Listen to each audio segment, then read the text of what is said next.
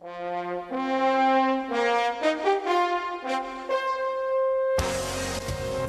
to Prestonwood Christian Academy Football.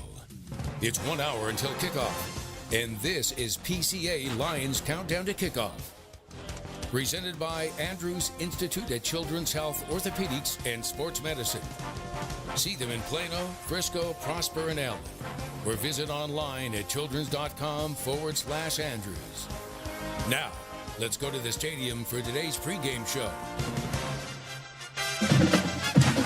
Thanksgiving is behind us, and some big-time football is at hand. It is a phenomenal weekend that's right in front of us as we welcome you to a special 90-minute countdown to kickoff as today the state semifinals in TAPS Class 6A takes place between the Prestonwood Christian Lions and the Legacy Christian Eagles. Hi, everybody. Chuck Kelly, along with David Stoltzman, Donovan Lewis. You get to see us. We're here on the plaza. We've got palms, we've got band, we've got cheerleaders, we've got everybody because it is a day of excitement, not only because we all got our Thanksgiving dinner on yesterday, Amen. And we've got a lot of great football coming up, but man, what an absolutely great time to be alive. It is a football weekend, and championships are just around the corner.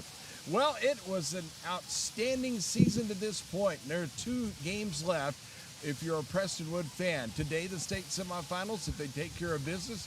Next week, the state championship game. And David Stoltzman, we've been here through a good part of this trip this season, and we've seen this Prestonwood team just get better and better each week.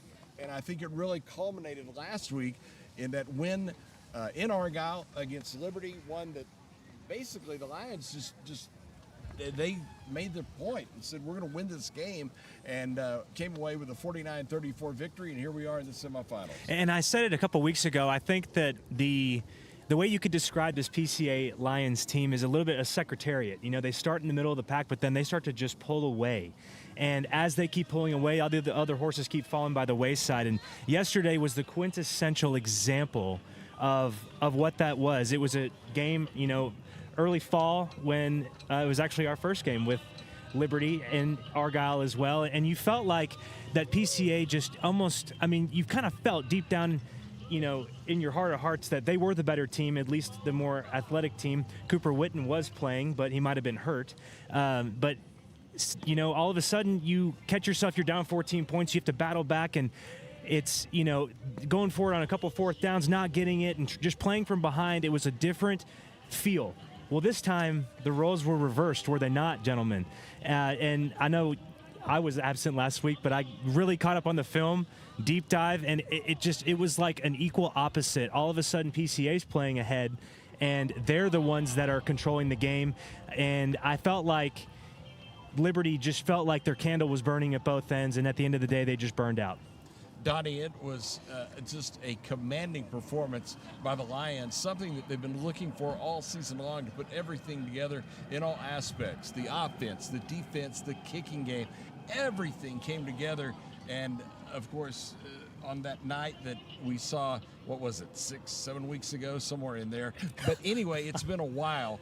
But they put it all together this time, and it just looked totally different. It's the definition of complementary football. It was the goal line stand early in the game and immediately a splash play afterwards with the offense going 99 yards for the touchdown. And then another goal line stand, and then special teams as far as making tackles to save touchdowns before the half. Like just big, huge plays that didn't happen in the first game against Liberty happened last week to propel them to victory. So I'm pretty sure Coach Yantis was pretty satisfied with how everything went, including the game plan leading up to it, because we know when you have familiar opponents, it's about coaching and it's about finding a couple of things differently that you haven't shown that opponent to show on that game, and they're not prepared for it. So A.J. Morial taking direct snaps about 4 or 5 times in that game yesterday. That was a wrinkle that they just put in that surprised Liberty Christian, and they used it to their advantage. So it's all those little things, man. Offense, defense, special teams, coaching, that all just lined up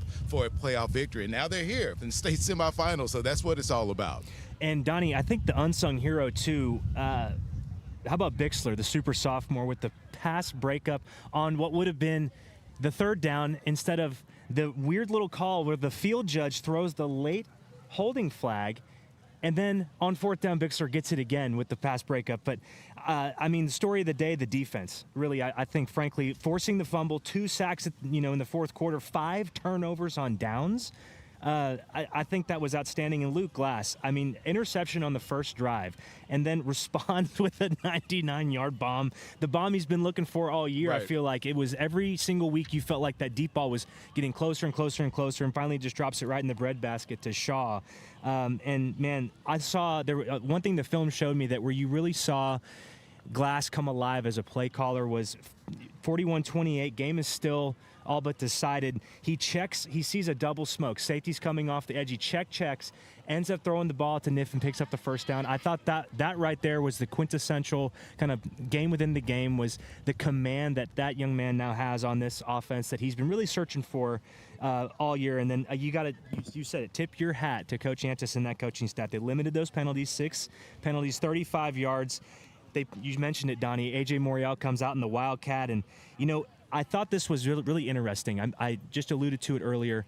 Coach Yantis let the game come to him, I feel like, this time. He was taking field goals whenever he was up, to go up 31-21. And then, again, towards the end of the second half, too, he goes, I'm going to get the points. I'm going to get the points while I can. Points were a premium. I felt like the role then reversed. Just to put the cherry on top, it was Coach Jason Witten who was the one chasing Coach Yantis this time and chasing that momentum. How many times on that particular goal line stand, we lost count. It was 8 or 9 snaps. And the reason I had that perplexed look just a moment ago when he was talking about the 3rd down, 4th down, I think we're still trying to figure out what down it was. I know. Because the scoreboard said 4th, the down box said 1st down. PCA gets the stop, they explode. Right. I've never seen somebody so happy to get a 1st down stop in my life. They were going off the field. The offense started running out on the field. Like, everyone was really confused about what was happening. But the defense stood tall, man. Stood tall and made that goal line stand and just had Liberty, like David said, chasing all night long. And they haven't been in that position a lot of times. And they took down the big dogs on their own turf, and that is something in itself. When you have to play the defending champions on their home turf, you do that to advance, and now you're right at the cusp, but you got to take care of business today. So all that is behind you. It's great. The film probably looked great. They celebrated and everything, but now there's a task at hand tonight, and that's trying to get to the state finals. It is a special hour-and-a-half countdown to kickoff. We're just getting started. We've got plenty more. We'll get into the game here just momentarily. Legacy Christian coming in, and we just want to talk about off the top. It's a team that in the first meeting did not play its best game of the year. 51-25 was the final score. Prestonwood all over that, despite over 100 yards of penalties and 5 turnovers. So what's the difference in this game, David? Yeah, I think the difference is if you're Legacy Christian, you're peaking at the right time. And if you look at both of these coaches, very similar men in how they coach their in how they really treat their players. Coach Yantis, he coached his first complete game, I feel like we said, against Liberty. And, it sets up, kind of funny enough, all the similarities. Another possible meeting with Parrish on the back end of this. You can't overlook this Legacy team and think you're going to waltz right in to the state championship game. Now, these teams, PCA, their offense finally caught up to the defense, I feel like, especially last week. It's a well-rounded team. Donnie, you mentioned that. Legacy, though, they've been to the semis. They were in the semis last year. They're not unfamiliar, and they were coming in 8-4 just like they were this year. So they are looking very strong. They're peaking at the right time. Their big, I would say, gap that they had was that, Coach Hicks was hanging on for dear life in terms of depth. That depth has now caught up because now you have guys getting valuable snaps. But look at the schedule. Every single week they've gotten better and better. They played really, really tight against Parrish. They only had a 4-point loss to Liberty towards the end of the season. They beat a really stout St. Thomas team. We saw them play here not too long ago. But this matchup today, Legacy is going to still have to deal with the size of that PCA offensive line. That hasn't changed. If anything, they've gotten bigger. But, Thanksgiving especially. Yeah, after Thanksgiving, there's probably 5 more pounds across the board, Chuck. I'm not sure if you upped your average. But finally, you got to know where number 32, Sam Jones, the one-man wrecking crew, is going to be. You have to know where he is. He's the young man that if he was 2 inches taller, he'd probably already be playing on Sundays. He's that freaky. That he had, what did he have? He had a pick 6 last time. He had receiving touchdown, a rushing touchdown, and a forced fumble, and he recovered that fumble. I mean, just a freak of nature. So you got to know where he is. And finally, Luke Glass has got to be efficient. Wide receivers have to haul the ball in today. Colder day, hands might be a little bit numb, a little bit of wind. That ball's got to be on time, in the hands, and those hands have got to suck that ball in. Well, just think about this. The same situation Prestonwood Christian was in last week, That's where Legacy is right now. They're on the road. They're playing a team that beat them in the regular season, and now they're saying the exact same thing that Prestonwood Christian said last week. So Prestonwood definitely has to be careful about that, because if you get at the very beginning of this game and all of a sudden you give Legacy a little bit of momentum, a little bit of confidence, a little bit of courage to kind of call some things that they didn't think maybe would work, then you can find yourself in that same situation as Liberty last week as far as chasing points. So it's just all about making sure you go out there and you do your thing. Like David said, the offensive line is always going to be an advantage for Prestonwood Christian. You got to lean on that. So I don't think there's any way they're going to go away from that. And if that happens and you don't shoot yourself in the foot as far as penalties go, I think you'll be okay. But it's all about maintaining that focus, knowing what the goal is in front of you, but knowing you have a hurdle in front of you to get over. And trust me, I've tried to jump over some things and I've tripped and I've busted my head off several times. So, you have to avoid that in order to, right? You can see the evidence all over.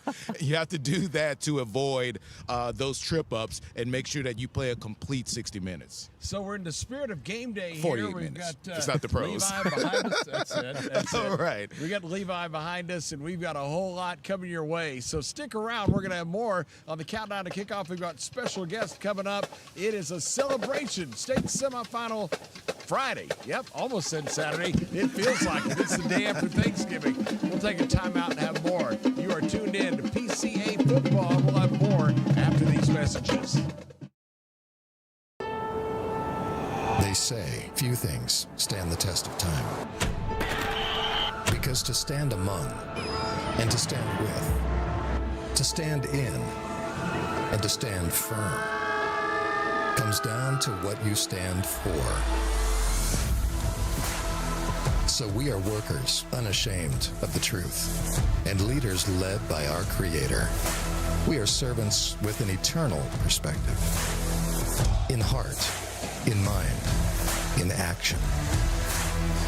We believe that reaching higher starts by going deeper, and that longevity isn't achieved alone. We believe that reverence for God is the foundation of wisdom, that champions out there are established in here. It strengthens how we lead, how we invest, how we serve, and how we love. Because that which stands the test of time has a foundation that cannot be moved.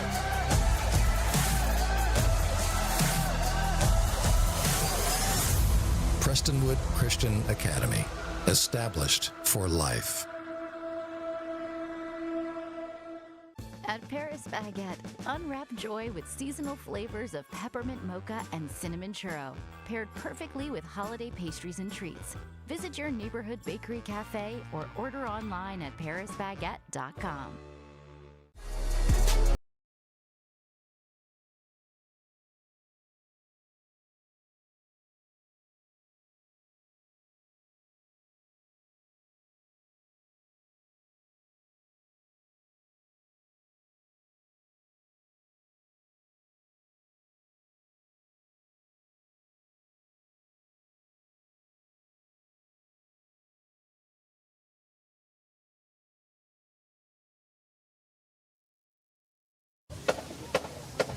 We continue from the plaza here at Lions Stadium. It is Prestonwood and Legacy Christian today in the state semifinals. You can tell a lot of excitement starting to build. Folks starting to make their way into the stadium for this 2 o'clock start. Now, I hope you didn't get caught off guard because it was originally scheduled for later in the day, but we wanted to avoid any chance of there being rain, thunderstorms, lightning, something to delay a game. So the smart thing, backed it up to 2 o'clock, and that's why we're here a little bit early. Happy to have you with us. Kind of a game day feel as we get ready for this one. And Very pleased to be joined by some special guests here, and we will give proper introductions. Again, doing a lot of this on the fly, so bear with us if you will. Alex Bellamy is here, the Director of Alumni, a 2006 graduate of PCA. Thanks so much for her coming by.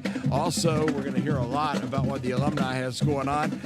Max Kaiser is here. Max played on the 2018 state championship team, and Marcus Mortensen, who is a 2021 grad and currently in grad school at SMU, here as well to talk about some things as we continue on a Celebration Friday on a special edition of our Countdown to Kickoff. Well, I guess first, the Director of Alumni, you're going to get first shot. Alex, so much going on because we've got the big Alumni weekend at the football game this morning and all of that. But, you know, for everyone here at Prestonwood, there's such a family feel. And I know once that you're done with school, once you've completed that senior year, it's not over. Once a Lion, always a Lion. That's Good right. to have you with us. Yes, I'm so happy to be here. We had the best morning today with a lot of our alumni.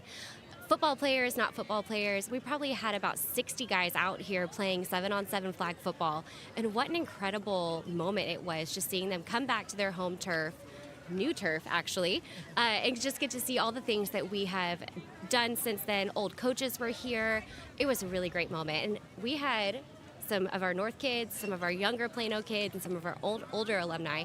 And the older alumni dominated today. They're the did. ones got the job done. Okay, did. We'll dice that up in just a second. So, as a Director of Alumni, there's so much involved. People scatter to go different places, but yet you keep them all together as part of the family. How do you do that? So social media is like my best friend. I use that as our PCA alumni platform on Instagram, our Facebook page. We have a LinkedIn group. We send regular emails to everybody. But really, I have an amazing alumni council, and both these guys are on my council. And just having people come together, we chat once a month. They keep me updated on how things are going with different people, help me stay connected and help me, get the word out on a lot of things, because word of mouth relationships, that's really what I want to be about. How did you get this gig? I mean, that's a lot of work, and you said, hey, put it on my shoulders. I want to do it. I love it. I actually tell people all the time that I have probably one of the best jobs here. I get to connect the past and the present. And so my kids go here now. I am invested in PCA. I really didn't leave after I graduated. I had been a cheer coach here for 17 years before I retired this past year, but I've been on staff full-time in athletics and now in alumni relations. And just being a part of this community, there's something so special about it. Max Kaiser, part of that 2018 state championship team. Good to see you back. Ready to play football today? Yeah, no, I actually skipped this morning. I watched from the sidelines. I watched the older guys get it done. I don't think we lost a single game. I didn't play, obviously. I didn't want to tear anything. I don't think my wife would have been too happy with me doing that. But, no, it's great to be back. This is a special place. And what Alex is doing on the Alumni Council and getting everyone together, it's great. Great thing to be a part of, and just happy to be back. So, describe that connectivity that you have with old classmates, people that you haven't been out that long, but the ones, as I said, they kind of start to scatter, but I'm sure you guys stay connected all the same. Yeah, absolutely. I grew up going to Prestonwood from pre-K all the way through 12th grade. So I'm a lifer, and it's a really special place. My wife teaches here. She's a kindergarten teacher.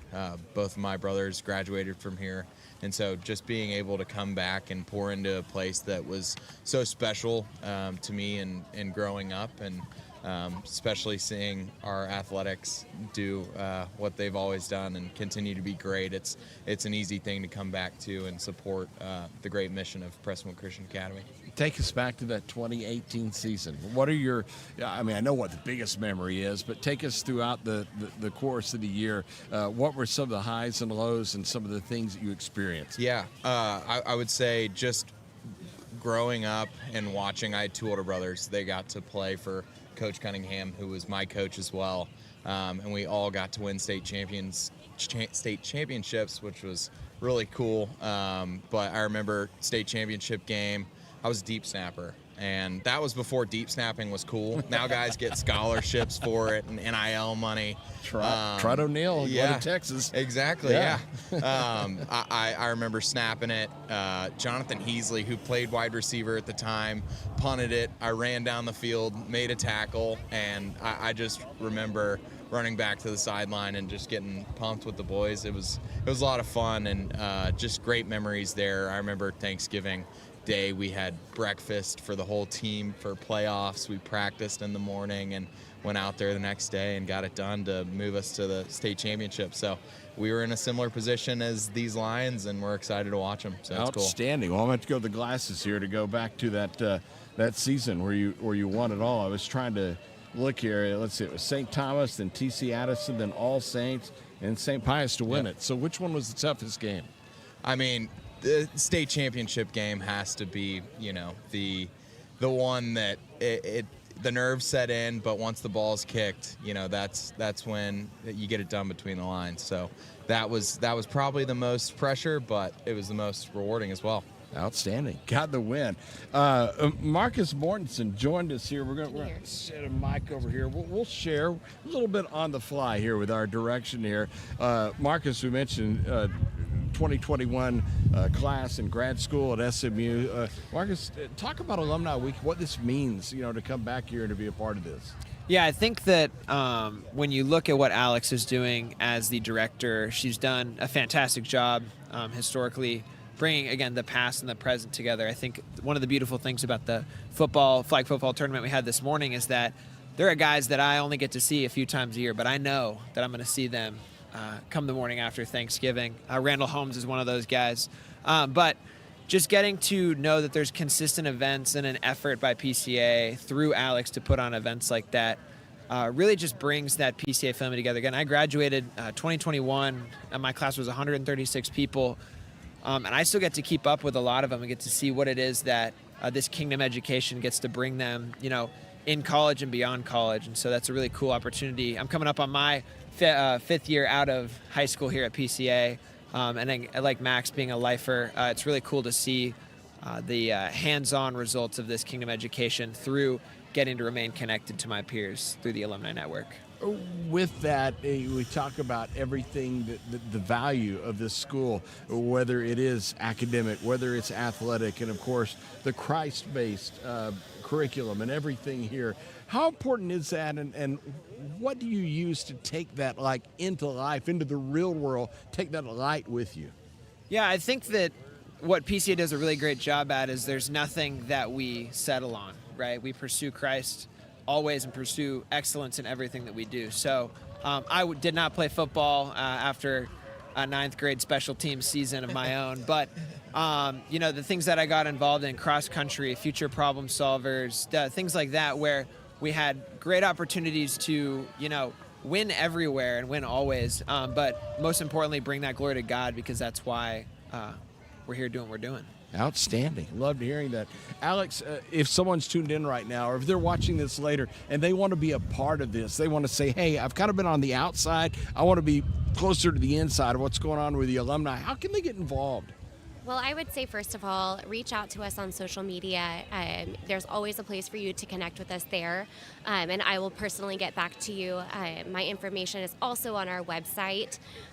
We have some really great stuff coming up. In December, we will host our annual Christmas party. This is a super fun event on campus. Come back, see the school, see the changes that have happened since you've been here, walk the same hallways that you walked. Our students are now walking. December 13th is that party. It's going to be from 4:30 to 7:30 p.m. in our Student Life Center. And we are bringing in an ice rink. We have indoor ice skating, a coffee cart. There's stuff for the entire family. So older, younger, it does not matter. You can come, you can bring your family. I'd love to see generations coming back. At homecoming, we had parents who sent their kids here, our alumni, and then the second generation of, kids that are coming up, some who are current Lions, some who, don't go to school here, but you're still part of our PCA family. How much work does it take to pull that off? I mean, what you just described sounds like you need an army to get it together, and yet you seem so cool. It's like, yeah, it's going to be a great party, and it's going to be all ages, and it's going to be awesome. You need to do that. It is going to be awesome. And you know what? It takes a village, and I have an incredible team behind me on my council. I have an incredible team behind me at work, and I just truly love what I do, and I'm super passionate about PCA. Hey, you know what? Following a good leader, it's like you mentioned Coach Cunningham and, of course, Coach Yantis now. They got great leadership in the football. Yep. Sounds like the alumni's got a pretty good leader here, huh? Yeah, the best. Alex has done a great job, and she really works very hard. And it's great to serve on a team like that. So to get to come see a game like today, I mean, let's talk football for a second. I mean, you've been a part of it for a long time. You mentioned, being a part of the cheer, and I mean, you've been a part of the excitement. So what is the feel like going into a state semifinal game, and how excited are you? I'm proud to be a Lion. Very proud to be a Lion. It has been so fun watching all of these athletes, just accomplish what they've accomplished this year. Going into last week's game and, kind of seeing where other teams were at and then coming out with a great win, that was such a high for the school. Marcus, everybody digging in as far as the colleges go. Now, you said grad school at SMU, right? Yes, sir. I just finished undergrad there in May, and I'm there for grad school right now. So you're on the pony train now? Yes, sir. Definitely. You think they're going to get in maybe? I think they've got it. We just got ranked by AP as the 25th team, and I think a different ranking system is the 21st. I don't really follow collegiate sports well, but I try to follow my Mustangs. And being at those home games has been a great experience to see a real turnaround in what it is that SMU's got going on. Not to take the focus off the Lions, but SMU just came out with a documentary about their comeback, and it is extremely interesting. So I definitely recommend anybody watch it that wants to see what kind of comeback we had. It's definitely a great story for sure. And even though Max was shaking his head and said, you're going to make the playoffs. Yeah, I mean, you lost to the Baylor Bears and TCU Horned Frogs, and I don't know. Off track. See, I just do it bobbing there. Sidetrack. Yeah, it's Texas A&M day. I mean, they're going to be playing. Yeah, we've got a lot of bigger fish to fry than an SMU ACC placement. But I do think that this afternoon is going to be just a great day for football. You got Lions football, you got A&M, UT, the whole spread. Well, I just want to thank everybody that's at this table for everything you're doing, for the alumni, for Prestonwood. I mean, it is such a positive vibe. Everybody's excited about being a part of it, and the reason why are these people like these three sitting right here, and many more behind the scenes who are doing all the work. So, Alex, keep up doing great things, and let's build this thing, and keep making that lion thing get bigger and bigger and bigger. Absolutely. All right, well, we're going to take a timeout. We'll have more coming shortly. We've got another set of guest interviews coming up in just a moment. To go away for that, want to say special thanks again to Alex, to Max, and to Marcus. And we have much more coming up to get you ready for this one. 90-minute countdown to kickoff. It is Prestonwood, and it is Legacy Christian. And we'll have more after this timeout. At Prestonwood, we believe in the power of promise and the hope of new beginnings. When you're looking for a brand new start, we'll connect you back into life again. Join us. Let's move out of the past and into a bright future together. For more information, visit prestonwood.org.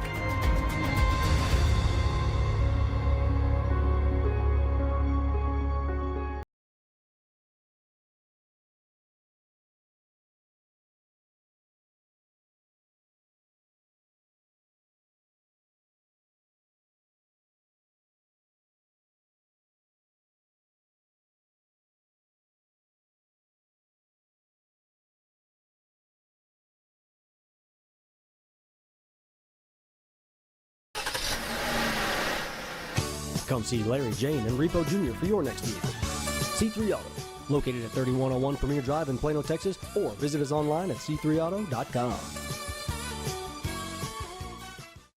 Hey there, Lion Nation. I'm Rudy Casanova, owner and president of Global Strategic Business Process Outsource Solutions. In athletics, teamwork is everything. Each player has a role, and when they come together, they achieve greatness. At Global Strategic, we believe the same principle applies to the workplace. When the right people come together, your business thrives. Let Global Strategic help you build a winning team at work. Visit www.globalstrategic.com for more information and schedule some time with me or one of my team. The Casanova family and Global Strategic are proud supporters of the PCA Athletic Program. Go Lions! To be conscious of it. We have more from the plaza here at Prestonwood, as it's going to be the Lions and Legacy Christian coming up today. It is the state semifinals, and we've got more guests to get to. We've got more going on here on the plaza with the band, with the Palms, with the cheerleaders, and fans starting to file in here. We've got a 2 o'clock kickoff coming today, and don't worry, we've got interviews coming up, a couple of special guest interviews coming your way, and of course, everything to get you ready, all the notes. We've got the spotter board. See, we use this right here.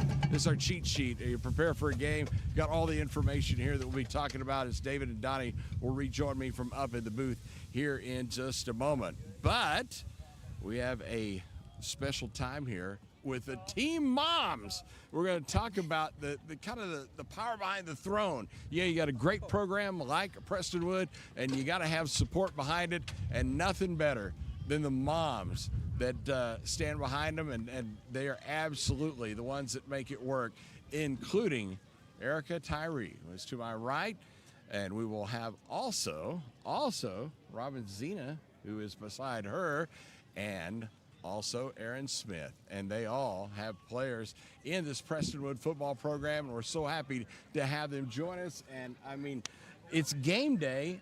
And for a mom of a senior, I know this is more than just a game day.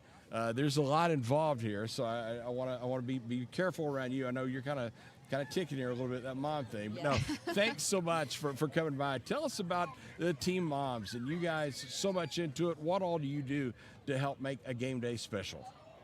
Well, thank you, Chuck. Excited to be here. Yes, what we've really tried to do to make every game day special is really include everybody who's a part of Friday Night Lights. So that includes our band, our pom, cheer, and football. We've had playoff shirts made with everybody's names on the back. We include our trainers in everything that we do and treat them just as part of the team because they are so critical to help our boys stay healthy and on that field. And we just really love the energy and the excitement that everybody brings to Friday night. So much excitement here. You start the season and you've kind of got a plan where you're going to go, and then to make it this far and potentially to the state championship game next week. What's that ride been like for the moms who are putting all this together? I think the key word is flexibility. Yes, for sure. Being ready to pivot at any moment and try to logisticate for 85 players and Wait, do coaching. what? Logisticate. Okay.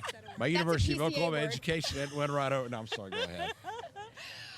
And just, manage all of there's so many schedules and so many people involved, and we have the most amazing team, families that are willing to just jump and dive into, let's get this locker room decorated. We didn't know last week we were going to do it, and here we are. So it's fantastic. Robin, you getting into this, I guess, with a son, a sophomore, just being a part of everything that is going on here and watching these ladies, the upperclassmen. I mean, what's it like when you're first getting into this and then just kind of diving in? What goes on with you? Well, I felt like a deer in the headlights at first. But Erica and Aaron have been so great just to kind of take me under their wing and help me, just help to be a JV mom this year. So, and then just to help them, if needed, to call on us in the JV program to help with the varsity team as well. That is awesome. Well, I mean, listen, let's face it. Doing a job like a team mom is hard work. I mean, it is a lot of hours, a lot of pressure. People just want results, right? So the question I ask, Aaron, is why do you want to do it? And then how do you take it and make it so doggone good? Honestly, for me, it's a connecting point with my son. When you get to be a mom and you raise those kiddos up through elementary school, there's so many things you get to be a part of. Once they get to high school, there's not as much. And so I mean, selfishly, I get to be on the inside. I know all the details as fast as anybody else does. And so it's just a fun connecting point with my kiddo. Erica, what about for you? I just really enjoy serving all of the players. I mean, it started during summer workouts. I mean, we were feeding 85 boys, trainers, and coaches, and just being able to give back to them and really see how great these boys are in this program. They're always so polite and so appreciative and so thankful. I love being able to see my son, but also the other moms connecting with their sons, and just being able to be a part of this community. It really is just an amazing event. What's something that goes on that people don't know about that you guys have to take care of? Oh, gosh. Every question you could ever think that a parent may want to ask that their kid is not telling them, they come to us and they want answers. And, you know, again, so appreciative of Coach Donnie Yantis, Harbor, Gabe, all of the coaches. That they answer our text messages day and night, telling us all the things that, you know, parents are asking. And so if you can think of a question, they're asking it, Chuck. Yeah, and we're giving them answers. It's coming from all directions. It is. I had the best time, and we're going to hear it coming up here shortly because, as a matter of fact, we'll see it too. An interview with Aaron's son, Kanan, that we actually did here a couple of days ago. Now, I just got to hear it from the mom's perspective because most people are from around here. And you guys came from like the middle of the farm, right? I mean, like Western Kansas, Central Western Kansas, whatever. Yep. I did a lot of games in Manhattan. So, Okay. yeah. What was that like coming here and being a part, having your son become a part of PCA? You know, everything is definitely bigger in Texas, and it's been an absolute privilege and joy to get to be a part of such an amazing facility, an amazing vision. The level that is expected for both academics and athletics here at PCA has been just a treasure to be a part of, to be honest, because that's what he was really hoping for, and it has definitely delivered. Oh, outstanding. Well, I was just teasing, by the way. There's a little Kansas State humor there. That's where our husband played football. Anyway, same thing I'd ask you. I mean, same situation as far as, you know, getting involved here. Kind of your take on what I just asked her. Gosh, getting involved here, it's just meant so much. We've been here, our son's been here since 3rd grade. We have a daughter that's in 6th grade, and you know, it's just, I'm originally from Plano, Texas. I don't know if I ever shared that with you, Chuck. And so just to be a part of this community again and be able to do something that is connecting of our school and connecting with the kids. It's great. Well, Robin, again, I guess from your excitement with a couple more years coming up, you said deer in the headlights for now. You realize you're going to be sitting here in 2 years. Erica's going to be you and everything in front of you. You're kind of excited about that? No, seriously. Tell me what it is that makes Prestonwood a special place for you and your son.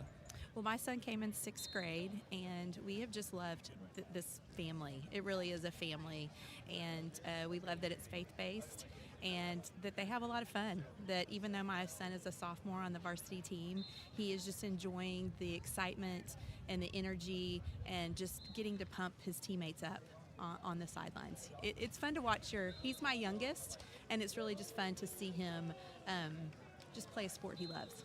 All right. Well, let's talk about real quick predictions on the game today. How's it going to go, Aaron?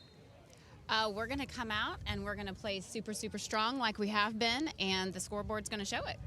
All right. Erica, what are your thoughts?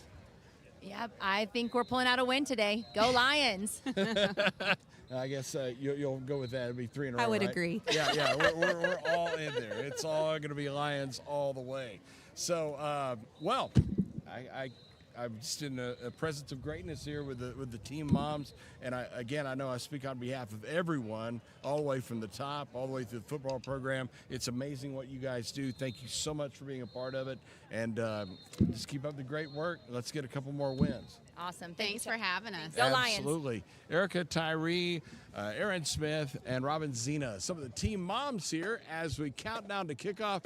We've got one more quick segment here, and then we will head to the booth and get you ready for the other player interviews coming up. Stick around. We'll have more from Prestonwood after this timeout. The Children's Health Andrews Institute is helping me get back into the swing of things.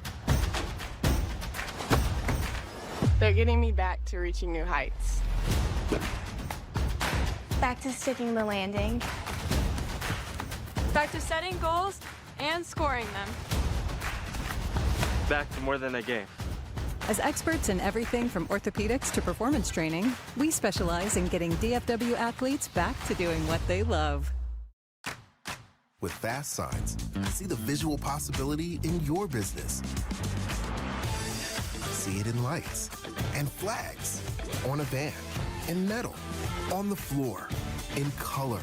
With signs and graphics, you can say anything, do anything, be anything. So make your statement. With Fast Signs, your masterful team of visual marketing experts, anything is possible. Fast Signs, make your statement. You gotta dip your chicken strips. Hey, this is Kiani. And this is Tabitha. And a little thing we love about Chick-fil-A chicken strips is all the different sauces we can dip them in. I like to line up all my favorite sauces so that in every bite, I have a different flavor. Then, with the tenderness of the chicken, the juiciness of it, it's all there. And for me, I like to mix my sauces so I get a little tang and I get a little sweetness all in one bite. That's just a recipe for a good time, you know? That's what makes it for me. Like, that's what does it for me. That's what I'm saying. Real guests paid for their testimonials.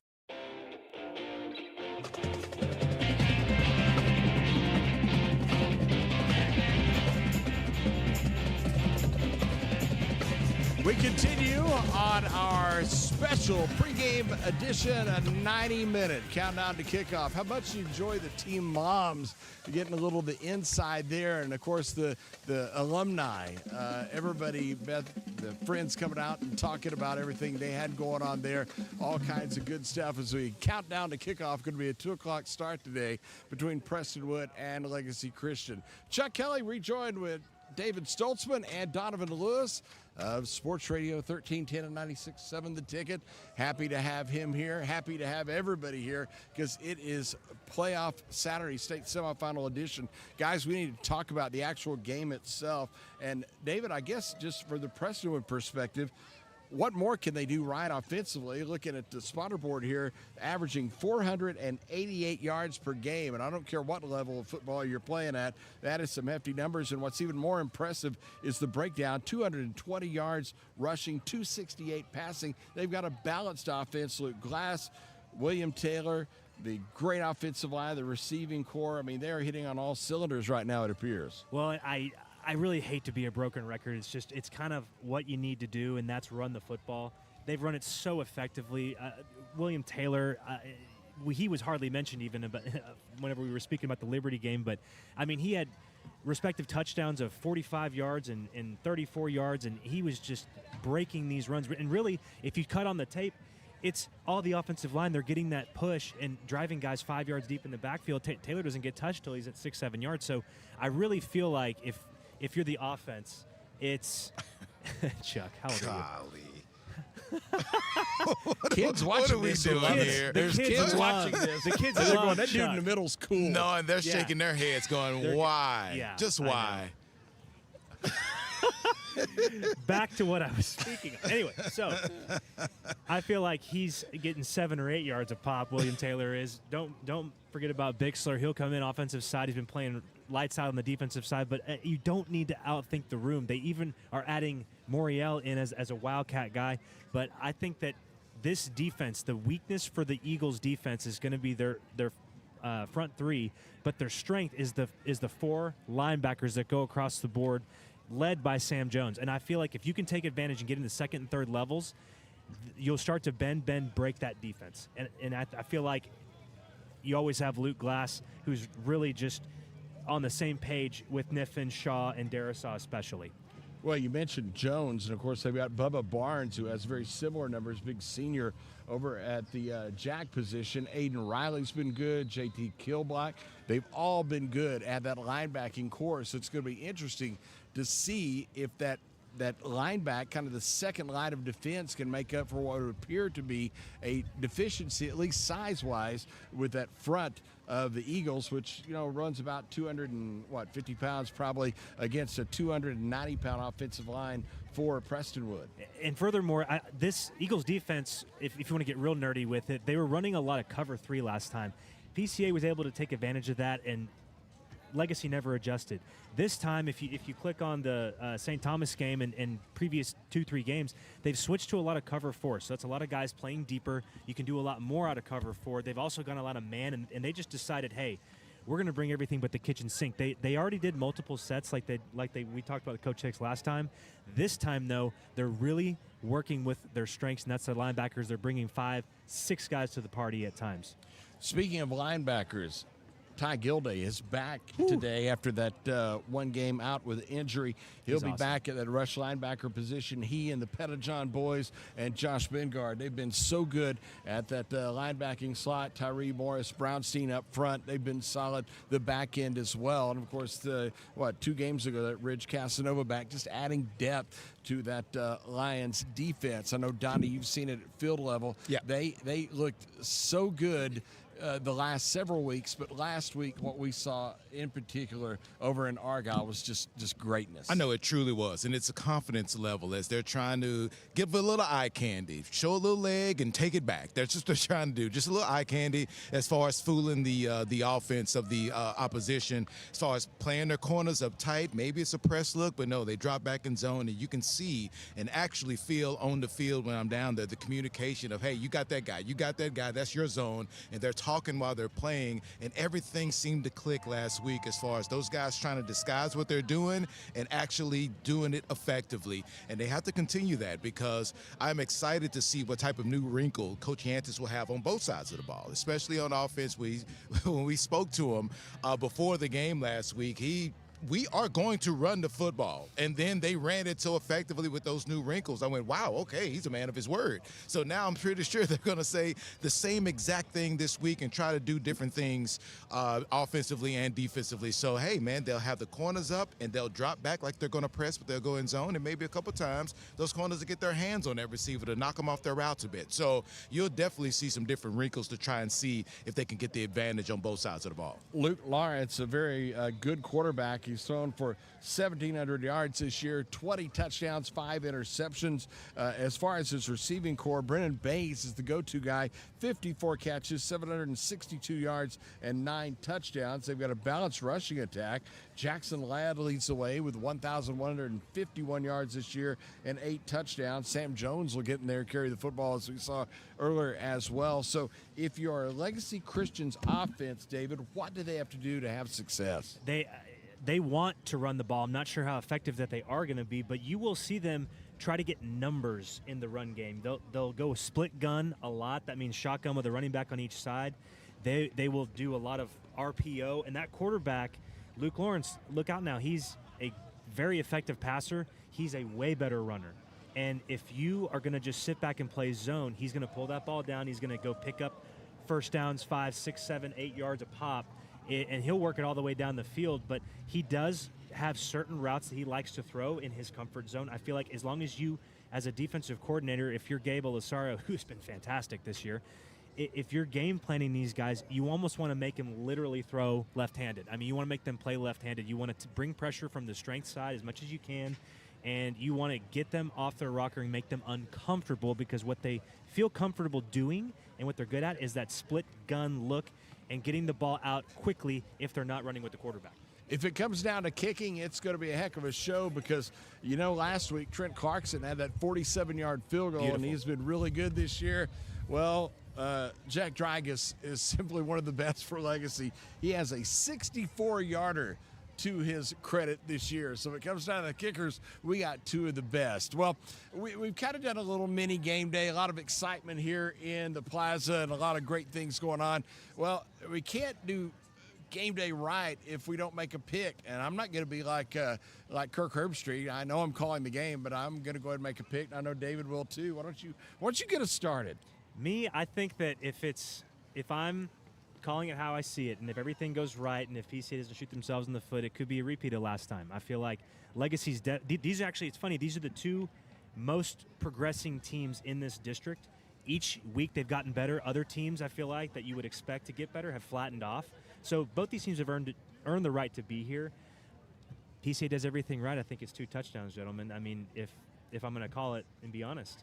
Okay, well, I'm gonna go ahead and line up pretty much with what you're saying, because this offense of Prestonwood, and I mean, no disrespect at all to Legacy, because you can tell that different their arrow is pointing up, and they've done great things. And Coach Hicks, just amazing, his whole philosophy. We could spend a lot of time talking about that, because just a wonderful guy, wonderful fellow to talk to. But I think as far as on the field, looking at the numbers and doing the crunching, I just don't see how they're going to be able to stop this offense. So give me PCA 2. Now wait a minute, if it's game day, I know Corso's not around anymore. Really? No. Well, Well, what are you suggesting, Cooker? You got something up your sleeve? Well, I'm disappointed that you didn't ask me what I think about and who's going to win in the final score. And I know I talk for a living on an everyday basis, but I just don't know if I can put into words who I feel is going to win this game. So I'm a man of action, so I'll just show you, okay? Hang on just a second. Let me do this. Donnie, what's he doing? Donnie, Oh. what are we doing here? Oh, he's it's Levi. making his pick. He's making his pick. There it is, right there. There's a little wave. There's a little wave. There you go. We got it. Yeah, that's his pick for the day. Stick around. We've got plenty more. Thanks for everyone being a part of it here at the Plaza. Fans starting to file in. Going to be a great game. Player interviews coming next. By the way, we did those a couple days ago, so you'll get to watch it. And we actually talked to Donnie Yantis a couple days ago. All that coming up. Thanks for everyone being a part of it here at the Plaza. We got football coming up, 2 o'clock kick between Prestonwood and Legacy Christian. More after this timeout. Make your dream outdoor space a reality with Aquaterra Outdoors. From full-service design to construction for landscaping, pools, and outdoor structures, we offer everything you need for your ideal outdoor environment. With years of experience and a commitment to excellence, Aquaterra Outdoors, elevating outdoor living to the next level. Contact us today at 214-387-8333 or visit our website aquaterraoutdoors.com and start your journey to the ultimate outdoor experience. Are you injured or in pain and not sure what to do? Schedule a complimentary injury screening and talk to our physical therapists at Vista PT to see if physical therapy is right for you. No prescription or referral is needed. We continue on Countdown to Kickoff. It is a state semifinal edition as Prestonwood takes on Legacy Christian. Time now for the player interviews. And as you can tell, we're not inside the sterile confines of the field house. We're doing these outside. It's a little different. Let's spice it up a little bit. We're going to start on the offensive side of the football and talk to guard Kanan Smith, who had a huge game this last week against Liberty Christian. In fact, the entire offensive line did. Kanan, I just got to ask from the player's perspective, how great was that victory and how much of a celebration was there after it was put to bed? You know, Coach, it was a fantastic victory, one we've been expecting and waiting for a long time, and I think we really had the pieces to put it together this year. And, man, that celebration felt so good. I think from the mixture of the excitement of the coaches and the excitement of the players, we haven't had a celebration that awesome in a while, and it made my heart happy for sure to come away with that victory. It meant a lot. That offensive line that has been so powerful all year long, and you really flex your muscles. William with another huge game. Once you got it going and once you could tell that you kind of had them on skates, what did that feel like, the offensive line?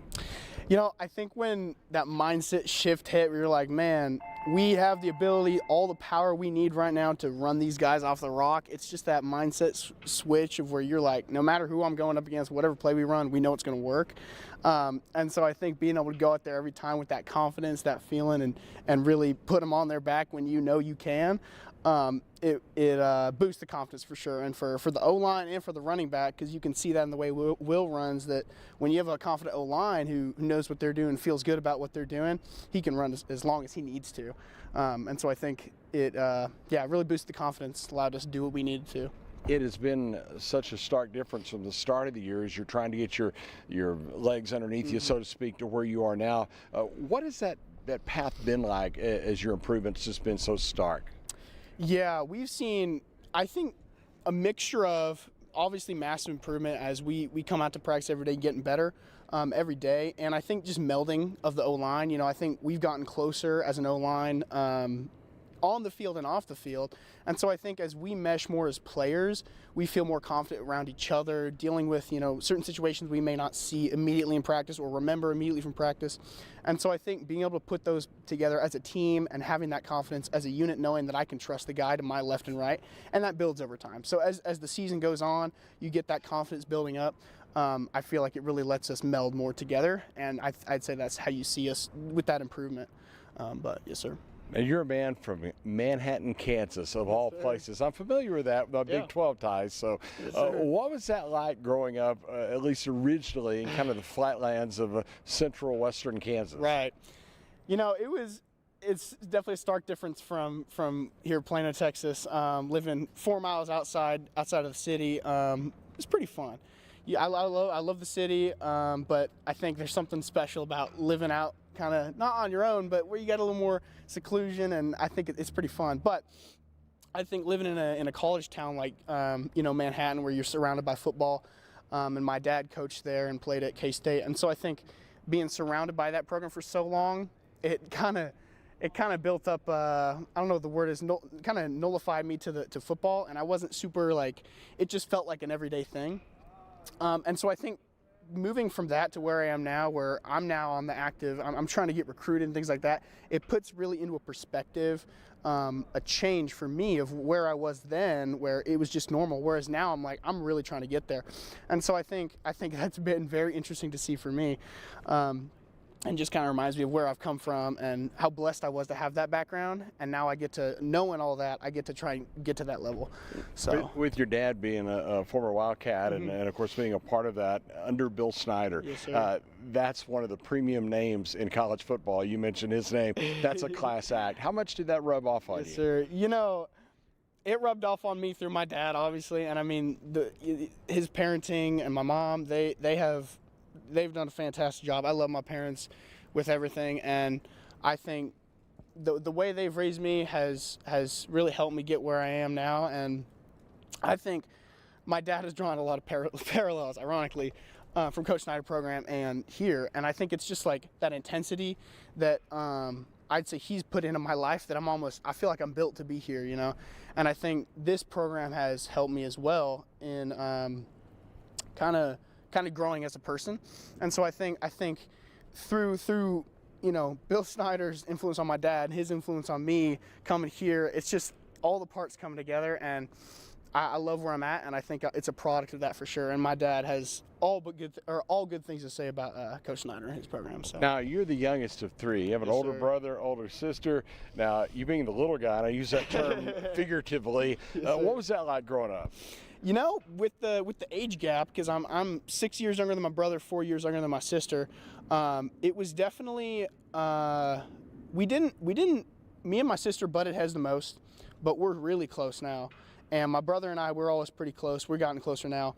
And I think growing up, they were pretty close to each other growing up, and I was a little more like the kind of the third wheel.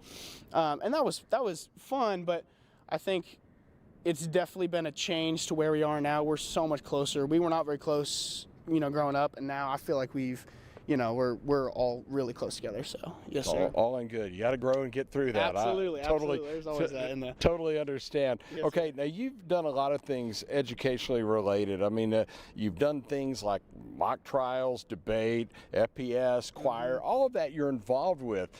Tell us why, and what are some of the favorite things that you do? Yeah, I'd say why. My parents have always said, whatever you're gifted at, whatever you're good at, and if you want to pursue that, do it with all your might and to the best of your ability. And so I think that's kind of rubbed off on me, and and if I can do it, let's do it best I can. And I really enjoy some of those things. So I think because I was homeschooled before this, and we did a bunch of co-ops and stuff like that, and that's where I got into mock trial and debate, and I really enjoyed that. And then choir was before we moved here to Texas. I sang, and I stopped doing that because my voice kind of died a little bit. It's not quite where it was now. It used to be a lot higher.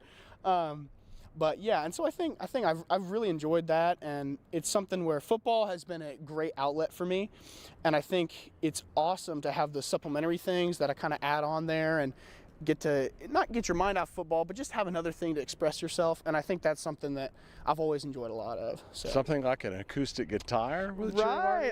I am learning to play the guitar. Yes, sir. Picked that up recently, and my brother kind of inspired me to do that. I was down in Nashville. He lives in Nashville now, and he loves the guitar. He inspired me to kind of get into that and start learning stuff. So yes, sir. How do you do that? I mean, how do you pick it up? You know, I mean, my brother helped me a lot at first, but I think the way I've done it is you just start learning the chords. And then for me, I find a song I really want to learn. I learn the chords for the song. You got to learn the chord progression with the lyrics.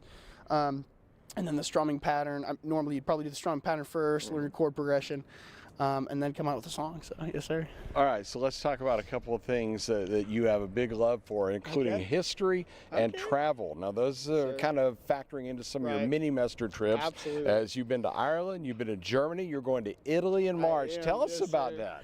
You know, I think, being in the bubble of the U.S., I think is a completely different mindset from where you can be overseas. I saw them in my trip to Germany. You get outside the U.S. and you're like, whoa, things are a lot different than we're used to here. You know, you have your people, your bubble, but you get to get out there. And I saw so much in Germany, and this plays into the historical part of it. Everywhere you go in Germany, every building you see is like 500 years or older, like it's insane. So then you come back to the U.S. and you're like, man, we're a new country. And so I think that's pretty cool to see. That plays in a lot of my factors. Going to Ireland, there's so much history there, and it was really fun to learn about that. And then Italy, of course, same thing. So yeah, I think that's played in a big factor. My love for history has played into that for sure. So. Being a part of these mini-mester trips, it's part of the ministry that you get being a PCA Lion. How important is that, sharing Jesus with those folks? Oh, very important. I mean, Germany was, man, I loved what we got to do in Germany because we got to spend time, we went to a local university there and interview students on the campus to see how well a church plant would work in that area and kind of see how open people were to it, and share the gospel with them. And it was so much fun. We got to have this fun conversation with a gentleman who was a vow, atheist. He did not believe in any deity. And we got to talk to him about that, and that was really fun. And so I think that boosts your confidence as a Christian of, man, I know how to go out and talk to people and eloquently talk to them and get a point across in a way that is formal, kind, loving, and shares the love of Christ. And I think that's one thing I love that the mini-mester trips give us the opportunity to do. So that is just outstanding. Well, I'll get you out on this. You're a big, bad offensive lineman. You wreak havoc once the game starts. Word on the streets is that, like in school and around others, you're just a big old teddy bear. It's funny you mention that. I think it has been honestly, it's been an effort to kind of get that mind switch because I was not always like that on the field. And it's been something, you look at my freshman and sophomore year, I was not nearly as aggressive as I am on the field now. And so that's been a mindset you've had to build up and kind of learn to, see it not as I'm being mean to these guys, but as we're both playing a game and I'm fighting for what I want, which is winning this game, going to the state championship, winning it all. And it's not a personal thing. We're both here to get better. We're both here to play football, and I get to do that. And this is the only place I get to do that. And so I think that mindset shift has had to happen a lot for me because I don't resort to that, at first. I'm not immediately like, I'm going to put you on your back. But I think having to switch and learn that has been a fun journey for me. So yes, sir. Love that. Well, thank you so much for the time. Good luck in the game and wherever path takes you. Well, thank you very much. I appreciate it. That is Kanan Smith. He's a guard on this offense, the Prestonwood Lions. It's been rolling of late. We'll have more coming up. Another player interview next, so stick around. You're listening to Countdown to Kickoff right here as you tune in to Prestonwood Lion football. More after this. Storm damage? Don't wait until it's too late. At Up to Date Roofing, we bring top quality craftsmanship, honest pricing, and fast service to protect what matters most, your home. From repairs to full replacements, we keep your roof and your home up to date. Call us today and stay covered, rain or shine. Up to Date Roofing, keeping you covered no matter the weather. From the long-lasting and reliable heating and cooling systems we send out the door, to the friendly and knowledgeable dealers who go the extra mile. With a no-hassle replacement limited warranty, you can trust Comfort Maker to deliver outstanding service and performance, keeping you a step ahead with advanced technology and exceptional comfort. To find a Comfort Maker dealer, visit comfortmaker.com. More on Countdown to Kickoff. It's Prestonwood and Legacy Christian state semifinals as we continue with our player interviews on our countdown that's brought to you, of course, by Children's Health, the Andrews Institute of Orthopedic and Sports Medicine. We appreciate them being a proud sponsor of PCA football all year long. Well, we go now to the defensive side of the football and talk to Tobias Jensen, who is playing at the cornerback position all year long. And again, this defense kind of soaking in the spotlight of that stop last week that you had time and time again against that vaunted Liberty offense. What was that like? It was amazing. It was like during the week, like the 2 weeks we had, like the bye week and then going into the week of Liberty, we felt like the first week, that bye week, we were kind of practicing really bad, and we all came in as a team and like we fixed ourselves. Like we fixed ourselves before we faced Liberty. So when we all came together on defense, we felt like we knew every play. We felt like we knew what they were going to run. We knew like almost everything they were going to run, like end zone, everything. So like when we won, it was just like a great feeling because it was probably the best game we've won all season, and it was just like, it was amazing. Since I'm new, it felt amazing getting these guys the win that they haven't beaten them in 4 years. So like getting to celebrate that was amazing with them. Early in the ball game, when you're trying to establish yourself, which team is going to get the leg up, they take it down to your goal line, and it's like, you know, you gotta have to dig in here. And you did, and you had the goal line stand. How big was that? Goal line, it's tricky, but goal line as corner, it becomes super simple. It's press, and I look for two routes when a receiver is in the goal line. It's either he's running a go route or he's going to run a slant into me. And for the linebackers and D-line, they're just watching for the run. They're watching for the rollback. They're literally just gonna try to run over the O-line and just completely stop that running back. They don't want to get him any yards, nothing. For the DBs, it becomes super simple. We run it straight man once we get into it. So like we're super simple, and we just feel like once we like goal line, we don't panic. You don't want to panic, because if you panic, that's like when you get the touchdowns and everything goes bad. Well, a goal line stand is normally 4 snaps and you get out 3 or 4, but that one where you had the penalty in there, you actually had 8 straight snaps. That never happens. The penalties, me personally, I say they weren't penalties. One of them, the dude, he did grab me down. He faked it for the ref, which I do. My coaches do get on to me about being really handsy with it, but if I'm not handsy, then I feel like as myself, I feel like I'm going to give up something if I'm not handsy. I like to be really aggressive in the goal line because I don't want that receiver getting anything. I don't want to, if you're going to run into me, you're running into me. You're not going anywhere else. And those 8 plays, it was just us. Like, we felt like we were communicating amazing. Like, every time we went to the goal line, we just felt like every time we were getting those stops, we were just communicating on defense like super well, and it was amazing. So we talked to Kanan just a minute ago, and he's kind of like from the farmlands of Kansas. Now, you were born in an entirely different place. I'm talking about a different country, folks. You were born in Denmark. Yep. Yeah, being a Danish guy, being born there is really awesome, actually. It's like this, during the season, my cousins, like some family came over from Denmark. We celebrated, they came over for my birthday and everything. It was really nice to see them after like a while. Like we went over to, me and my dad, we went to Switzerland to ski with some of my Danish family. And it was really fun to ski, like see them again and like celebrate. And it's kind of like hard because like I don't get to see them all the time anymore. It's kind of hard to visit. It's like hard to schedule because it's in Europe. But being from Europe is amazing. And like I moved over here when I was 4, so I have memories over there. I remember my house and everything. But like I had to learn English like through preschool and everything. So, but it feels amazing. Like it doesn't really affect me. I don't have an accent or anything, but I love being a Danish guy. I love being from Europe. Well, his dad, folks, was in the Royal Danish Air Force. That kind of blew my mind right there, and of course he's still a pilot for American. But with that culture, being born in Europe, that the early part of your life, and then coming to America, I mean, what was that like? For me, I feel like it was an easier transition than my sister because I was young. I knew Danish. I could speak it. I spoke it pretty well when I was young, but I was also 4. So I was a 4-year-old. My sister was 7, so she was the one that had it a bit harder. And but I felt like when I came over, my parents made it really easy. They put me into a preschool that helped me really well. I made really good friends with people there. I'm still friends with today. They go to my old school, Emerson High School, and it was a really easy transition. My parents made it easy. My dad, he was still in the military when we moved over here. So, and getting to meet all of my mom's side of the family over here was amazing. I'm still meeting new family till this day. Nice. Now, originally you were a soccer player. You had a pretty good start to your career when you were a little kid. Yeah. Scored 13 goals, I think. I don't know, is that in one game? I don't know. But anyway, yeah, exactly. Well, you decided that then you wanted to play football. You wanted to hit people. You wanted that switch. Yeah, so I saw a game when I was before my soccer game. It was in an indoor league. We were in an indoor.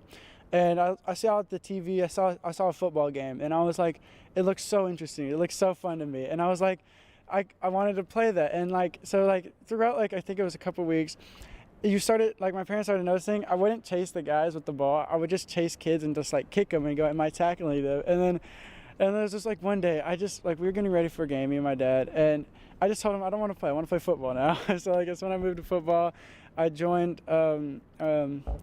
We're still good friends with his family. His name is Damian Williams. I joined his little league team.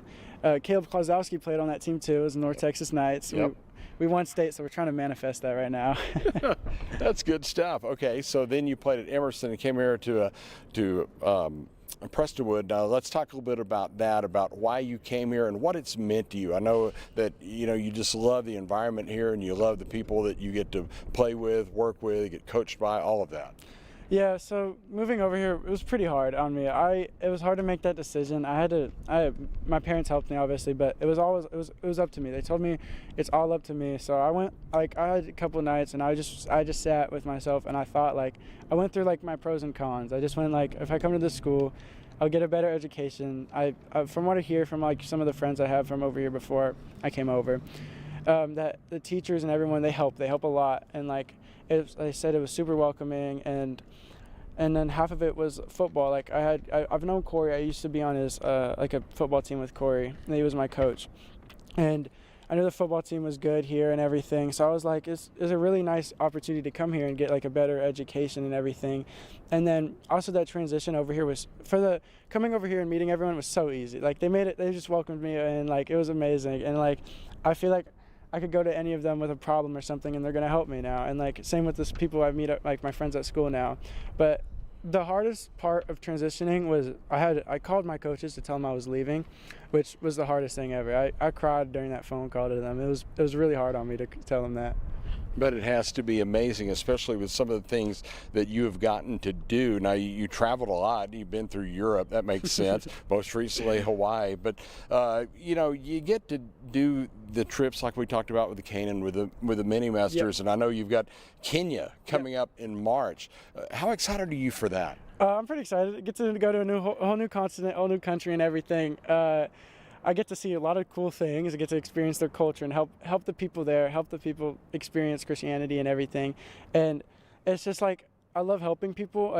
If a kid or something, I used to be a lifeguard. I'm not one anymore, but helping people. I love helping people, with problems or anything. And it's just a great experience to me. But I also love visiting countries. I love going to different countries and everything, experiencing food. I love food. I love getting to eat everything. Same question I asked that we talked to Canaan about is sharing Jesus with those folks in the other countries. How comfortable are you doing that? How big of an impact do you feel it is that you get to share the gospel? Well, it's going to be my first time going over to a different country and never doing this, so I feel I'm really excited about it because I've never done it, so I get to experience. There's people there that obviously have done it multiple times that are going to help me, but I'm going to love to experience it, and I want to kind of do it on my obviously with everybody, but sometimes I want to be try to do it myself and see how well I can do and how well I can talk to those people there and because I just feel their culture and everything. I feel I'm gonna love it and everything. Outstanding. Well, as we record this, it is prior to Thanksgiving, and with a Danish father and I believe a Hispanic mother, that's an interesting culture when it comes to food. So, what do you do on Thanksgiving in the Jensen family? So we go to my mom's side of the family because they're all here. My dad's is all in Denmark still. I mean, I have a couple family in Australia. I learned that like last year. But it's my mom's side. We're hosting Thanksgiving at my house this year. Or my parents, my family's house this year. We swap houses with 4 kids that my grandma has, or the 3, my bad. And then, and it's just like everyone comes over. Everyone brings like part of like some food and stuff. We do, and it's all Thanksgiving food. Like they'll make their own stuff, and I'll eat it too. But I have to tone down it this year. I can't eat it all. But but I get to see my cousins, and I have so many cousins that I love, and it's just amazing because like sometimes I'll just get to meet new family I've never met before, and it's just amazing to experience that. Tobias, thanks so much for taking the time to visit with us. Good luck in this game and in your future. Thank you. Thank you, sir. That is Tobias Jensen. He's a quarterback for the Prestonwood Lions. So we're here on Countdown to Kickoff. So as you can tell, we're doing a little bit different. We're not in the sterile confines of the indoor. We're outside. And guess what? Coming next is Visit with head coach Yantis, and we're going to do it out on the field. So stick around for that. You are tuned in to Prestonwood Lion football, and we'll have more in a moment. It's not about fixing air conditioners. It's not about the thousands of hours spent training. It's about homeowners resting easy, knowing they can trust us in their homes. It's about keeping a family cool and comfortable in the dead of summer. At Milestone, it's more than just a job. It is and always will be how we help people.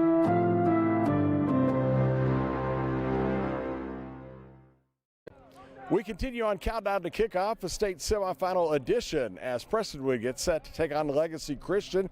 Time now for the Yantis show. It is brought to you by Paris Baguette, reminding you that you just go by and say Prestonwood, you get 10% off your order at Paris Baguette. It's just right down from the stadium. Well, as you can see, we are doing this not in the comfort of the office. That's normally where we talk, Coach, but we're going to do it on the field, a little pregame. We're talking during the week. But first, let's go back to that win last week against Liberty. That had to be one of the most fulfilling victories for you as a coach, for the team overall, and for the Lion fandom, who certainly enjoyed every bit of it. Yeah, it was great just for the kids to experience joy, and I saw so much joy after the game of getting over that hump. And it was a big game for them, playing at their place. We're definitely the underdog, and all the adversity that's been happening this year, I just was so proud of our guys to overcome that and just see them experience joy. And to be honest with you, I experienced joy too. Our coaching staff worked extremely hard to get our guys prepared for it. Just so happy with the program. And then, all the community, the PCA community, the church community, and all the parents and the families, just seeing the joy on their face, and that game brought to those people. So it was really, really great moment. So many of those little things that happened in game one that went against you, they went the other way, including that goal line stand early on that you turned into a 99-yard completion for a touchdown. So did you kind of get the vibe early that it was going to be a different game? I just felt that our kids were locked in, and I think that was key. We had really good practices. Our kids were prepared, and I just felt that when we went in that game, I just felt really confident with our guys. And so you don't know what's going to happen until it happens. Obviously, you got to play the game, but just was really proud of our guys. For those that didn't get to tune into the postgame, we won't go back over the whole thing, but what were the key plays, the 2 or 3 that really made the big difference to you and propelled your team to victory? I think the 8 times we stopped them inside the 1, in one series was critical. They didn't score. I think our kicker tackling their kickoff return at the end of the half, in that last play of the half.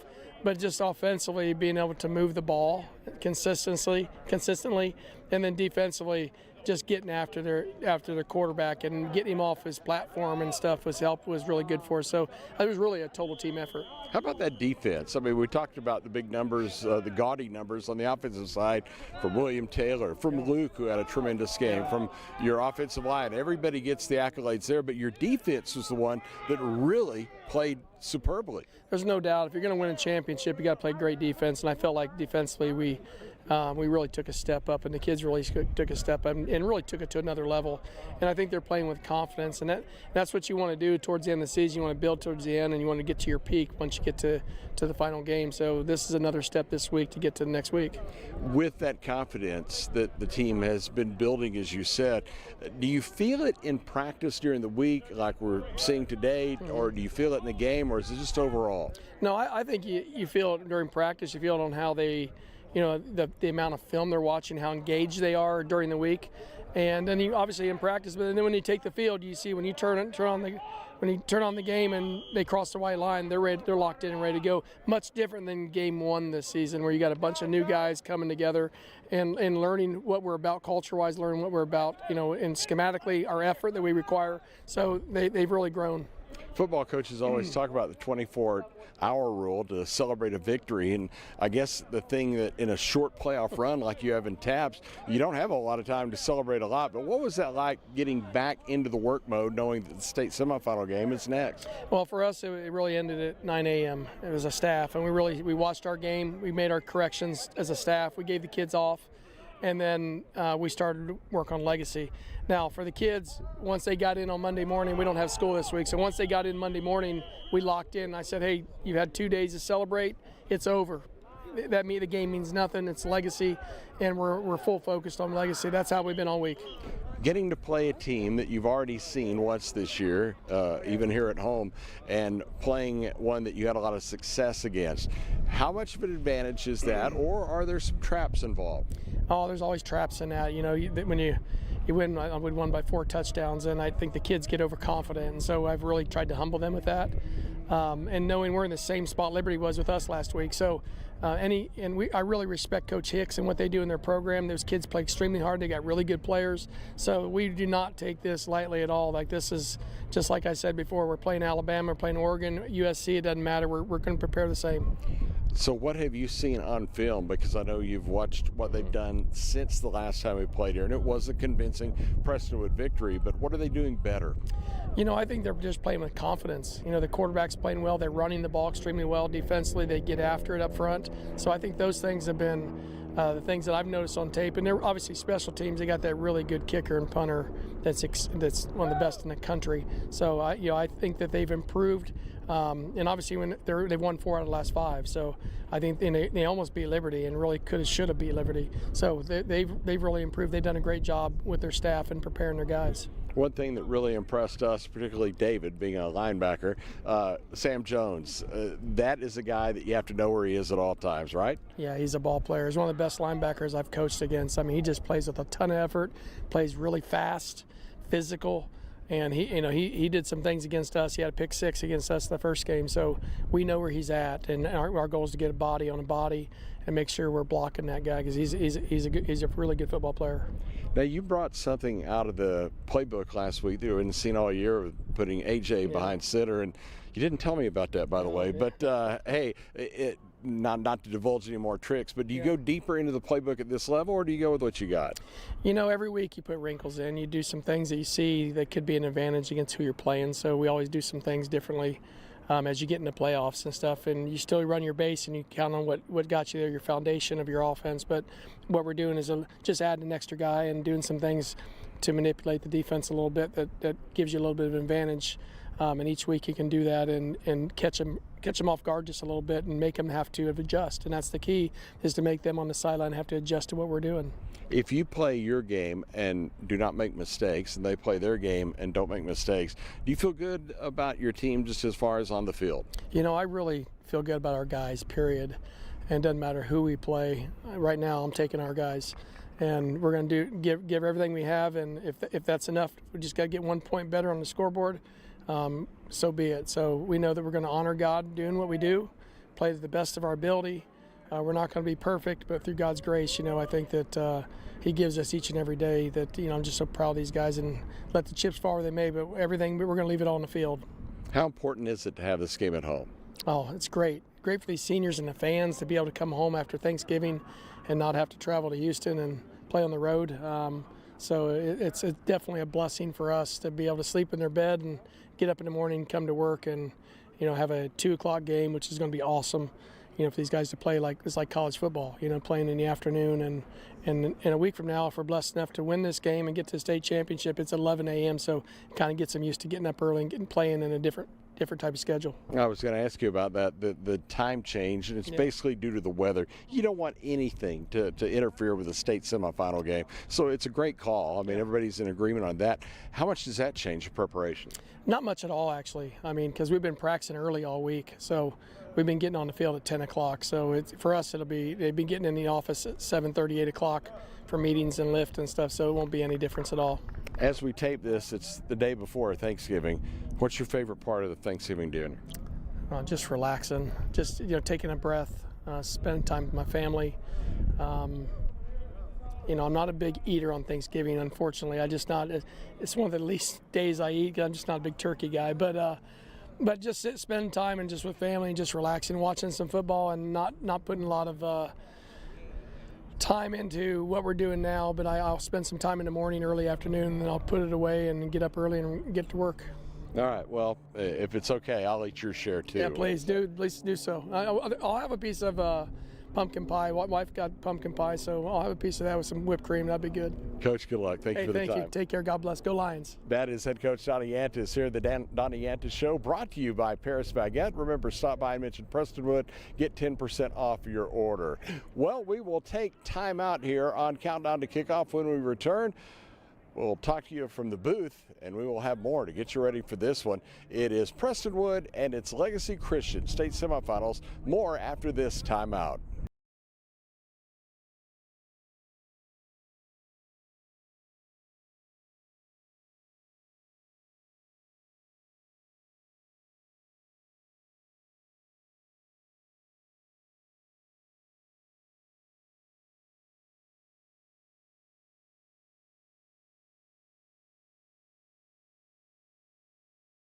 Lion Nation, I'm Rudy Casanova, owner and president of Global Strategic Business Process Outsource Solutions. In athletics, teamwork is everything. Each player has a role, and when they come together, they achieve greatness. At Global Strategic, we believe the same principle applies to the workplace. When the right people come together, your business thrives. Let Global Strategic help you build a winning team at work. Visit www.globalstrategic.com for more information and schedule some time with me or one of my team. The Casanova family and Global Strategic are proud supporters of the PCA Athletic Program. Go Lions! At Paris Baguette, unwrap joy with seasonal flavors of peppermint mocha and cinnamon churro, paired perfectly with holiday pastries and treats. Visit your neighborhood bakery cafe or order online at parisbaguette.com.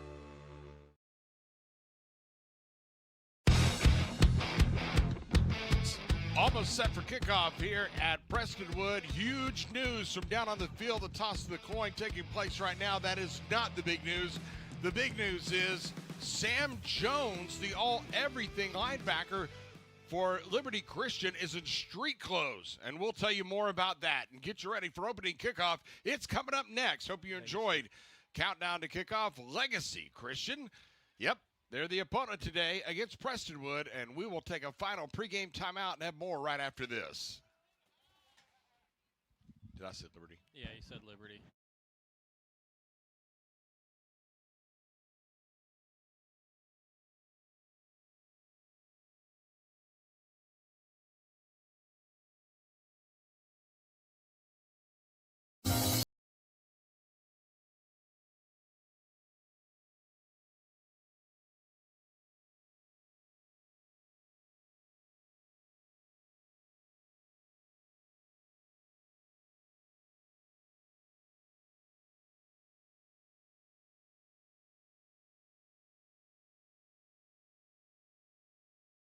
Hey there, Lion Nation. I'm Rudy Casanova, owner and president of Global Strategic Business Process Outsource Solutions.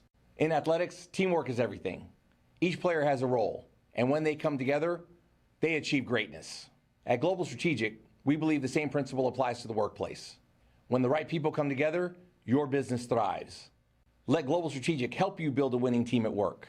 Visit www.globalstrategic.com for more information and schedule some time with me or one of my team.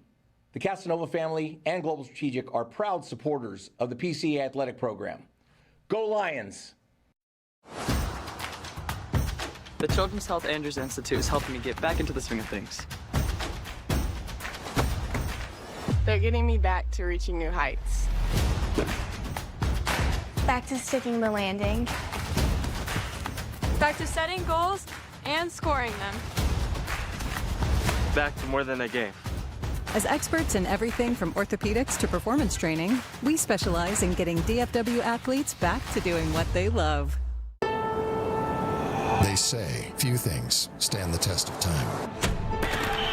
Because to stand among, and to stand with, to stand in, and to stand firm, comes down to what you stand for. So we are workers unashamed of the truth, and leaders led by our Creator. We are servants with an eternal perspective. In heart, in mind, in action. We believe that reaching higher starts by going deeper, and that longevity isn't achieved alone.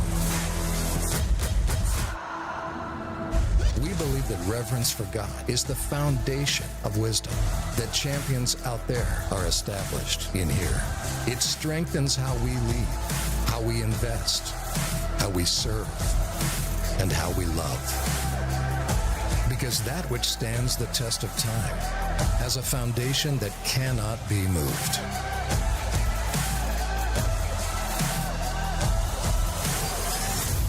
Prestonwood Christian Academy, established for life.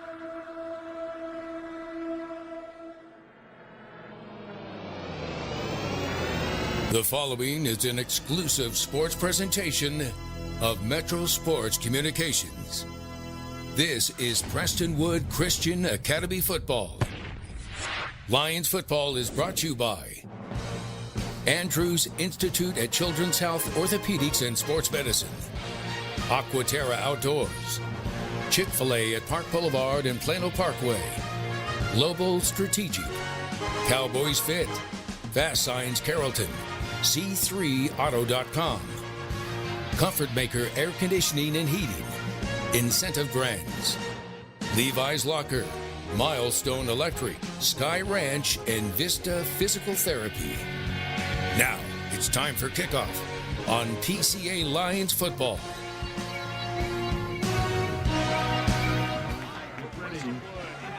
Class 6A state semifinals today between the Prestonwood Lions and the Legacy Christian Eagles. Hi, everybody. Welcome to the play-by-play broadcast of Lion football. Chuck Kelly, along with David Stoltzman. Donovan Lewis is down on the sidelines, and we are moments away from getting this one started. And Dave, again, our quick little hit before we went into that final pregame break.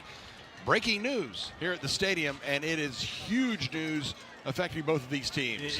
Biggest news, I think, of the season, and that is that Sam Jones was in street clothes. Now, he probably could still play in those street clothes. It'd be a force, but no, in all seriousness, you game plan all week offensively for the best defensive player in the district, aside from Cooper Witten, and now he shows up for the coin toss in a hoodie and street clothes. So that has got to give these Lions a little bit of boost of confidence if they didn't already have it, knowing that the best player on the field arguably is on the sideline for today's game.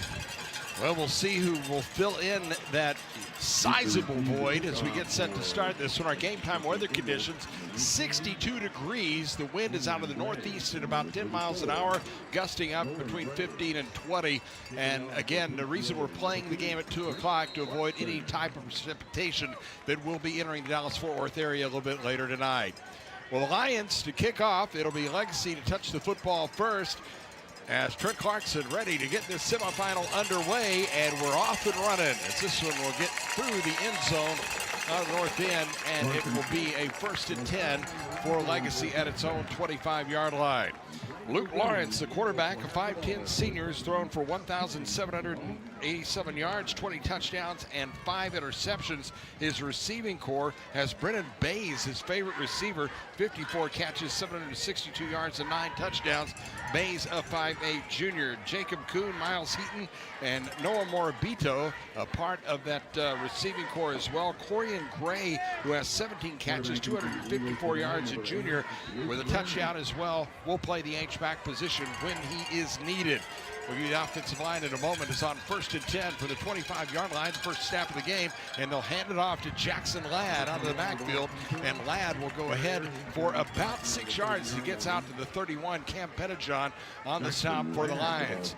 It is Ladd with 1,151 yards, the 5'9", 205-pound senior in the backfield gets the start there. The offensive line goes June Womack, Reed Burkhalter, Jake Lee, Jackson Dugas, and Grant Edwards across the front. It's on 2nd down and 4 from the 31-yard line. Snap to Lawrence, heavy pressure, he's in trouble, and he is dropped back at the 19-yard line by Eddie Brownstein, the senior defensive end who gets his 2nd sack of the year.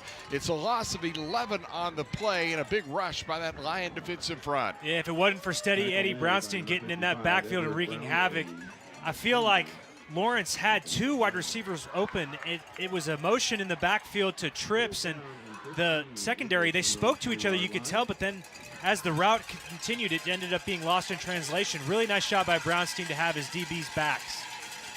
So now at the 20-yard line, it's going to be 3rd down and long. They need 15. Lawrence flushed out, goes to his right, looking downfield, can't find a receiver, and he's going to throw this one away. Discretion being the better part of valor, as they had a little pressure from Cam Pettijohn trying to chase him to the sideline, and it looks like an early 3 and out for Legacy here on the opening drive of the game.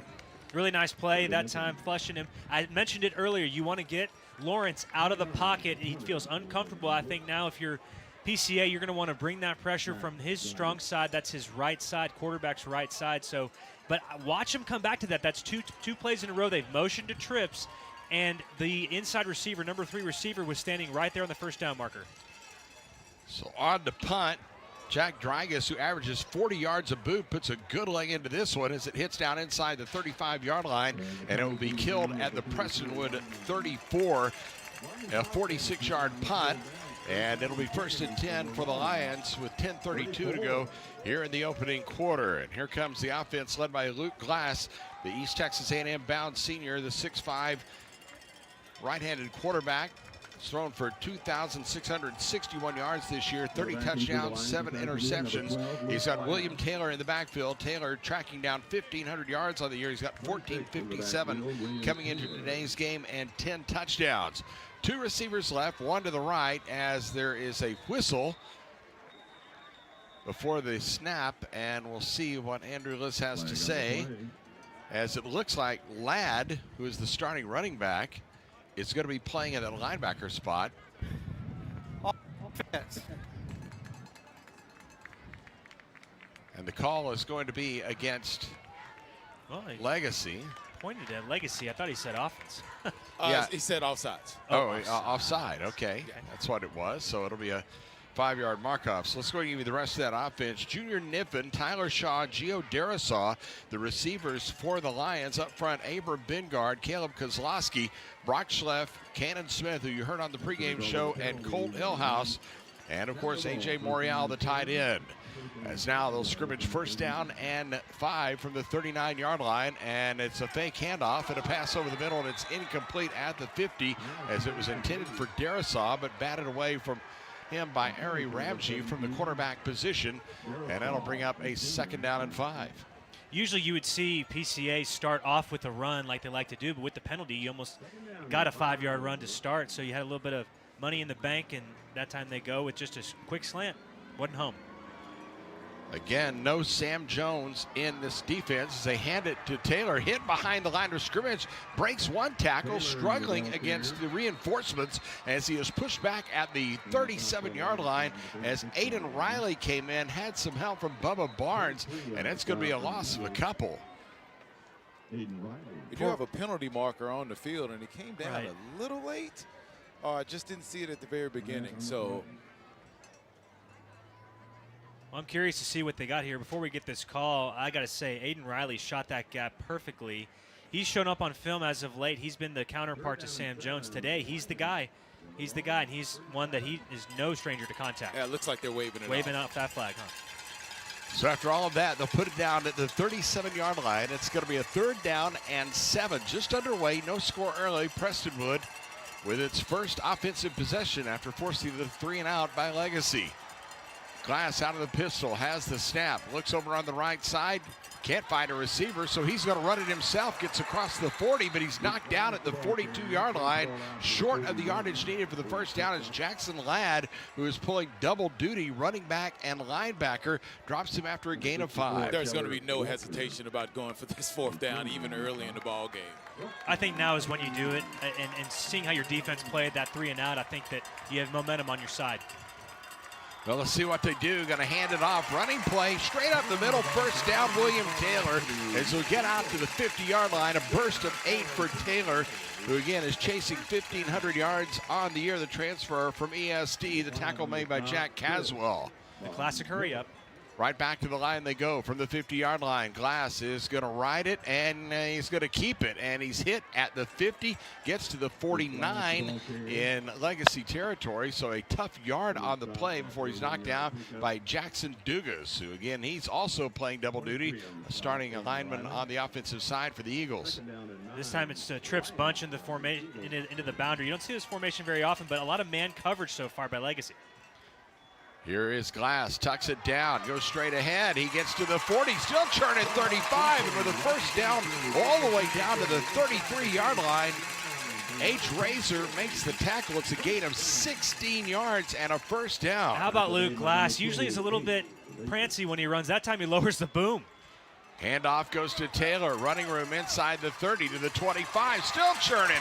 Sheds tacklers down inside the 20 and knocked down at the 19-yard line. Razor and Proctor on the stop. It's a gain of 14 and a Prestonwood first down. Quick decisions being made by Luke Glass also in these RPOs. Snap it to Glass, handoff. Taylor bangs straight ahead, gets inside the 17, near the 16. It's Aiden Riley, the Will linebacker, on the tackle. Give him a gain of 3 on the play. I'm curious to see how Legacy decides they want to play this. This is just where Luke Glass was his strongest last week, inside the red zone. He's got Darasaw out to his strength right in the short side of the field. You can see that H. Razor's cheating that way. It seems like they've been watching film. But yeah, there's definitely a safety lurking, keeping his eyes on Darasaw just to make sure if he has to come over with a double team. But if you can just run the football right here and have that safety just creep to the line of scrimmage. Second down and 7. Here's the handoff. Taylor running room to the 5. Touchdown, Prestonwood. William Taylor with a 16-yard burst. And just like that, the Lions are on top 6-0. Donnie, that was a great call. Thank you. They showed cover 4, and which they had. They switched it up. They were a cover 3 dominant team. Legacy was in the regular season matchup. This time they get their guys kind of cheating out a little bit. It was like they were minding the pass, and just like Donovan Lewis warned him, if they could just tap in to that brilliant football mind, PCA ends up just handing it off to Taylor. He does the rest, and he picks up where he left off from last week. I think my mind has been tapped out over the years, fellas. Trent Clarkson, 55 of 56 on the year with PATs. Out of the hold of Glass is good. And an early score for the Lions, and will take time out with 7:54 to go in the opening quarter. It's Prestonwood 7, Legacy Christian 0. Lion football continues after this timeout. Make your dream outdoor space a reality with Aquaterra Outdoors. From full-service design to construction for landscaping, pools, and outdoor structures, we offer everything you need for your ideal outdoor environment. With years of experience and a commitment to excellence, Aquaterra Outdoors, elevating outdoor living to the next level. Contact us today at 214-387-8333 or visit our website aquaterraoutdoors.com and start your journey to the ultimate outdoor experience. With Fast Signs, see the visual possibility in your business. See it in lights and flags, on a van, in metal, on the floor, in color. With signs and graphics, you can say anything, do anything, be anything. So make your statement. With Fast Signs, your masterful team of visual marketing experts, anything is possible. Fast Signs, make your statement. Well, a hefty scoring drive for the Prestonwood Lions. 9 plays, 66 yards, took 2 minutes and 38 seconds, and it's 7-0 Lions on that 16-yard burst by William Taylor, who now increases his touchdown count to 11 on the year. Is off to another great start here. By the way, kind of interesting look, gentlemen. Lions in those gray tops over the yellow pants today. I got to say, it's really nice to be able to read those numbers crisp and clear. Yeah, indeed it is. Here's the approach by Trent Clarkson, and he will put the foot into it. It's about 3 yards deep in the end zone. And Legacy will start 1st and 10 from its 25-yard line. I want to say thanks to Children's Health Andrews Institute for Orthopedics and Sports Medicine. It's the only pediatric institute of its kind in North Texas, and their experts place a strong emphasis on research, education, and injury prevention to greatly reduce the number of athletes being sidelined from injuries. Thanks to Children's Health Andrews Institute for being a proud sponsor of PCA football. 1st and 10 from the 25-yard line. 7-0 Lions early. Now Luke Lawrence brings his offense back out. He's going to have a blocking back in the backfield. They'll send a man in motion, and they're going to flip it out in the flat. It is caught at the 25-yard line, and out to the 28 goes Corian Gray, who makes his 18th catch of the year. Junior hauls that one in. Gilday on the tackle for PCA, gain of 5. And that is a little bit more like a run. You use the passing game to just, play your angles. And Gilday, I mean, it's nice to have him back out there. They missed him. Really nice job using the sideline as his 12th defender. Our statistician, Ryan Metcalf, said they're going to score that one officially. It's not like a baseball game. Going to score that one a lateral. So that will be in the running category for Gray. From the 30-yard line, they are going to hand it off to Jackson Ladd, and he's going to go straight ahead for 4 yards out to the 34-yard line. Gabe Tyree. Heard his mom, Erica, part of those PCA moms before the ball game. How cool was that? It's the glue that holds every team together, those team moms. But the team moms here especially, Chuck, I mean, don't they just seem like, just the salt of the earth? They are outstanding. And that whole pregame scene was just incredible. That was really fun to do the extended pregame show. Donnie, you still got the Levi hat on? Yes, I do. 3rd and 1 for the 34-yard line. They are going to hand it off straight ahead. Now, I don't think he got to the line of scrimmage as Ladd, or at least the line to gain, I should say, as it was Eddie Brownstein and Ty Gilday both combining on the tackle, and that is going to bring up an early decision here for Coach Doug Higgs. Very interesting decision. You don't want to chase points too early because it is a lot of football left. But you don't want to get behind in the score, and you saw what happened with PCA. Got up a couple touchdowns on Liberty Christian. They just were able to execute their offense perfectly. I feel like you're going to try to get them off sides if you can. If not, maybe fullback dive.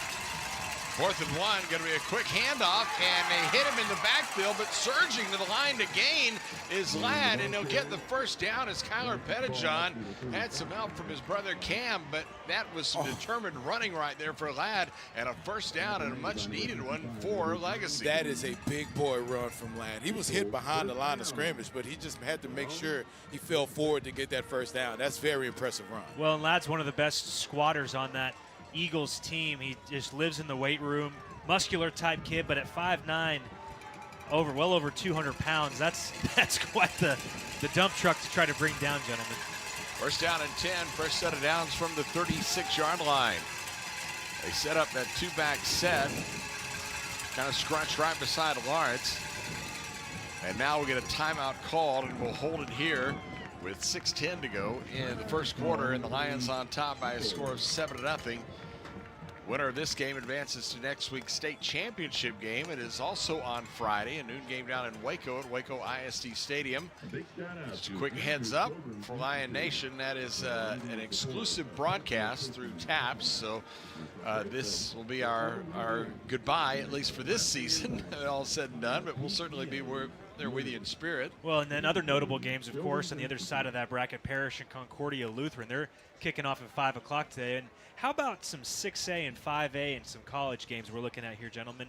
Kicking off just a moment ago was Katy against Humble Summer Creek. Another 2 o'clock kickoff, North Shore Cy Falls. 3 o'clock kickoffs DeSoto and the Woodlands College Park. And then tonight, 6 p.m., Odessa Permian making it to the third round. First time in a while, playing Allen. Ooh. Geyer playing Byron Nelson at 7. And then Prosper and Carroll, your de facto, I would say, state championship game kicking off tonight at 7. And we'll give you some of the 5A matchups and college football matchups we'll be keeping an eye on here momentarily. Yeah, the Egg Bowl's going on right now. We don't want to get you tune out for that, but we'll keep you up to date with the score there. First down and 10. Nolan Gray is now in the backfield, a sophomore. We didn't see him much in the first game, but he's a part of this Eagle team now as they snap to Lawrence. And here comes the pressure, flushes him out, scampers to the left sideline, will throw to the boundary, and it is going to be incomplete at the 40-yard line. It was looking for Brennan Bays, leading receiver, but Ridge Casanova, a nice job defensively. I have to compliment Nostra David on that play, because make him throw a run to his left like he's a left-handed quarterback, and that's exactly what happened. And he couldn't throw an accurate pass. It was okay, but definitely the weak side to where he wants to run to the right so he can get a little something on it. Coach Elisario loves the broadcast, I suppose. From the 36-yard line, 2nd and 10. Here's Lawrence over the middle, has a man, caught, first down out near the 48, maybe the 49-yard line. It was Bays who just made his 56th catch of the year. Casanova on the tackle. It's a gain of 13 and a first down David, for the Eagles. Sorry, Chuck. One of the first times that you saw really good protection from that offensive line, as he had plenty of time to get back, set his feet, and find his receiver downfield. If Luke Lawrence has time to throw, he's definitely dangerous. You can't do that. First down and 10.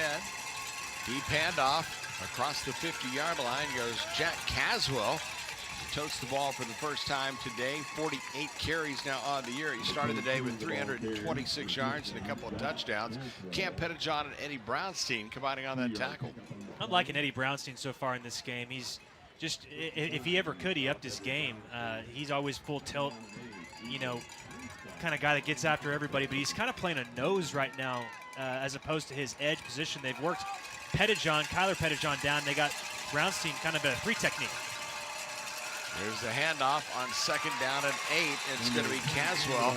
He's knocked down by Bingard down around the 45-yard line, got just inside the 46. So they're going to set it down statistically at the 45, so it's a gain of 3. Well, Bingard sliding down the line of scrimmage to get that tackle. It looked like he had some room from where I'm standing, but Bingard used his speed to get to the point of attack and make a great tackle.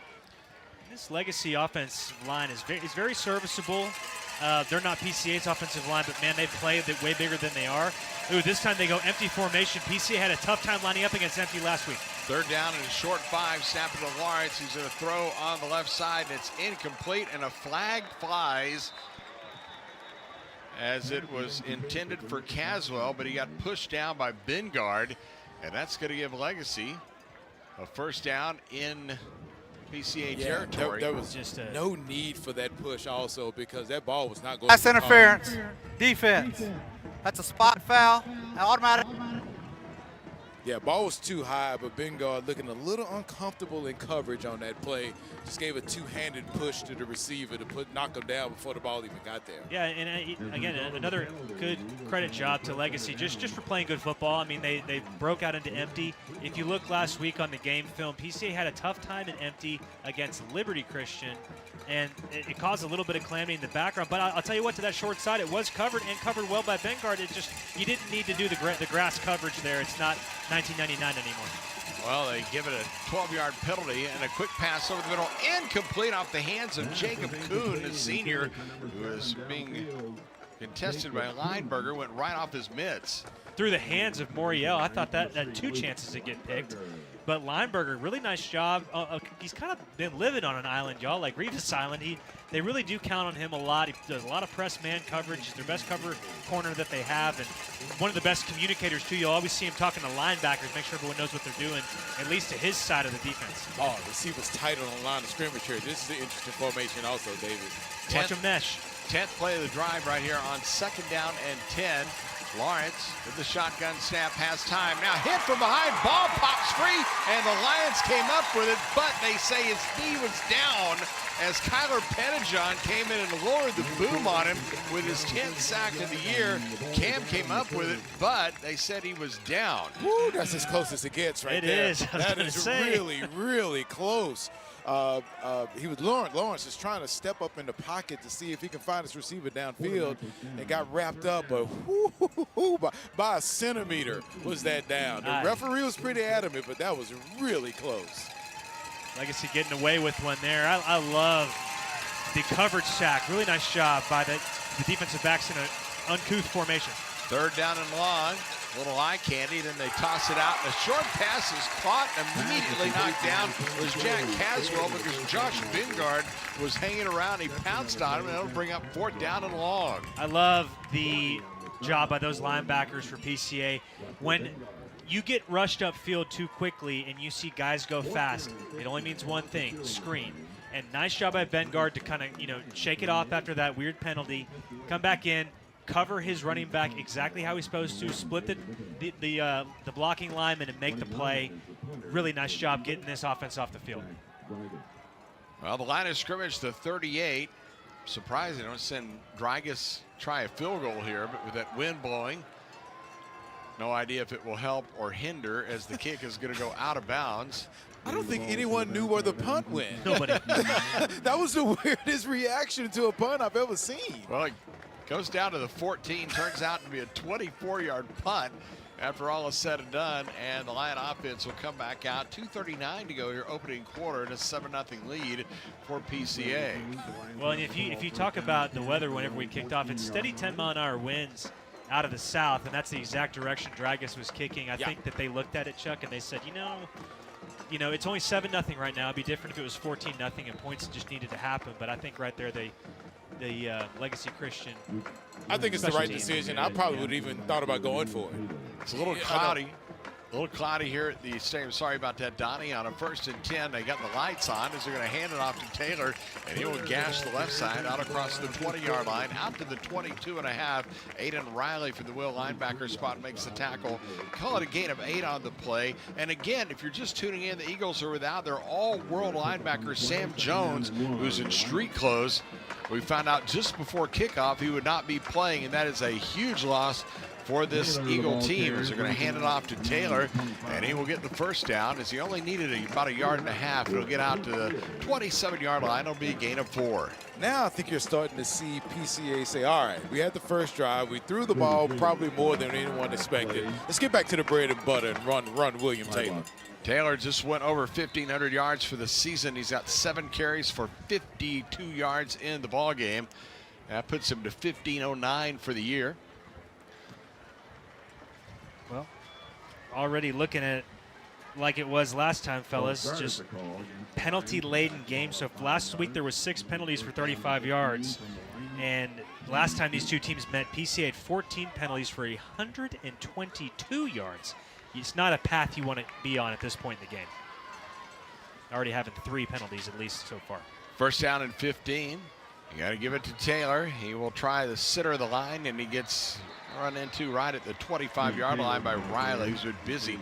That Will linebacker spot started the day with 91 tackles into the game. A 5'9", 165-pound junior, but he packs a punch. 14 tackles this year behind the line of scrimmage and 14 hurries as well. Aiden Riley's not super impressive looking, but man, he was their early riser in spring, and he's going to be their guy next year for sure. Cerebral linebacker, knows everything. 2nd down and 11. Quick pass over the left side. It's caught at the 35, and Zach Lippert, welcome back, makes his first catch, returned from injury last week against Liberty, but it's a 10-yard reception here as the Lions get right back to the line of scrimmage at the 36. 3rd down and about 1 yard. Give it to Taylor. 1st down and more across the 40. It's going to be a lot more as he gets down the boundary. 30, 20, 10. Touchdown, Prestonwood. 64 yards on the run for William Taylor, who shed 2 tackles and took it to the house, and the Lions now lead it 13-0. Outstanding job by Taylor. Almost a better job by the offensive line on that left side. Vengard, Kozlowski, and Schlepp grading road, just human versions of heavy machinery. And what about Schlepp running down, trying to keep up with his running back, and all guys have hands in the air. Those guys take ownership in blocking for Taylor and Bixler, and man, that's so much fun to see. Really good job by William Taylor. He is such a force. He just never stops moving his legs. He never stops churning until he's down on the ground. Trent Clarkson on for the point after out of the hold of Glass. Kick is up, and it is good. We'll take a timeout with 52 seconds remaining in the first quarter. Our new score becomes Prestonwood 14 and Legacy Christian nothing. Lion football continues after this timeout. Are you injured or in pain and not sure what to do? Schedule a complimentary injury screening and talk to our physical therapists at Vista PT to see if physical therapy is right for you. No prescription or referral is needed. Come see Larry, Jane, and Repo Jr. for your next vehicle. C3 Auto, located at 3101 Premier Drive in Plano, Texas, or visit us online at c3auto.com.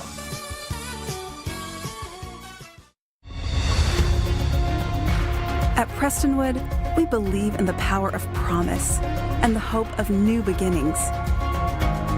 When you're looking for a brand new start, we'll connect you back into life again. Join us. Let's move out of the past and into a bright future together. For more information, visit prestonwood.org.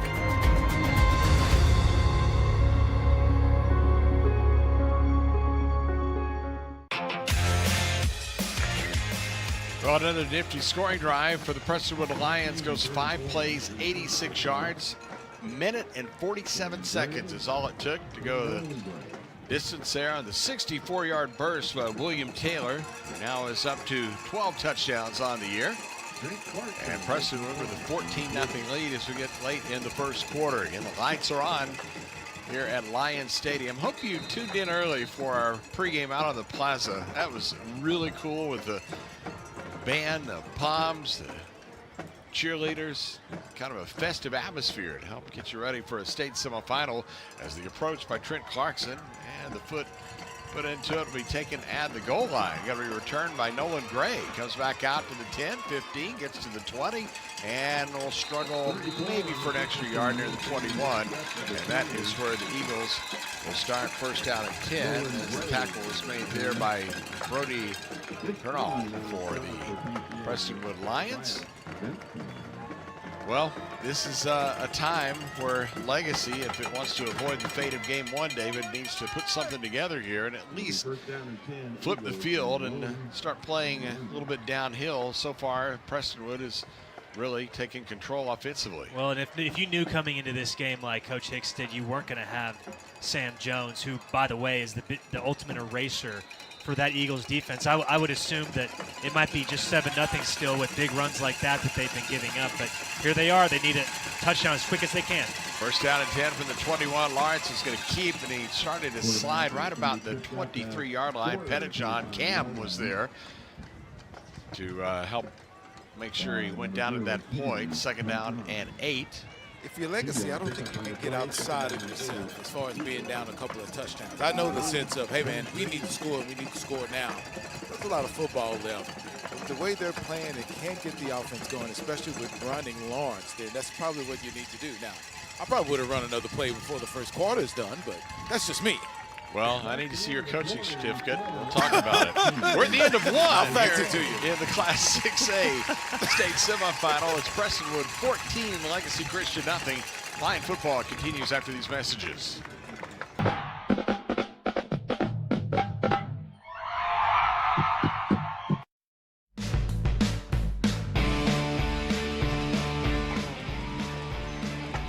Well, a fresh 12 minutes on the clock as we go to quarter number 2, 14-0.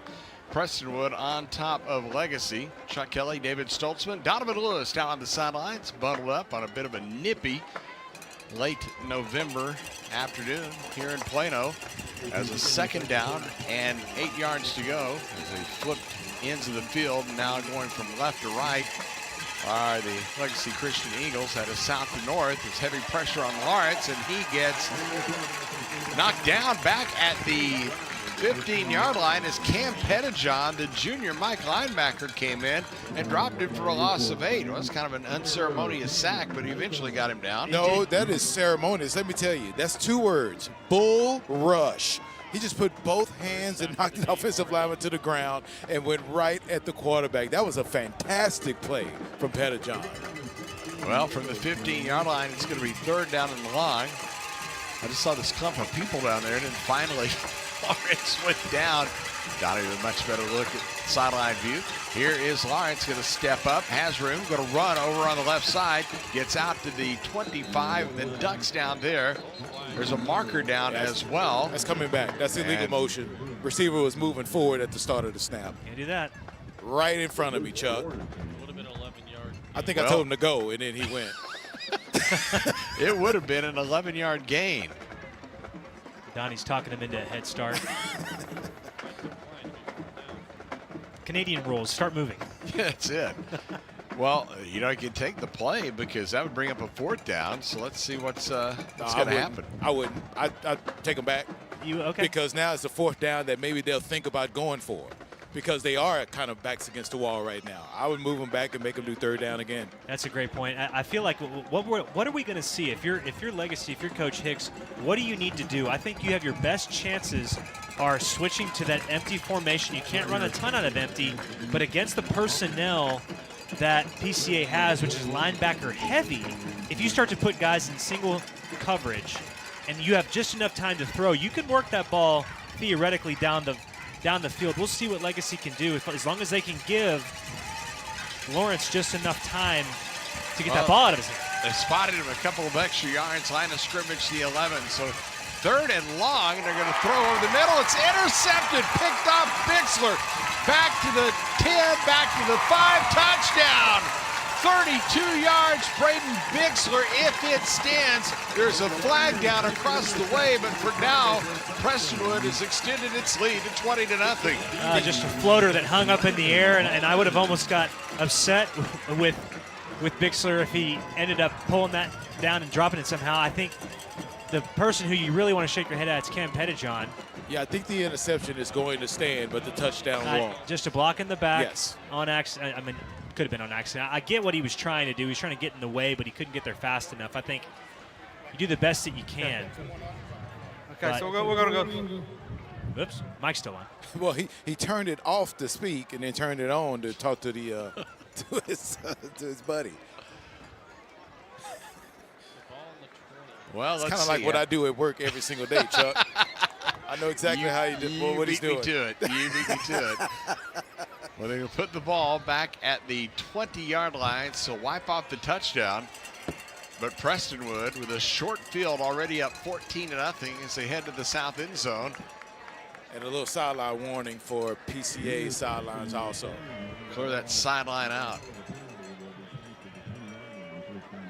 Well, let's see if they continue this ground-based attack. Sometimes in the quick strike, they'll go upstairs, try to punch it in a hurry. Let's see what Glass does. Cover 1.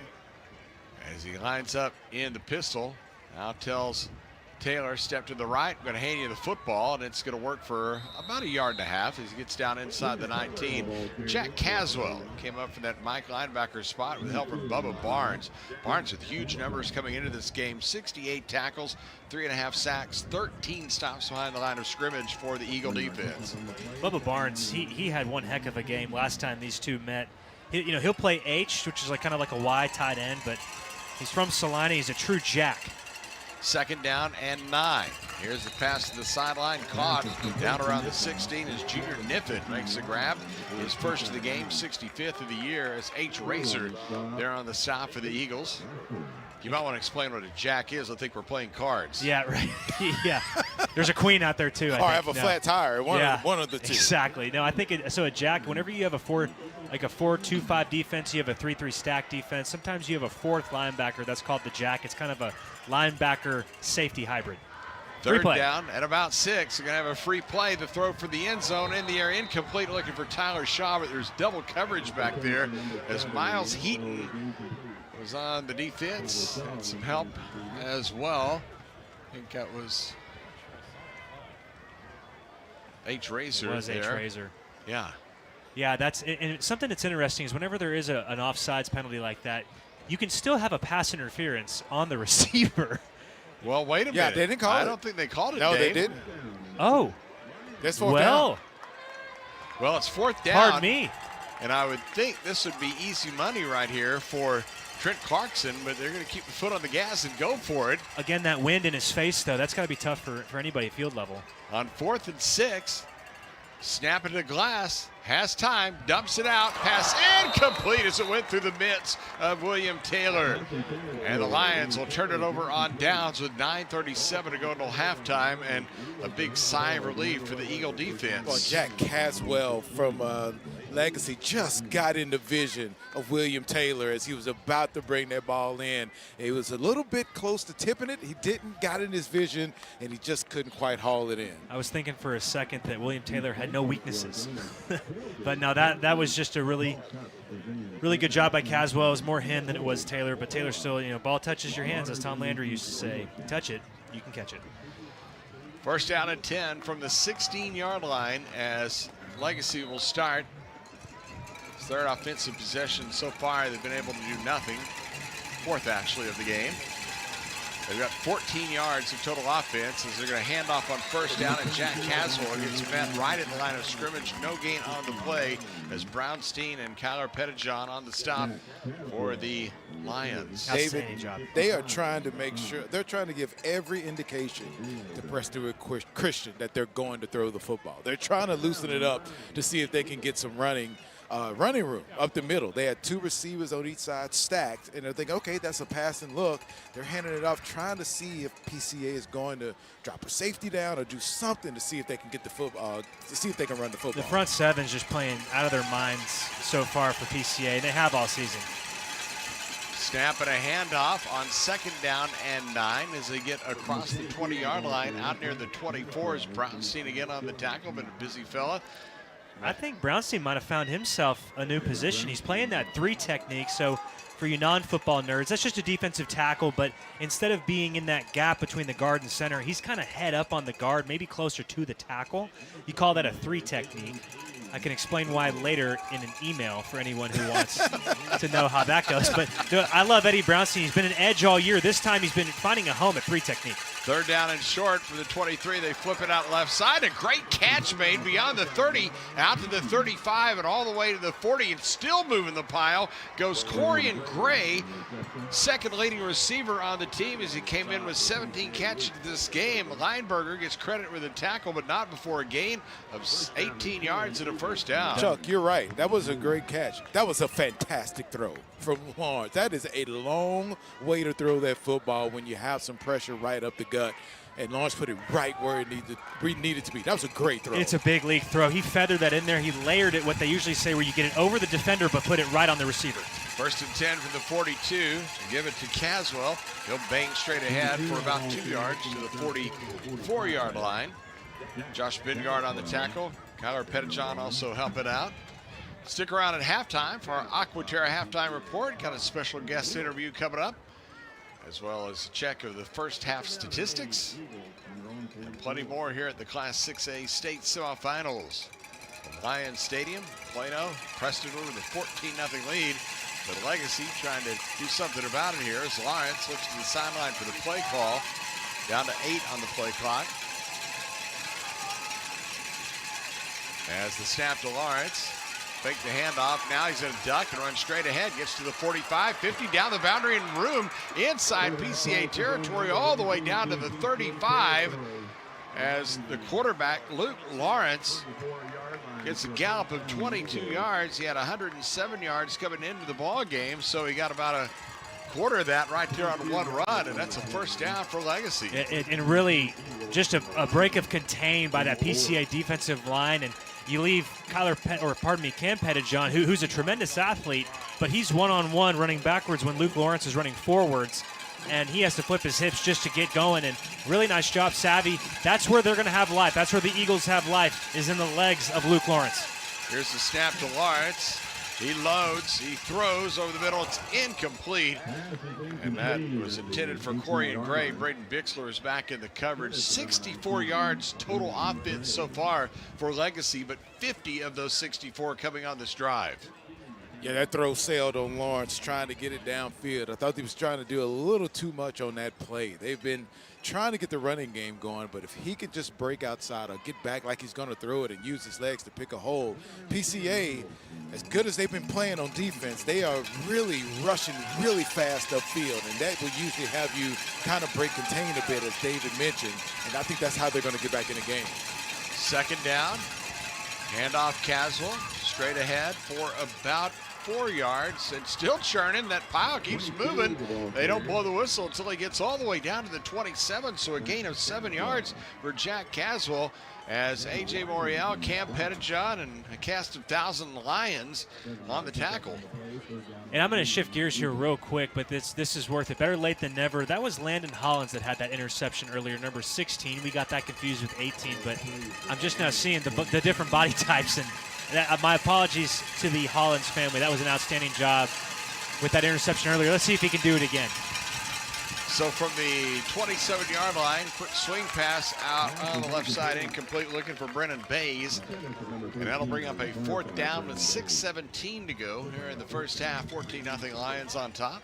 I think that was a perfect place for Legacy to just turn around and hand the football off. You knew no matter what happened on that play, you were going for it on 4th down. So not saying it's a wasted play. They thought they had the play they called, but man, Lawrence put a lot on that throw to the side. After feathering one earlier in this drive, man, he put everything he had in that throw, and it didn't even have a chance to be completed. Yeah, it's more of a timing route, and timing was off. That happens sometimes.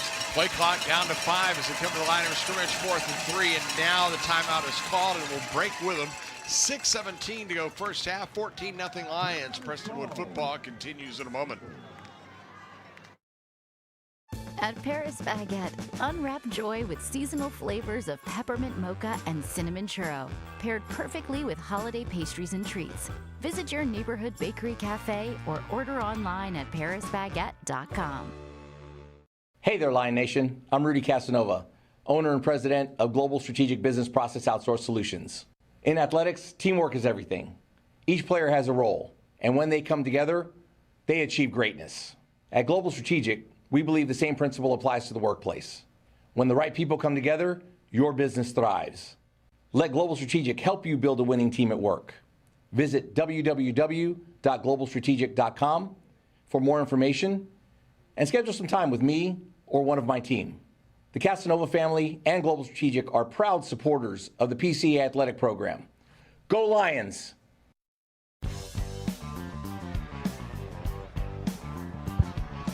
Prestonwood football brought to you today by Paris Baguette, one of PCA's newest corporate partners. Visit their bakery just across the street from the Plano campus. Enjoy all your favorites like handcrafted cakes, fresh baked pastries and breads, delicious Lavazza coffee, and much, much more. Mention Prestonwood and get 10% off your order at Paris Baguette. Thanks also to Texas Tiny Teeth Pediatric Dentistry. That's Dr. James Slaughter. Appreciate him joining the PCA family. Your friends at Texas Tiny Teeth knows how to have fun. They're warm and friendly. They love kids. They want everybody to enjoy that dental health experience. Learn more or schedule an appointment online. Going to TexasTinyTeeth.com. Is that where you and Donnie go to get your teeth done? Yeah. What I have left, yes. I'm getting old. I don't have quite the volume I used to. But anyhow, back to play. It's going to be a 4th down and 3 in a huge play early in a 14-0 ball game as Luke Lawrence, the quarterback, empties the backfield as they've got 5 in the pattern. And now another timeout is called, this one by Prestonwood. And we'll hold it here. David, a little cat and mouse game going on here between Doug Hicks and Donnie Yantis. I think so. So here's a little bit of footballology for all y'all at home. If you're on defense, the first thing that you want to look for is the sideline coach that's holding numbers. Those numbers are 10, 11, 12, 21, 22. That tells you the number of tight ends and the number of running backs on the formation on the field at that time. Sometimes if you get that early enough, you can substitute people onto the field. So for instance, if you know they're going to do an empty formation with 5 wide receivers, you probably don't want your heavy formation defense out there so you can cover guys better. I think that's what you're seeing with Coach Yantis. He saw them come out in a true 5 wide receiver set, or flexed a running back out as their wide receiver. So now he wants to make sure that he may want to substitute guys in, maybe an extra defensive back, put more speed on the field, and also if pack the box like he had the linebackers walk up and try to put pressure on the quarterback Luke Lawrence. And that, I think that's a perfect way to defend this. You get speed on the field for the receivers. You pretty much have to man up. You have no help over top, but you're trying to bring 5 people to the party because there's 5 offensive linemen.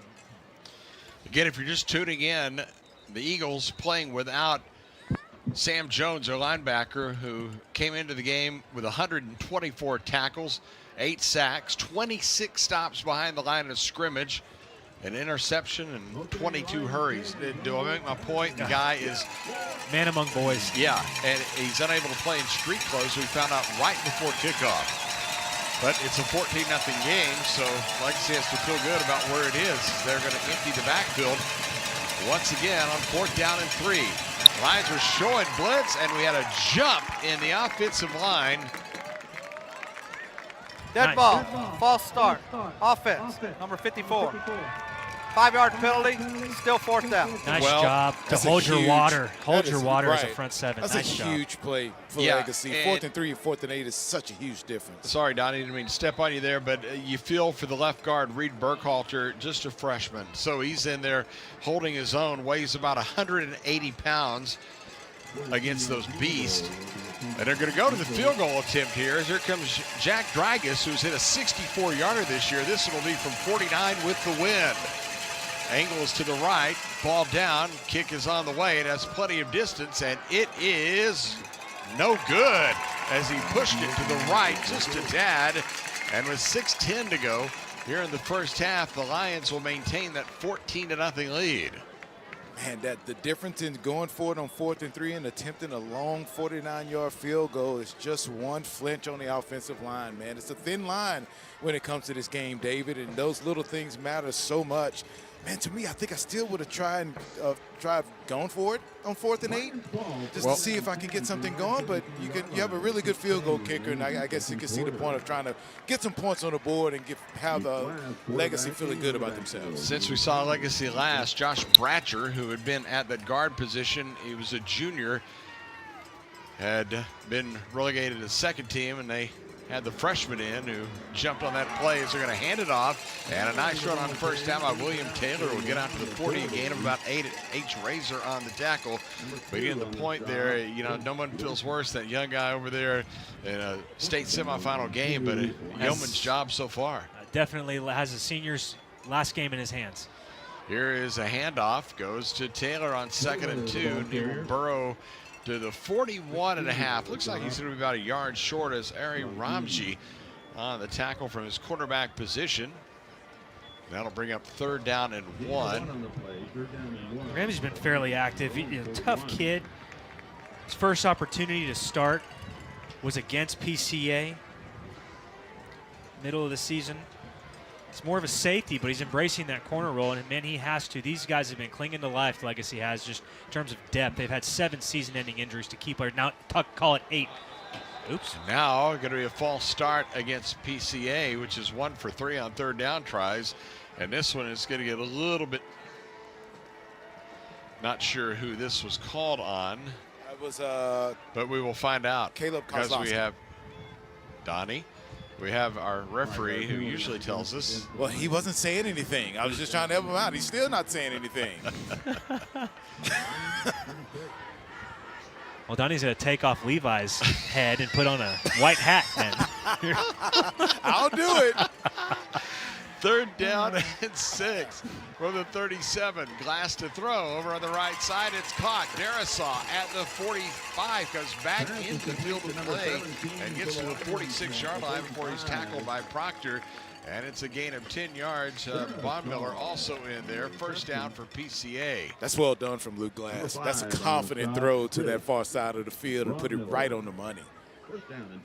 So now 1st down and 10 from the 49-yard line. You're going to play fake and throw deep down the middle of the field. It's incomplete and a flag flies. It was intended for Junior Niffen, but he might have pushed him a little bit there, but negligible. Negligible. I don't think I saw anything, but I mean, if you're the Lion faithful, of course you'll take it. But well, I mean, there was contact, but it's like, did it matter? Like they both had. I mean, they're wearing $3,000 worth of equipment. You know, you're going to bump into people. I thought that might have been a little bit of a soft call, but hey, again, like I said, if you're a Lion fan, you'll take it if that's what they're going to do. And by the way, Junior Niffen, congratulations to him getting a preferred walk-on offer from Texas Christian University. How about that? Got that this week. That's great. The Cheshire Cat is smiling widely, Donnie, here in the booth. I'm sure he is. My headset's about to fall off. Mr. Purple. First down and 10 from the 39-yard line. Here's a little inside pitch, and it is Niffen. Going to try to find some running room as he will get about 1.5 yards down to the 37-yard line. Give him 2 on the play, as it was Bubba Barnes, that Jack linebacker spot, made the tackle. In the words of Kenny Kane, bleed purple or bleed out. Second down. From the 38-yard line. Here is Glass to throw. Has a receiver. It's caught, and this is Niffen, who will get down inside the 25-yard line. They say stayed in bounds. The clock will keep running. Heaton on the tackle, but it's a gain of 18 and a first down. Coach Yantis is doing a great job. He's noticing, I mean, their legacy's sticking with cover 4. Remember, they were doing a lot of cover 3. They were having 3 deep. Now they have 4, and they're just dialing up the exact right play calls for the holes in that defense. First down and 10 for the 24, flag before the snap. Maybe another false start, possibly. Snap.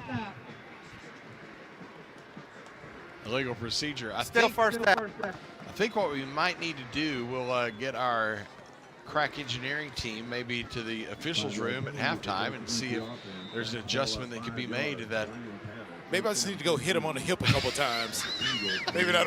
I don't think Barry would appreciate that, Donnie, but you can try. First down at 15. Handoff. Taylor goes downhill, bounces outside, inside the 20, 15, cuts back 10, drags the tackler to the 5, and he's down near the 3. What a run by William Taylor. It goes 20 yards before Chris Bondmiller, the sophomore free safety, makes the tackle, but the Lions are at the doorstep now. And one of the linchpins from last week's offensive performance, A.J. Morial, playing that wing tight end, ends up looping that defensive end so perfectly to wall off that side of the offensive line just to break Taylor free. First and goal from the 3-yard line. It's going to be Glass, going to keep it himself, dives for the end zone, and he is in. Touchdown! A 3-yard run for Luke Glass's 4th TD rushing of the year, and the Lions extend the lead. It's now 20-0. David, if Luke Glass was 6'3", that would have been short of the touchdown. Used everything he had to get the ball over the goal line. He wanted to throw the ball out in the flat, but realized that, hey, man, I think I can make it, and took off. And I love to see him gate down the field, man, those long legs. Well, as Jesus wants us to, open your gifts. If you got it, use it. Well, now a 3-score game, and on to tack on the point after is Trent Clarkson. Out of the hold of Glass. Ball down, kick up, and it is good. So we'll take a timeout with 3:26 to go until halftime. Our new score becomes Prestonwood 21 and Legacy Christian nothing. Lion football continues after this timeout. The Children's Health Andrews Institute is helping me get back into the swing of things. They're getting me back to reaching new heights. Back to sticking the landing. Back to setting goals and scoring them. Back to more than a game. As experts in everything from orthopedics to performance training, we specialize in getting DFW athletes back to doing what they love. Storm damage? Don't wait until it's too late. At Up to Date Roofing, we bring top quality craftsmanship, honest pricing, and fast service to protect what matters most, your home. From repairs to full replacements, we keep your roof and your home up to date. Call us today and stay covered, rain or shine. Up to Date Roofing, keeping you covered no matter the weather.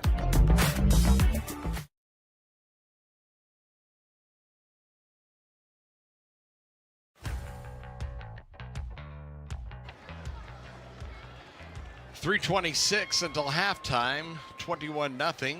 Lions on top. Check the scoring drive for Prestonwood. These 7 plays, 68 yards. Took 2 minutes and 44 seconds off the clock. And now a 21-point cushion for the Lions. Playing a legacy team, again, without Sam Jones.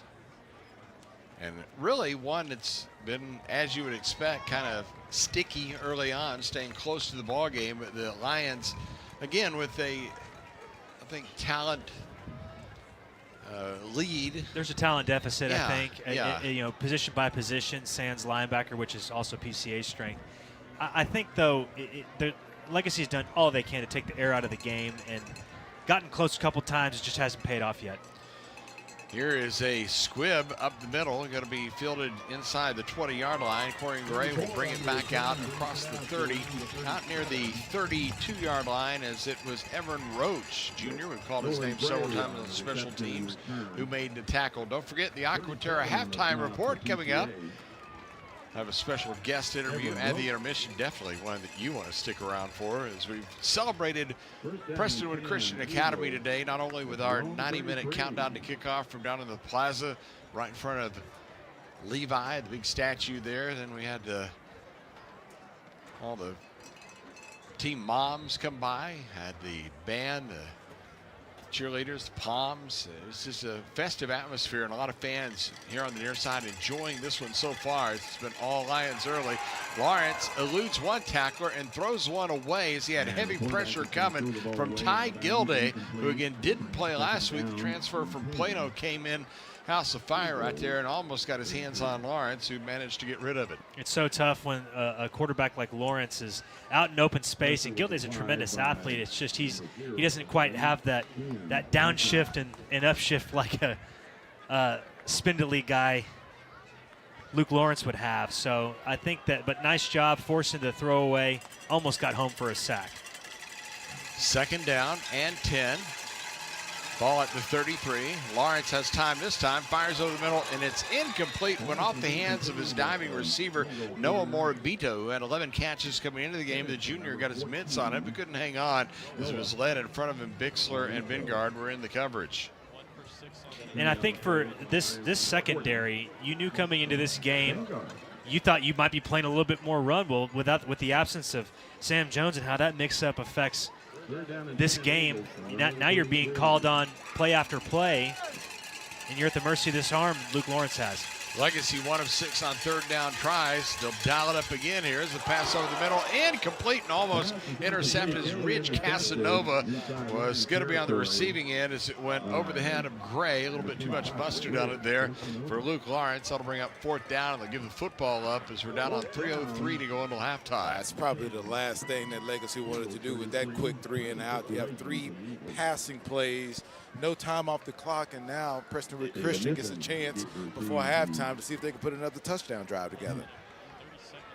Well, that was right at 30 seconds, that possession, so it's certainly not what Legacy wants to do. As a snap gets through the hands of the punter, Dragus, and he has to fall down with the football at the 15-yard line as Vingard came barreling in on him, but just a dropped snap as Dragus got it in his mitts and couldn't hold on to it. And what a crushing blow for Legacy, as Prestonwood's going to have a whale of a chance to add on points here with 2:58 to go until halftime. When it rains, it pours. I feel like, Prestonwood, though, has a tremendous opportunity right here, not to necessarily put the game away, but just to keep pouring on. You're going to learn a lot about your team, not when they lose, but whenever you're up big, how are guys going to respond?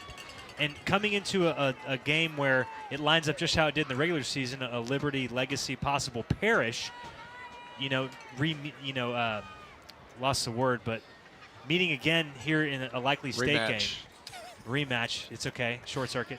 1st and 10 from the 15. Snap to the quarterback. Glass hands it off. This is Taylor, or Bixler, beg your pardon, who will twist his way down to the, let's see where they get him to, the 6-yard line. So they give him almost 10 yards. First time we've seen Bixler in the backfield, but the sophomore. To finish my point, though, I think you really learn a lot about your team when they're up big and they're playing teams ahead that they should. And you're seeing it right here, right now. Bixler moves up to the left of Glass. Now changes the strength of the formation, takes the snap, and the quarterback, Carey, gets knocked down for a loss of 1 because Aiden Riley, the Will linebacker, who had 91 stops coming into the game, comes up with a big tackle there, and that'll bring up a 3rd down. Man, Coach Hicks said the word that describes Aiden Riley is fearless, and I've seen nothing but so far in this game. Filling in for Sam Jones. Again, we can't stress enough how big of a blow that is, but for Aiden Riley to come in, they're all 165 pounds, have been playing like 265. Third down and 3 from about the 9. They snap it to Morial. Straight keeper around the left side. Touchdown, A.J. Morial. Something we saw last week against Liberty. This time against Legacy. Goes from 9 yards out for the Wildcat. And the Lions now lead at 27-0. The Wildcat, they actually called Arkansas at PCA. Man, they run it almost just like Darren McFadden did. A.J. Morial, arguably the best athlete on the field at any given time. They made hay of that last week, and now they pick up right where they left off. What a really nice change-up, and called at the perfect time. PCA got a little lucky because there should have been a 2-minute timeout stoppage, but the clock got to like 1:59. One official right next to me put his hands out for 2, but the referee didn't see him, and they let the play go on and scored a touchdown. Well, we're not used to it.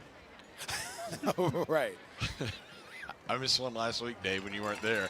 Here's the kick up and good by Trent Clarkson. Now they can take the 2-minute timeout all they want. 1:52 to go until halftime. Our new score is Prestonwood 28 and Legacy Christian nothing. And Lion football continues after this timeout. From the long-lasting and reliable heating and cooling systems we send out the door, to the friendly and knowledgeable dealers who go the extra mile. With a no-hassle replacement limited warranty, you can trust Comfort Maker to deliver outstanding service and performance, keeping you a step ahead with advanced technology and exceptional comfort. To find a Comfort Maker dealer, visit comfortmaker.com.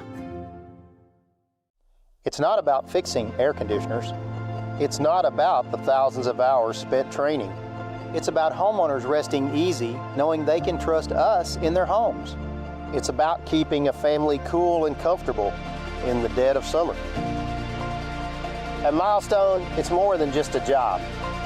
It is and always will be how we help people.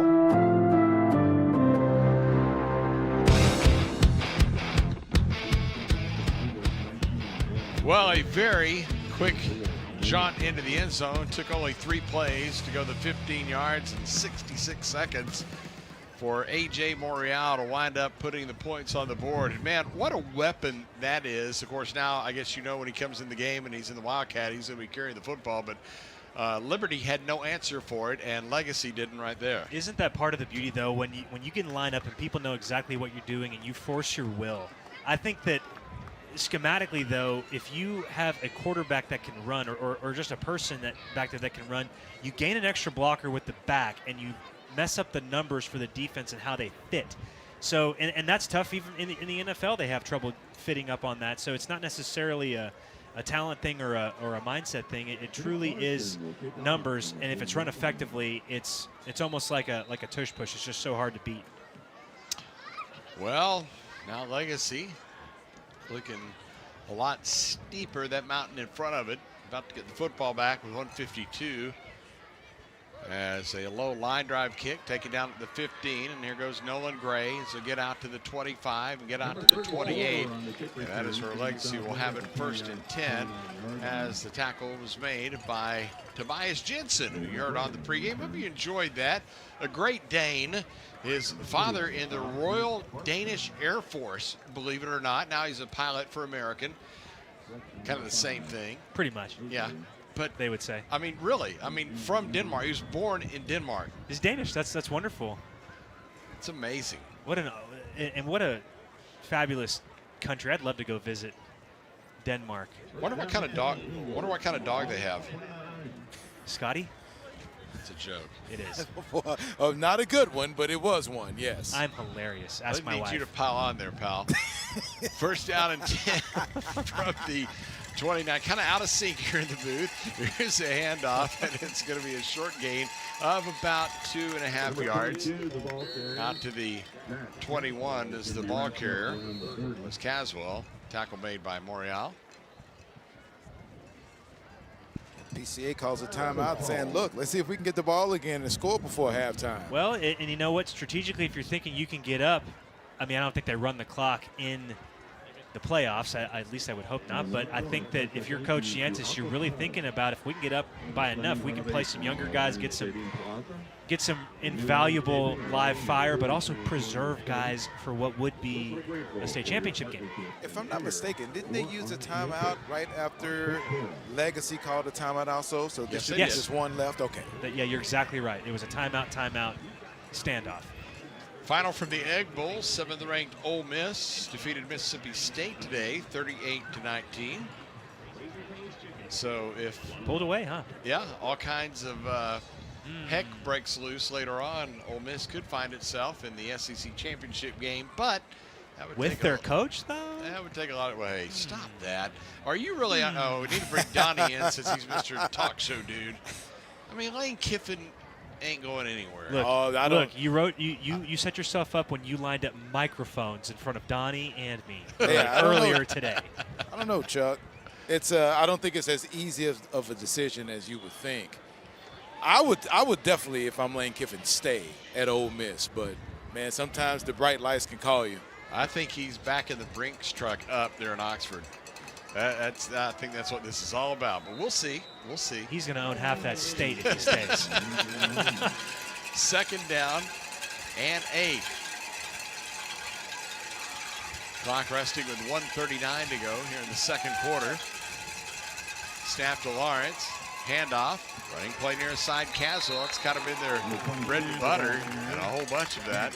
He gets to the 33 before Morial again on the tackle. Okay, one timeout left. I think they're going to let this one go, and if they stop them on 3rd down, they'll definitely call a timeout to see if they can get the ball back and put some points on the board. But this wind has been blowing pretty hard down here now. It's picking up a bit, so going into the wind, it'll be hard to say, all right, let's get in field goal range. You have to be I think you have to get really close to attempt a field goal. That's a great point. How's it compared to last week, Donnie? Well, not as cold. The wind is blowing, but last week was a very, very cold wind. From the 33-yard line, snapping to Lawrence. Pulls it down. He has running room off to the left side. Sprinting for the 1st down marker. He gets it across the 40, and he's out of bounds near the 41. Vineyard ushered him to the sidelines, but a nifty run right there by quarterback Luke Lawrence. He gets 9 yards of the 1st down. Now, if you're Legacy, you put the foot on the gas. You have nothing to lose but a football game. Before halftime, it's 51 seconds left. I am going all out to try and get this ball in the end zone before halftime. Well, and what's worked, again, has been this empty formation that they're in now and letting Lawrence run around a little bit. Now, you can't really bring that much pressure because you need those guys to cover. 1st and 10 from the 41. Pressure off the edge. Pass downfield. It's incomplete and intercepted. I think it's hauled in by Braden Bixler. And this one will count. And the Lions will have it at their own 38-yard line. Man, just sails it. Lawrence sailed it just a little bit. I saw what he was seeing. He had 2 guys pretty much running down the hashes in the middle of the field, and it might have been Steady Eddie that got to him and forced that. Man, he just got rib caged. No, it was Cam Pettijohn that got to him, but yeah, he got hit hard. They had to let that go, and it sailed on him. And that was a beautiful interception. He looked like an outfielder, sliding to catch a baseball, trying to make sure that didn't hit the ground. That's a fantastic pick. And that time it was Bixler, ladies and gentlemen. But yeah, you're right, Donnie. What an acrobatic haul into that ball. Gives the offense a timeout and 45 seconds. So 62 yards away, they'll start as Glass has all kinds of time to throw. Fires over the middle, caught. That is going to be Niffin inside the 35, down to the 30, all the way down to the 27-yard line. You're going to want to clock it if you're Luke Glass. Get your guys lined up, check left, check right. Or maybe they're just going to hand it off. 35-yard pass play. Snap to Glass, and he is going to throw to the sideline and run out of bounds as the receivers. It was Morial who caught it. And that'll stop the clock with 28 seconds to go until halftime. Yeah, that's just like clocking it right there. Just throwing it to the sidelines, making sure you guys getting out, but still getting a couple yards in the process. And that's practice. You know Morial's the stronger of all the receivers. He can get that ball and get out of bounds. Just smart, heady football. 2nd down and 8, and a whistle at the snap. Bixler might have gone just a second too soon. Well, it's going to march him back 5 yards. Timeout in his back pocket. Glass has got to be thinking, okay, I'm going to try to work the sidelines, Legacy, they're playing soft on the outside. If I was them, I'd press those corners, especially into the boundary where the ball has the shortest distance to go. But their safeties are playing so far up, I don't think you can press, because one move and you're down to sideline one-on-one. You have a You're not wrong, Donnie. I don't understand it. I would have reversed it. They're doing what's called a sky. Safety comes down, corner goes back, but let's see. Second down and 12. Glass again has time to throw. Goes over the middle. It's incomplete as it was intended for Zach Lippert. Miles Heaton was back in the coverage. The ball drops to the turf with 21 seconds to go here in the second quarter. Yeah, Lippert had a little hesitation as far as making that move, putting his foot in the ground and going towards the middle on that post. And I think Luke Glass expected him to make that move really hard so he can put the ball, well, that's why he put the ball a little bit out in front of him. And Darisaw has nothing but one man in front of him up top. 3 of 5 on third down tries. Glass is going to throw it back across his body, and it's incomplete down around the 15-yard line as they were looking for Gio Darisaw. Ramsey was in the coverage, and now that'll bring up fourth down with 14 seconds to go here until halftime. Great job by Ramsey. That really was good DB play. It was. I mean, that ball was hauled in by Darisaw and then punched out right when that ball came in. And you have a timeout, so you can go anywhere on the field that you want. I know the clock stops after a first down, but you can just go back and just run your best. Fourth down play? Yeah, I was trying to say how many yards. 13-yard play.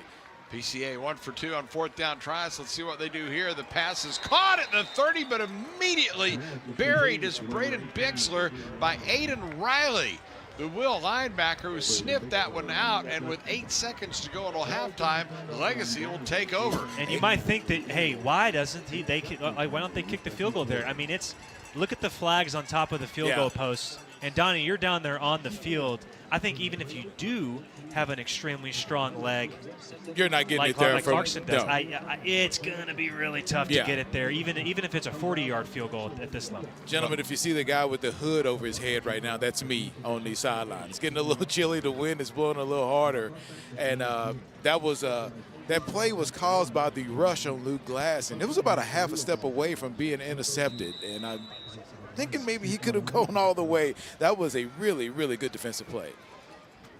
Well, let's see if Legacy will just take a knee and wind up the half. Well, instead they're going to hand it off, and it's going to be a nice running play, and it is Nolan Gray who's going to get out across the 35 to the 39, give him about 11 yards on the play as Cam Avery makes the tackle, and that will be the end of the first half. And at the end of 2 quarters, it's all Prestonwood here in the Class 6A TAP State semifinal. It's the Lions 28 and Legacy Christian nothing. Coming up, the Aquaterra halftime report with a special guest interview, stats, scores, and more. Stick around for that. You're listening to Lions football. More after this timeout. They say few things stand the test of time. Because to stand among and to stand with, to stand in and to stand firm comes down to what you stand for. So we are workers unashamed of the truth and leaders led by our Creator. We are servants with an eternal perspective. In heart, in mind, in action. We believe that reaching higher starts by going deeper, and that longevity isn't achieved alone. We believe that reverence for God is the foundation of wisdom, that champions out there are established in here. It strengthens how we lead, how we invest, how we serve, and how we love. Because that which stands the test of time has a foundation that cannot be moved.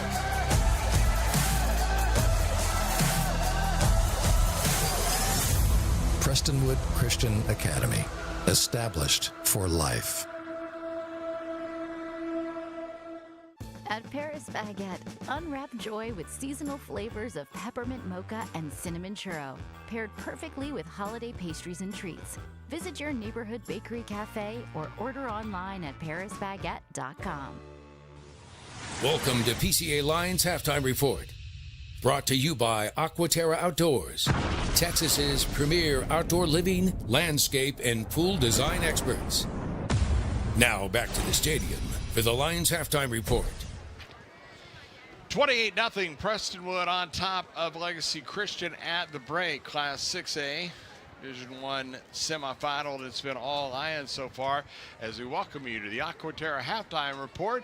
Fans, of course, all season have seen the generous renovation of the Lions Stadium Plaza featuring the new plants, the lighting, and just basically a refreshed look overall. That's where we did the pregame show, at least the start of it today. Had a lot of fun down there to get this one going. Thanks to Aquaterra, the area's premier outdoor living, landscape, and pool design experts, from luxury pools, spas, and water features to outdoor kitchens, covered patios, fire pits, custom lighting, and thoughtful landscaping. You can see them online to learn more at aquaterraoutdoors.com. Well, a 4-score lead for the Lions has promised a special guest here at the intermission, and we had to go up the ladder here at PCA to reach the superintendent level. It's Dr. Michael Goddard, who shows up here on a glorious day at Prestonwood and joins me here in the booth. And man, I've been waiting on this visit all year long. We had to work through all the preview to get to the big one. So yeah, right. Appreciate you coming by and spending some time with us. Man, what a day for football. This has been incredible. I mean, the environment is just second, to none. We've got incredible weather. We've had, we started today, Chuck, with an alumni flag football game here on the stadium. We had about 70 guys come out from our North Campus and our Plano campus. It's been a rocking day. We had about 300 show up for a tailgate pizza party. And then we packed the stands. And for the Lions to be up like they are. Now, I knew we'd end up here, Chuck. I don't know about you. I've listened to you guys almost all the time. You guys are unbelievable, first class, have added so much to our season. So thank for you and your team for all that you've done. But I knew we'd be here, so I knew I could wait until just this time to be a part of your halftime show and make it happen. I like that. I like that confidence. Well, it has been a great year for this team, and we're going to talk about a lot of things here, but we might as well start with football and the job that the staff has done and the team itself. They put it all together, and they talk about the building throughout the season up to the crescendo, and that's exactly what seems to have happened. Yes, it is. What's amazing is watching the dynamics of this team. Our record, obviously, we'd like for it to be a little bit better, but our team gelled at the right time. I think we've seen this all the time. You see it with the Cowboys yesterday, right? They're gelling with the last couple of weeks. Everybody's like, how do you beat the Eagles and how do you beat the Chiefs? Same way the Lions are beating the Warriors and getting after Legacy, and hopefully as we get into next week, you peak at the right time as a team, and it makes a world of difference. Well, this is a man who knows a little bit about football, because Dr. Goddard, not only an administrator, he was a one-time quarterback in the day at Stephen F. Austin. In fact, during the break before he came on, I had to separate him and David, because you had the Big 12 linebacker. Defensive guys. Yeah, there they go. You could just see a little bit of tension. Yeah. I'm kidding. Actually, there's some friends between them, so good to visit there. But how about those playing days? You get out in a day like this, you're probably like, oh, boy, that was so good. Yeah, it is. Everybody asks me, do I miss playing? And I do miss the playing part. It's the soreness part afterwards. And at 55 years old, I run out the tunnel with the young ones today. And, Chuck, I already filled out my workers' comp form because I think I pulled a hammy halfway through. So it's those days are done. But I love watching and seeing what's dynamics happen out here. This is one of the coolest events as a school. I say this is a front porch to what happens within our school, because you get the entire community out here. So you out at the courtyard where you guys did a great job with sports center type thing out in the front with the line. People love being a part of who you are and seeing what's going on because they want to be a part of a community, and that's just a tribute to today. Well, we are somewhat newbies here. We came on at mid-season, had to learn very quickly about the Prestonwood mindset and the way everything here is done. And the word that comes to mind is first class. Everything you do, everything academically, athletically, with the young, with the high school age, everything just seems to be humming here.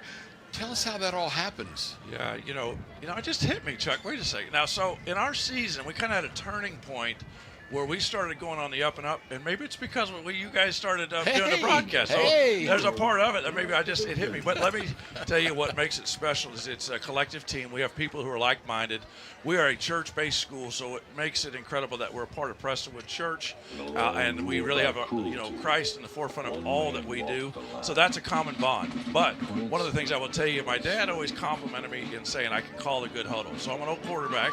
I have a lot more talented people around me than I could ever dream.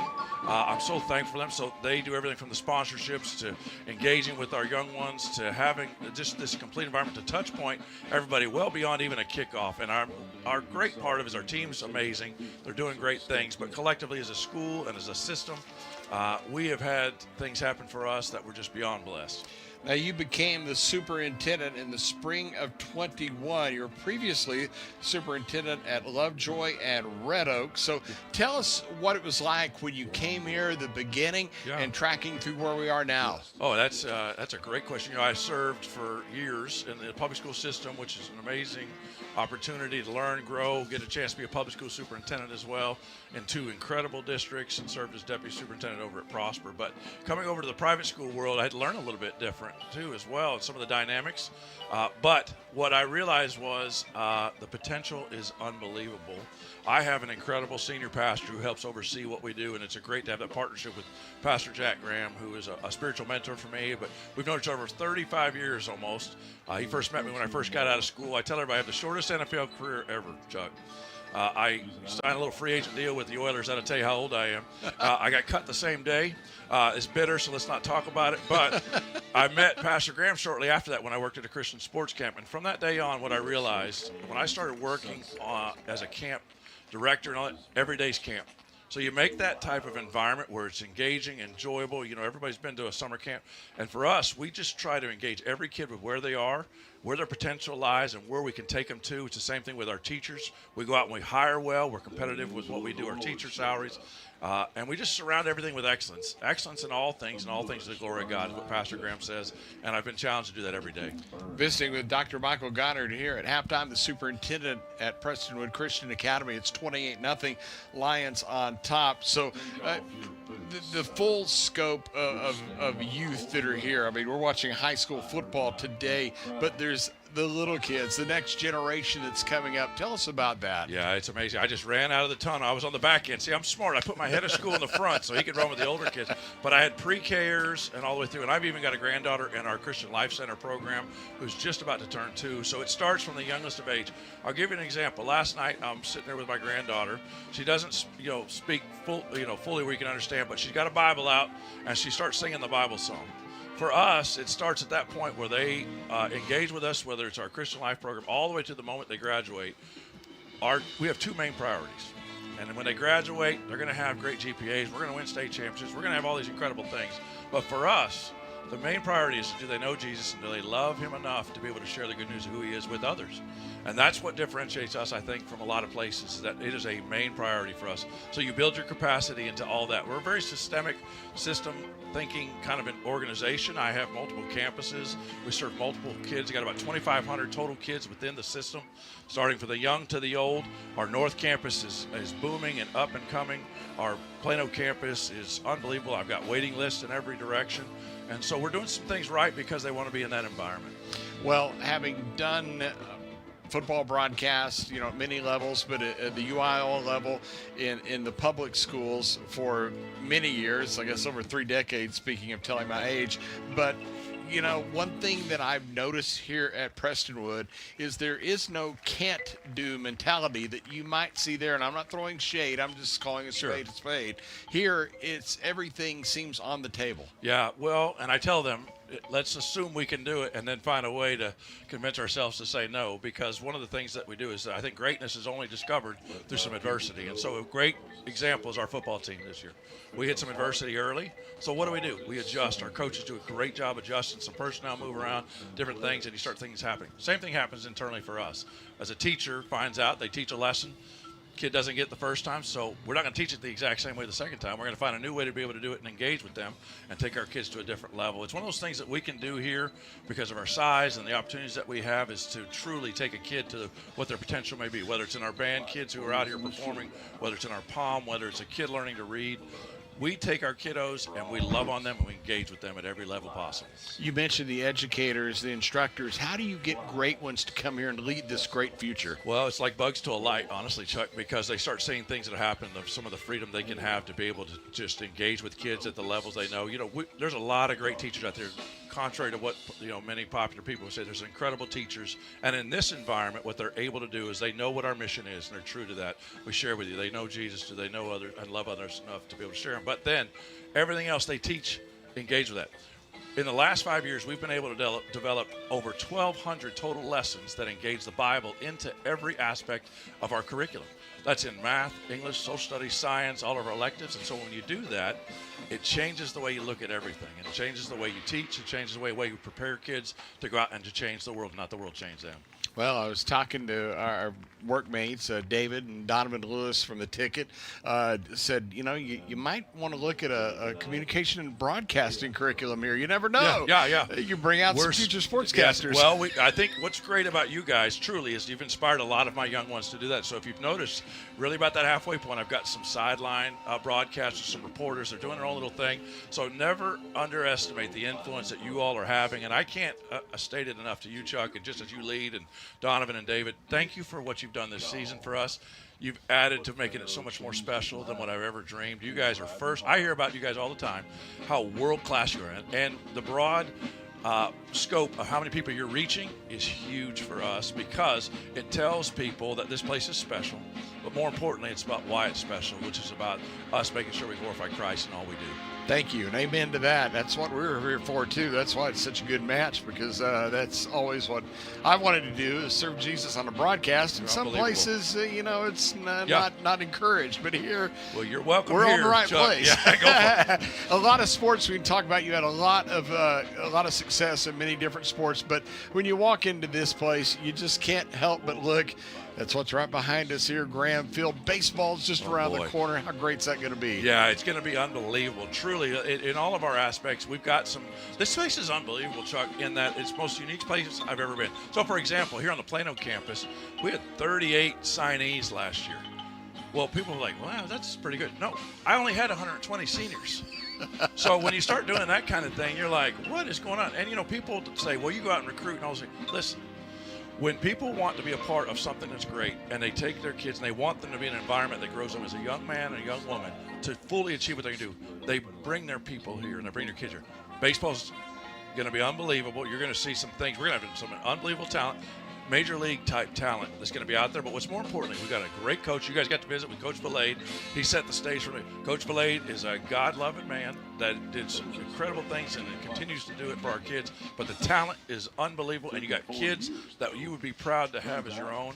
And I'm so thankful that we've got so many of those across our entire system that I'm just honored that I get to. I can't believe I get to do this every day, Chuck, to be honest, because I get to be engaged with the lives of kids and families and grandparents and just next level. I try not to get emotional about it, but it is unbelievable for me to be a part of this. It is so awesome, and awesome to have you with us, and appreciate the time that you've spent, the kind words, and we'll continue to grow this thing because we're just at the very start. I mean, I feel like we just because of time, we've had reins a little bit some things we can't do, and it's like, just wait. Big times, it's unbelievable. Big things are coming. So, Chuck, I have one request for Christmas. Is there any chance I can get a signed picture of Donovan Lewis? Is that all right? Signed picture of Donovan Lewis. Yeah, I just want that, and I would be happy for Christmas. I think you can get that at the post office. Yeah, I probably could. Places.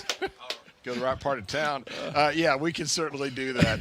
Hey, it's been a pleasure. Thank you for spending some time. Bless you guys so much. We just appreciate you all so much. Thank you. That is Superintendent here at Prestonwood, Mike Goddard. We'll take a timeout here. It's 28-0 Lions on top. We'll have more on the Aquaterra halftime report. Lion football continues after these messages. Make your dream outdoor space a reality with Aquaterra Outdoors. From full-service design to construction for landscaping, pools, and outdoor structures, we offer everything you need for your ideal outdoor environment. With years of experience and a commitment to excellence. Aquaterra Outdoors, elevating outdoor living to the next level. Contact us today at 214-387-8333 or visit our website aquaterraoutdoors.com and start your journey to the ultimate outdoor experience. Hey there, Lion Nation. I'm Rudy Casanova, owner and president of Global Strategic Business Process Outsource Solutions. In athletics, teamwork is everything. Each player has a role, and when they come together, they achieve greatness. At Global Strategic, we believe the same principle applies to the workplace. When the right people come together, your business thrives. Let Global Strategic help you build a winning team at work. Visit www.globalstrategic.com for more information and schedule some time with me or one of my team. The Casanova family and Global Strategic are proud supporters of the PCA Athletic Program. Go Lions! Are you injured or in pain and not sure what to do? Schedule a complimentary injury screening and talk to our physical therapists at Vista PT to see if physical therapy is right for you. No prescription or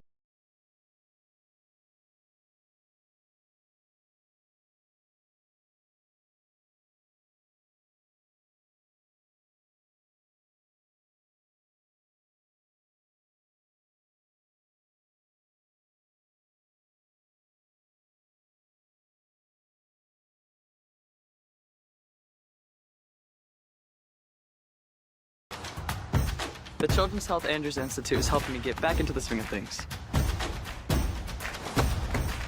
They're getting me back to reaching new heights. Back to sticking the landing. Back to setting goals and scoring them. Back to more than a game. As experts in everything from orthopedics to performance training, we specialize in getting DFW athletes back to doing what they love. Halftime here at Prestonwood, 28-0 Lions on top. Class 6A state semifinals. Let's check Ryan Metcalf's stat board. Total numbers in the first half. PCA 273 yards of total offense, 194 on the ground, 79 through the air, compared to only 78 yards for Legacy Christian. 76 yards make it. 47 of those on the ground, 29 through the air. First downs in favor of PCA, 10-7. It's actually been Legacy in control of the clock, 14:01 compared to 9:59 for the Lions, who had a couple of short drives. Penalty count, 6 for 47 against the Lions, 4 for 30 against Legacy. And on third down conversions, Prestonwood 3 of 6 compared to 2 of 8 for Legacy. Individual numbers, Luke Glass 7 of 11 for 79 yards, so no big numbers through the air. Junior Niffen does have 3 catches for 55 yards. William Taylor, well, what do you expect? Over 100 yards already, 13 carries, 151 yards, and 2 touchdowns. Luke Lawrence, he has kind of rough day going. 3 of 13 for 29 yards. He's been picked off twice. And again, they haven't really gotten anything going on the ground either. Jack Caswell, leading rusher, 8 carries for 26 yards. Take a timeout here on the Aquaterra halftime report. It's 28-0 PCA, and we'll have more after this timeout. Storm damage? Don't wait until it's too late. At Up to Date Roofing, we bring top quality craftsmanship, honest pricing, and fast service to protect what matters most, your home. From repairs to full replacements, we keep your roof and your home up to date. Call us today and stay covered, rain or shine. Up to Date Roofing, keeping you covered no matter the weather. At Paris Baguette, unwrap joy with seasonal flavors of peppermint mocha and cinnamon churro, paired perfectly with holiday pastries and treats. Visit your neighborhood bakery cafe or order online at parisbaguette.com. From the long-lasting and reliable heating and cooling systems we send out the door, to the friendly and knowledgeable dealers who go the extra mile. With a no-hassle replacement limited warranty, you can trust Comfort Maker to deliver outstanding service and performance, keeping you a step ahead with advanced technology and exceptional comfort. To find a Comfort Maker dealer, visit comfortmaker.com. At Prestonwood, we believe in the power of promise and the hope of new beginnings. When you're looking for a brand new start, we'll connect you back into life again. Join us. Let's move out of the past and into a bright future together. For more information, visit prestonwood.org.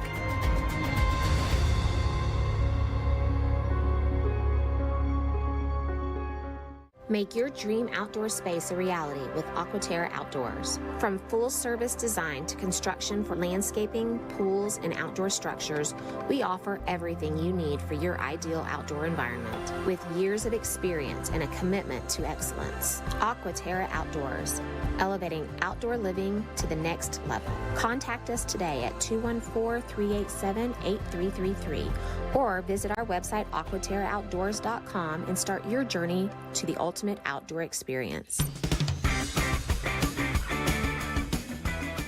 28-0, Prestonwood on top of Legacy Christian as we welcome you back to the stadium. Chuck Kelly, David Stoltzman, Donovan Lewis on the sidelines. What a great visit with the superintendent of Prestonwood, Mike Goddard. Boy, that was a heck of a visit. And I was joking, you had stepped out when he came in.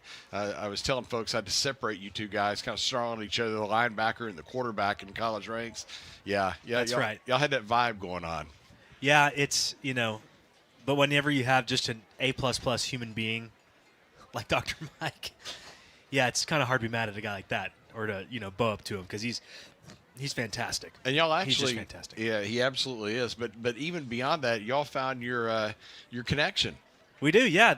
Ronnie and Donnie Anderson, and then also Larry Centers, teammates of his at SFA in the late 80s, early 90s. Just fun little weird familial connections through that. I mean, it's a small world. Yeah, you know how it is. But you had you played with their son, right? Well, so Larry Centers' son, Larry Centers Jr. was best friends with my brother in middle school and a little bit into high school, and so that was one. And then one of my best friends growing up, Luke Anderson, his uncles are Ronnie and Donnie Anderson. There you go. So uncles, the twin linebackers, and so yeah, that's just how it goes. Yep. These small little small circles. World. Yeah, but a good circle here at Prestonwood, no doubt about it. Well, the teams have come out through their respective inflatables and sunk right back in. I guess you go in and keep warm for a minute. But we're about a minute and a half away from getting this one started back up in the third quarter. A couple of more notes off Ryan's board. Yards per play in the ballgame. This kind of tells a story. PCA averaging 8.5 yards per snap compared to 2.2 for Legacy. As far as average field position, the Lions have started from their own 47-yard line compared to the 25 for Legacy in its own end of the field, and 21 red zone points for PCA. They've just been basically running right up the middle when they can. The Lions have 10 carries in that middle area for 105 yards. They've been able to use that size up front. Remind me of the penalties. That's the one booger that I'd be curious about. It almost seems like a loss leader for PCA. It's hard to pick them apart, but if I could say one thing, I just feel like there's been a little too much laundry on the field, especially compared to the super tight and tidy game they played last week. Well, the Lions make their way back out along the near side. You hear the fans down below. Sounds like we got some Mississippi State fans at those bells down below. Again, if you missed that score we gave you a little bit earlier in the ball game, Mississippi did win the Egg Bowl over Mississippi State. Also, a pretty big game that was going on earlier. That was Utah and Kansas, and Kansas was leading that game. However, Utah came from behind, won that one 31-21. The Ole Miss final was 38-19. Iowa throttled Nebraska today, 40-16, in a fairly sizable game. Well, let me give you the one that's going on right now. Georgia and Georgia Tech are 3-3, middle of the second quarter. Fairly sizable game going on tonight in Austin. I guess you'll probably watch a minute or two of that. Don't forget about the Mean Green Eagles up there in Denton. 14-7 right now over the Temple Owls. Actually, tack on another touchdown. It's 21-7. Oh, heck yeah. I guess my that's my dial-up internet on my phone is just not hitting it. There it goes. It just updated. But 8:26 to go in the second quarter. Mean Green without a coach. Well, not today, but soon enough. Sort of. Yeah. Just greener pastures. No pun intended. But the couple of 6A scores for you, Chuck, if you just had a minute here. DeSoto the Eagles are up 14-6 on the Woodlands College Park, winding down the end of the first quarter there. Also, if you flip over to 5A Division I, the Aledo Bearcats really put one on Cinderella there at Fort Worth Arlington Heights. Their season comes to an end 55-0. Yeah, that's not a shocker. Heaven's sakes. If you go back over the years and look at Aledo's schedule, I don't want to go down a rabbit hole here, but whole story to be written about that. Let's get this third quarter underway as the Lions are going to do football first. As the approach, Dragus puts the foot into it, and with that wind, it goes over the back of the end zone. And it'll be 1st and 10 for PCA from its own 25-yard line, and we'll reintroduce the Lion offense with Luke Glass, the quarterback, William Taylor in the backfield.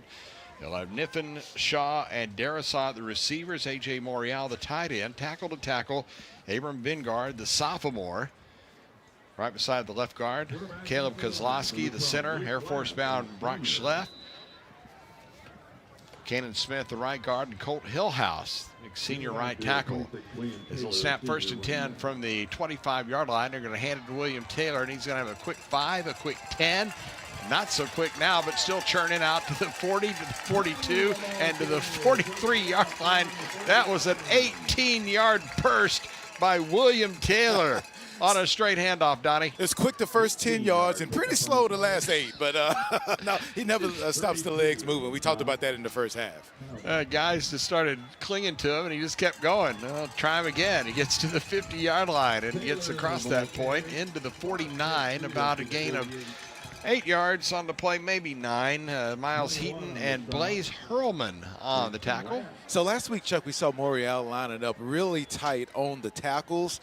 They're having Junior Niffen do the same thing. They're doing it on both sides. It's the third straight play that they've had that formation. From the 49, running play up the middle. There goes Taylor inside the 40, down to the 39, maybe the 38. Give him 10 yards on the play as Bond Miller and Razor on the tackle. It's just something else to have a wrestler be your running back, man. Yeah, absolutely.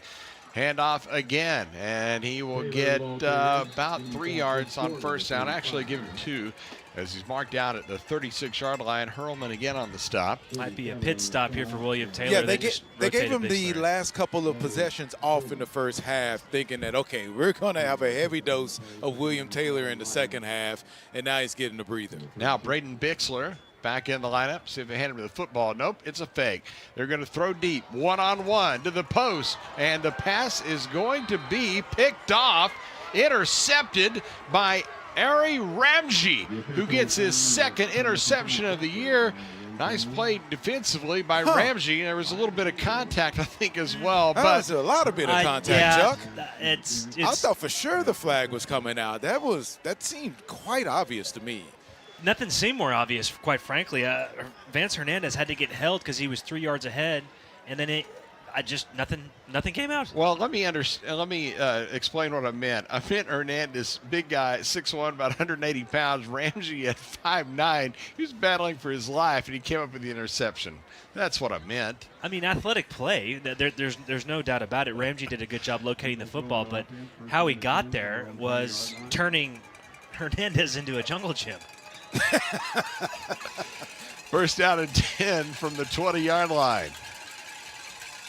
So after the turnover, they're going to hand it off, and it's going to be no gain as it's Eddie Brownstein hitting Jack Caswell.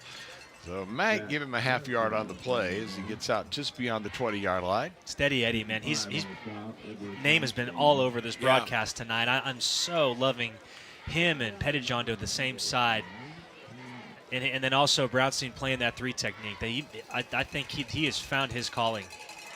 Free play. Here's the snap to Lawrence. It's going to be a free play, and he's going to throw deep down the left side, and it's incomplete. Gets down around the 40-yard line. He was looking for Jacob Kuhn, but Luke Lineberger is the one who's going stride for stride with him. That'll take us back to our referee as had a little trouble with the official's microphone. He's just going back to the old school here in the second half, and he'll give us the the call down below as he shows it was offside, as we told you, against PCA. If you guys need me to run out with the mic every time he makes a call, I will. I was just going to say no need, because you already have the mic and that's right, and the white hat. And usually you beat him anyway, so there you go. Exactly. I was trying to let him have his shine. 2nd down and 4. Here is Lawrence over the middle, pass caught in stride. Running Morabito across the 45-yard line, gets out near the 47, maybe the 48. Noah Morabito with his 12th catch of the year. It's a gain of 22 yards and a first down as Lucas Balma, the sophomore, on the tackle. First catch of the game for Morabito. Here is the pass over the middle and incomplete as they hurry to the line of scrimmage. It'll be 2nd down and 10. Going back to the play before, I don't quite get it, and this might just be because of maybe how I was taught defense or what I've seen, but Ty Gilday's covering the inside receiver so perfectly in empty, but he comes off the receiver, so it's almost like they're running a zone, and he comes off his receiver, thinks he's going to pass him off like a parcel to the free safety. I don't know if he stays with the receiver, it's a non-play. It's probably a coverage sack. 2nd down 10 from the 48-yard line. Lawrence has time, throws upfield, and the pass is going to be incomplete as it hit the carpet down around the 33-yard line as they were looking for Bennett Lockhart, who had 4 catches coming into the game. Only a freshman, Braden Bixler, a sophomore. He gets those young guys going at it there in that battle. Well, they don't play like they're whatever their class is. Both those guys are elite in their own right. I feel like the Lions right now are definitely in keep it in front of us mode and don't let anything behind you, which can get you in trouble a little bit. It can eat up some yards. You're right, Johnny. Yeah, they're just the way they're playing defense now. Now they have a couple of safeties back. 3rd down and 10. Here's the snap. Lawrence steps up, he's hit, he's twisted, gets away from a tackle, and he will get to the 47-yard line. Bengard had him first, then Pettijohn was the one that finally brought him down.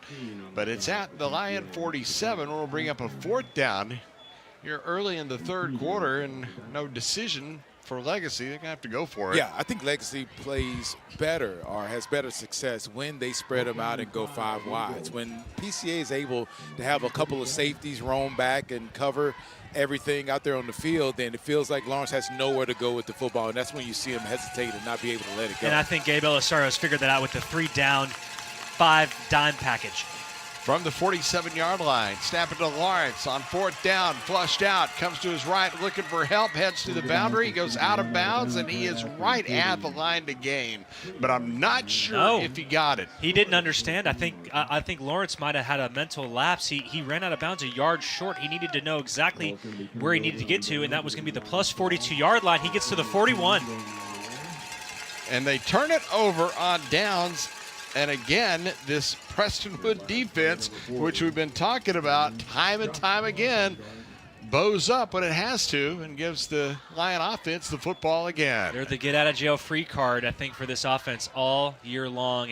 And the last interception, I don't think we can chalk it up to Glass, although it will go down there in the stat sheet.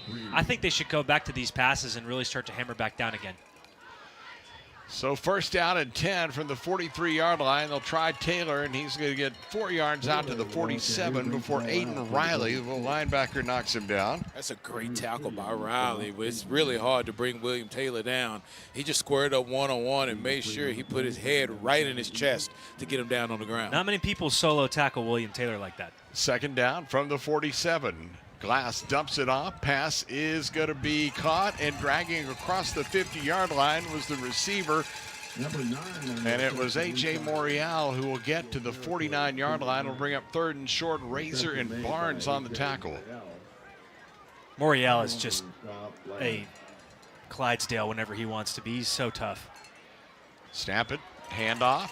And that's Taylor, 1st down to the 45-yard line as he gets 4 yards on the play. Chris no. On the tackle, and Taylor is injured at the 45-yard line. And they come out to take a look at him, and while they do that, we'll take a timeout here. 28-0, Prestonwood on top. Lion football continues after these messages.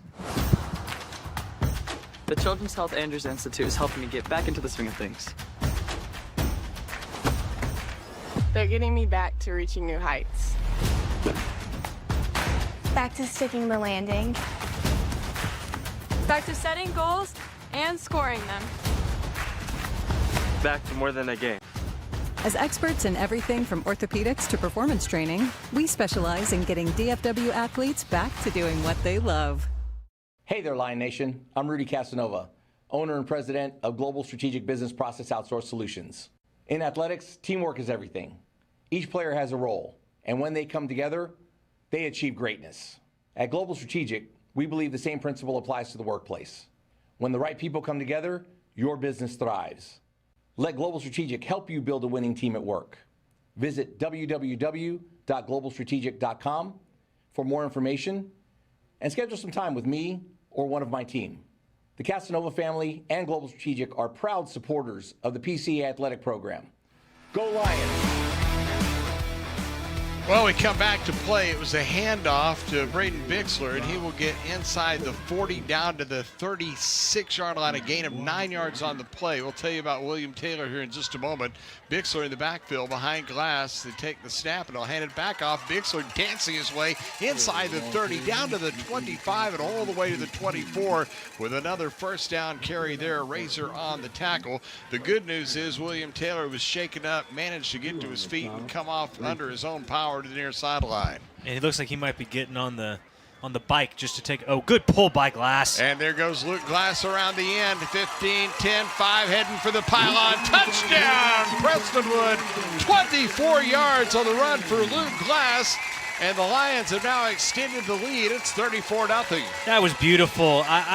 Luke Glass has become the savviest of running quarterbacks, I should say, over the last few weeks. It used to be, they'll run the RPO, but 99 times out of 100, he's going to hand it off. No, now he's become this just brilliant, visionary runner and plays that RPO out perfectly, Donnie. Yeah, it's been really smart in his decisions here the last month and a half. And you're right when it happened, it was such a beautiful play. Everyone thought it was going to Bixler, and he pulls it, goes around the outside untouched. Trent Clarkson, point after attempt. The south breeze is up and good. He'll take us to break with 7:04 to go in the third quarter. Our new score becomes Prestonwood 35 and Legacy Christian nothing. Lion football continues after this timeout. With fast signs, see the visual possibility in your business. See it in lights and flags, on a van, in metal, on the floor, in color. With signs and graphics, you can say anything, do anything, be anything. So make your statement. With Fast Signs, your masterful team of visual marketing experts, anything is possible. Fast Signs, make your statement. At Prestonwood, we believe in the power of promise and the hope of new beginnings. When you're looking for a brand new start, we'll connect you back into life again. Join us. Let's move out of the past and into a bright future together. For more information, visit prestonwood.org.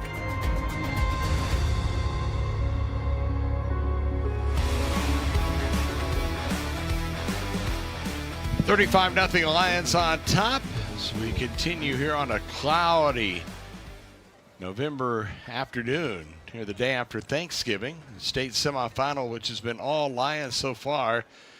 And again, we're hoping as we keep a check to the sidelines and see number 26 down below William Taylor that he is just getting some work in, stretch out some muscles, David, because that was a hold your breath moment when you saw him face down on the field. It was. He wasn't moving, and you just automatically go to, oh, man, lower body. And I think it is, but it's nice to see him pedaling on the bike. I think just keeping everything warm. It might have been a contusion type if I were to just guess. But, I mean, he's a tough kid. He'll come back, and only if Coach Yantis will allow it. Here is the kick on the ground. Gets past the defender at the 30-yard line. Gets into open territory. They'll just go back and fall on it. Back around the 17. It was H. Razor who jumped on top of it. It'll be 1st and 10. Or Nolan Gray, whichever. It was Gray that was there. And with 7:04 to go here in the third quarter, it'll be Legacy with the football, Donnie.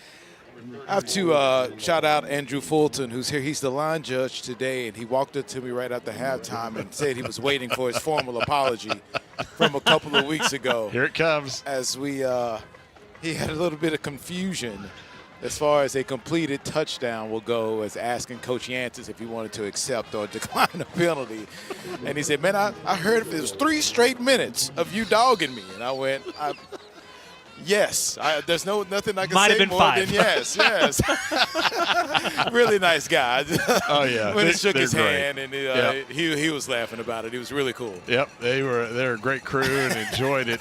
Enjoyed the visit before the ball game. Here's a little swing pass. That's actually a backward pass that is taken there by Jack Caswell, and running to his left, he's going to be stopped for a loss of about 3 yards on the play, and it was Cam Pettijohn on the tackle for Prestonwood. The defense snuffed that out perfectly. They start out in empty that time. They motion. Who's been the back that's Caswell. There's been no sign, according to Kalen Kelly, there's been no sign of Jackson Ladd on offense or defense. I think he's still suited up out there. We haven't seen him since about the middle of the first quarter, or maybe even beginning. Well, he had 4 carries for 12 yards, and we didn't see him again as Prestonwood's going to burn a timeout. Strange. Let's go ahead and take it with him here with 6:26 to go in the third quarter. 35-0 Lions. More after these messages. Come see Larry, Jane, and Repo Jr. for your next vehicle. C3 Auto, located at 3101 Premier Drive in Plano, Texas, or visit us online at c3auto.com. Are you injured or in pain and not sure what to do? Schedule a complimentary injury screening and talk to our physical therapists at Vista PT to see if physical therapy is right for you. No prescription or referral is needed. Storm damage? Don't wait until it's too late. At Up to Date Roofing, we bring top quality craftsmanship, honest pricing, and fast service to protect what matters most, your home.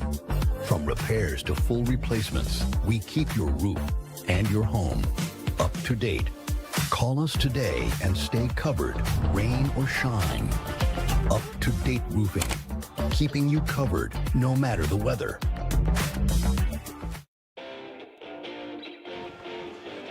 Well, a quick timeout. Had to reset things momentarily. Reminder after the game, want you to stick around for the postgame. Brought to you by Global Strategic, proud partner of PCA Football. We'll have interviews from down on the field. We'll have the highlights. We'll have stats and more to hopefully tune up for a state championship game coming up next week. And again, Lion fans, don't want to get too much into the numbers, the politics, and whatnot, but TAPS has an exclusive hold on the state championship game, and that is not only video, which is the same way they do it in the UIL, but also audio. So according to what we have been informed, this will be our last broadcast of the year. That's not a PCA thing, so don't shake your torch at PCA. Not their fault. It's TAPS. So we'll try to work through that and enjoy the rest of this one. Here's a 2nd down and 10 as Luke Lawrence gets pressured. Might have got that face mask snapped as he gets down across the 14-yard line, as it was Cam Pettijohn who came in on the tackle. Again, it wasn't a grasp thing, just the hand went across. He touched it, didn't pull it. I think you're right, gentlemen. I think you're right. I think that I've been so impressed with Gabe Olisario for a lot of reasons this year, the defensive coordinator for PCA, but he's really tried to figure out this legacy team. He's doing a wholesale formation change. He's shifted into this dime package that he likes in 2nd and 3rd and long. 3rd down and 12. Lawrence steps up, hit and drop back inside the 7-yard line. Cam Pettijohn, who is having a whale of a game today, and the junior makes the play for a loss of 8. I can't tell you how impressive that play was, because PCA only rushed 3. Right. And it was right up the gut as Pettijohn just broke through and didn't even give Lawrence a chance at even getting the ball out. There was an interesting defensive formation out of that timeout, and they got home with 3. That's really good. Well, here is punt time for Jack Drygas, and this time it's snapped over his head and out of the end zone for a safety. Well, that'll take it to 37-0, and we'll get the Lions the football back. This has not been a great special teams game here for Legacy Christian, because on the punt earlier, it just went right through his hands, and that gave the Lions a short field that they converted into points. This one all the way over his head, and out the back of the end zone. And the safety, again, takes it to 37-0.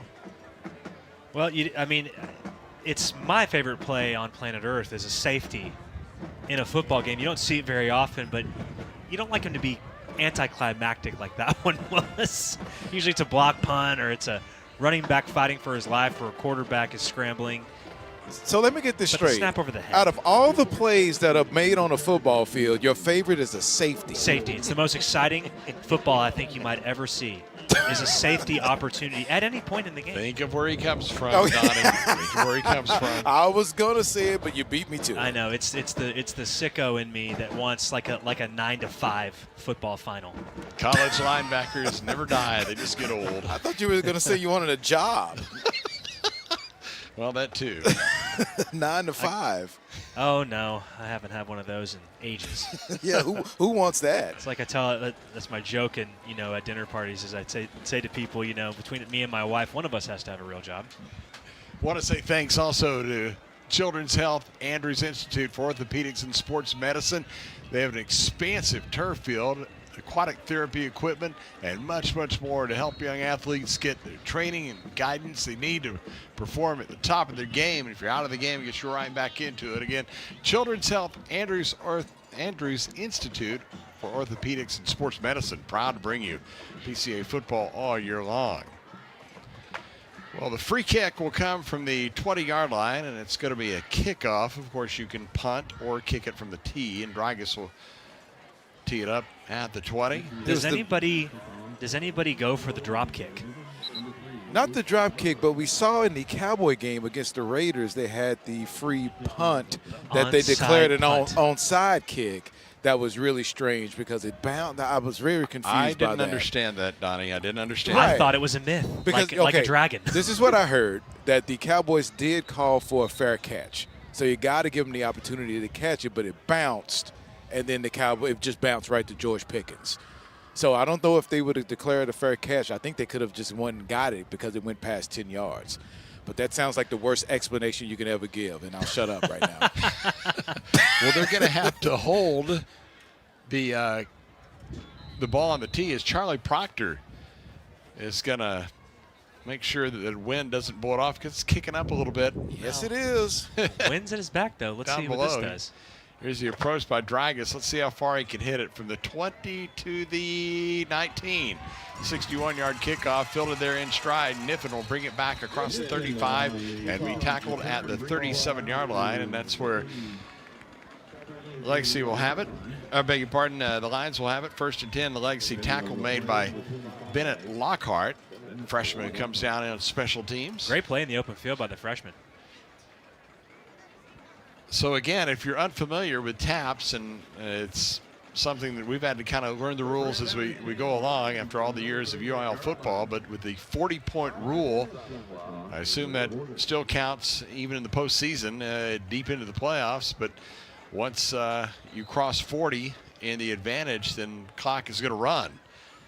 It could make for a shorter afternoon, as on 1st and 10, handoff, it's going to be Bixler around the right side.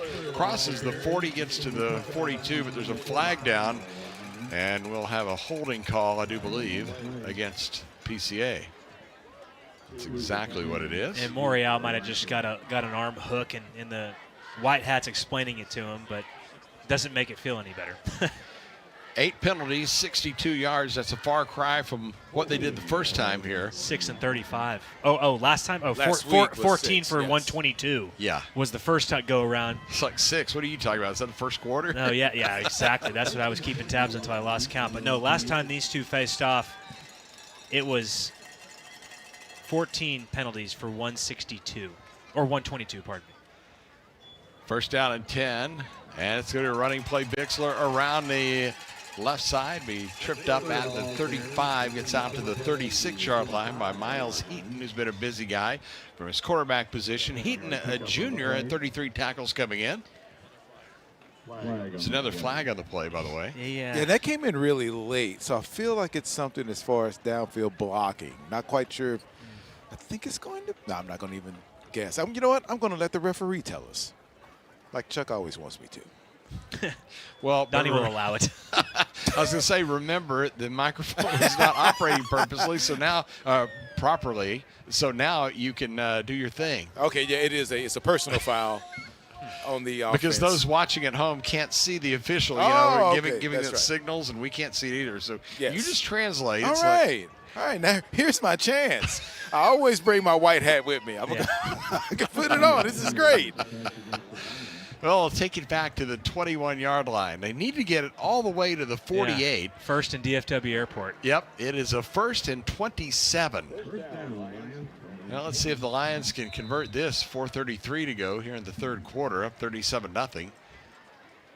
2 receivers left and right. Glass with the snap. Has plenty in the pattern, throws over the middle, caught Niffen, has a seam across the 40, spins out of a tackle to the 44-yard line, and guess what? Of that 21,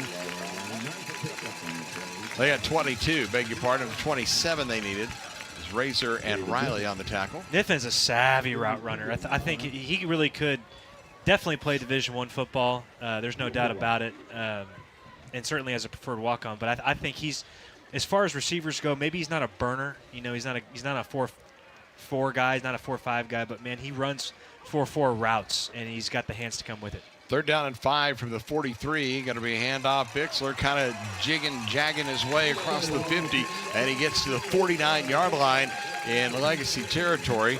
Statement pickup, man. That really is. When you have a 1st down and 27 and get the 1st down, that's pretty good. Bratcher on the tackle for a Legacy. Here's a swing pass in the flat. Bixler makes the grab and is tackled immediately at the 47, gain of a couple. Bubba Barnes in on the tackle.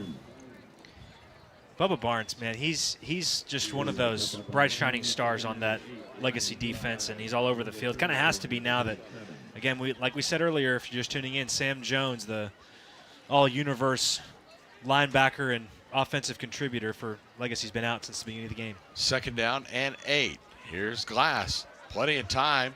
Now he's going to tuck it. Tries to move ahead for a couple of yards. Gets to the 46-yard line where he's tackled there by Colt Hardage, a freshman in the ball game for Legacy. Chuck, he was definitely looking for Niffen on that play to go deep, but Niffen slipped out of his break.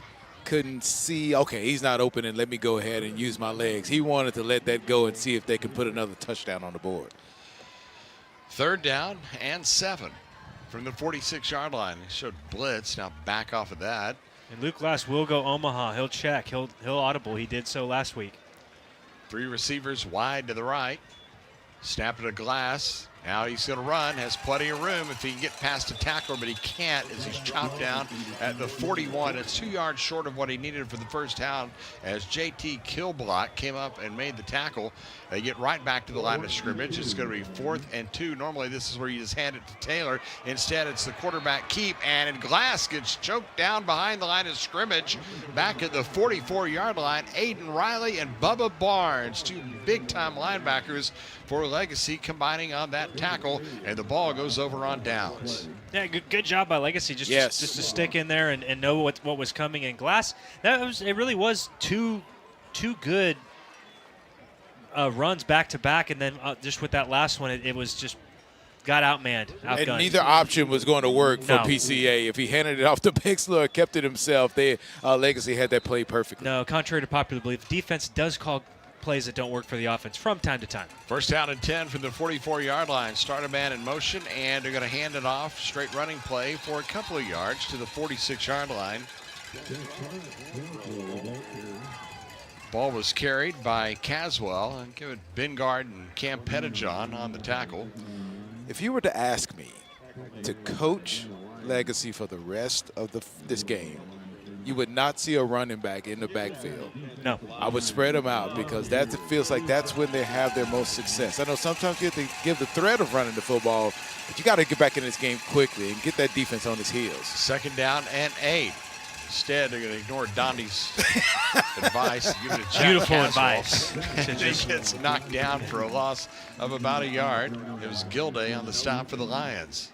Well, with all due respect, Donnie, I think that Seneca Wallace might have just a little bit more knowledge than you and me combined in terms of an offensive play caller. No question about it. In his fingernails than I do in my entire body.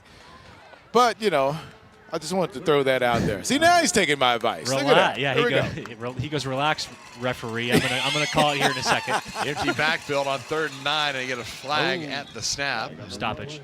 And it's going to be false start. Yeah. Which, again, did we ever get to the bottom line on that? Because we heard the public address announcer over. Oh, you weren't there. I'm sorry. That's right. You were on a That's beach. right. I forgot. I was golfing on the ocean course. Yeah, there just you for go. those of y'all that care for something like that. There you go. Quit rubbing it in. Anyway, so the I hope you shot 140. 95, actually. Nice. Yeah. The public address announcer was giving the call of illegal procedure, which, of course, all of us that are from the 1960s would know what that means. Oh, I just teed that one up, didn't I? Boy, back when refs put their pants in their socks. He feels like he's back on the ocean course. He had that one teed up for him. That's right. 3rd down and long for the 39. Lawrence deep over the middle. Pass going to be intercepted at the 34-yard line. It's Braden Bixler who comes up with the INT again, and the Lions are going to have it with 21 seconds to go here in the 3rd quarter. What an athletic and acrobatic play. I know Bixler comes in for relief for William Taylor, who, I mean, he's all world and looks like he's moving around real good. I'm not sure we might see William the rest of the game just out of preservation, but Bixler is a really good running back. My goodness, he is an elite level. He should be an all-district, all-conference, all-state safety. And He's to get that without interfering with the receiver and going through him and basically going around him in the air was a really good play. It's just good football. Yeah. 6 carries, 48 yards for Bixler as he will get his 7th carry right here as he gets from the 34 out to the 36-yard line. Give him a couple of yards before Kill Black on the stop. Big junior came in with 87 tackles on the year, a couple of caused fumbles and 4 recovered. And that's going to be the end of quarter number 3 here in Plano. The score, Prestonwood 37 and Legacy Christian nothing. 1 quarter away from a berth in the state championship game next week. We'll tell you how it goes. In the 4th quarter comes your way. You are tuned in to Prestonwood Lion football. More after this timeout. It's not about fixing air conditioners. It's not about the thousands of hours spent training. It's about homeowners resting easy, knowing they can trust us in their homes. It's about keeping a family cool and comfortable in the dead of summer. At Milestone, it's more than just a job.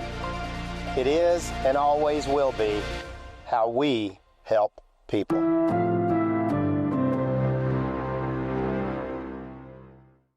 Make your dream outdoor space a reality with Aquaterra Outdoors. From full-service design to construction for landscaping, pools, and outdoor structures, we offer everything you need for your ideal outdoor environment. With years of experience and a commitment to excellence, Aquaterra Outdoors, elevating outdoor living to the next level. Contact us today at 214-387-8333 or visit our website aquaterraoutdoors.com and start your journey to the ultimate outdoor experience.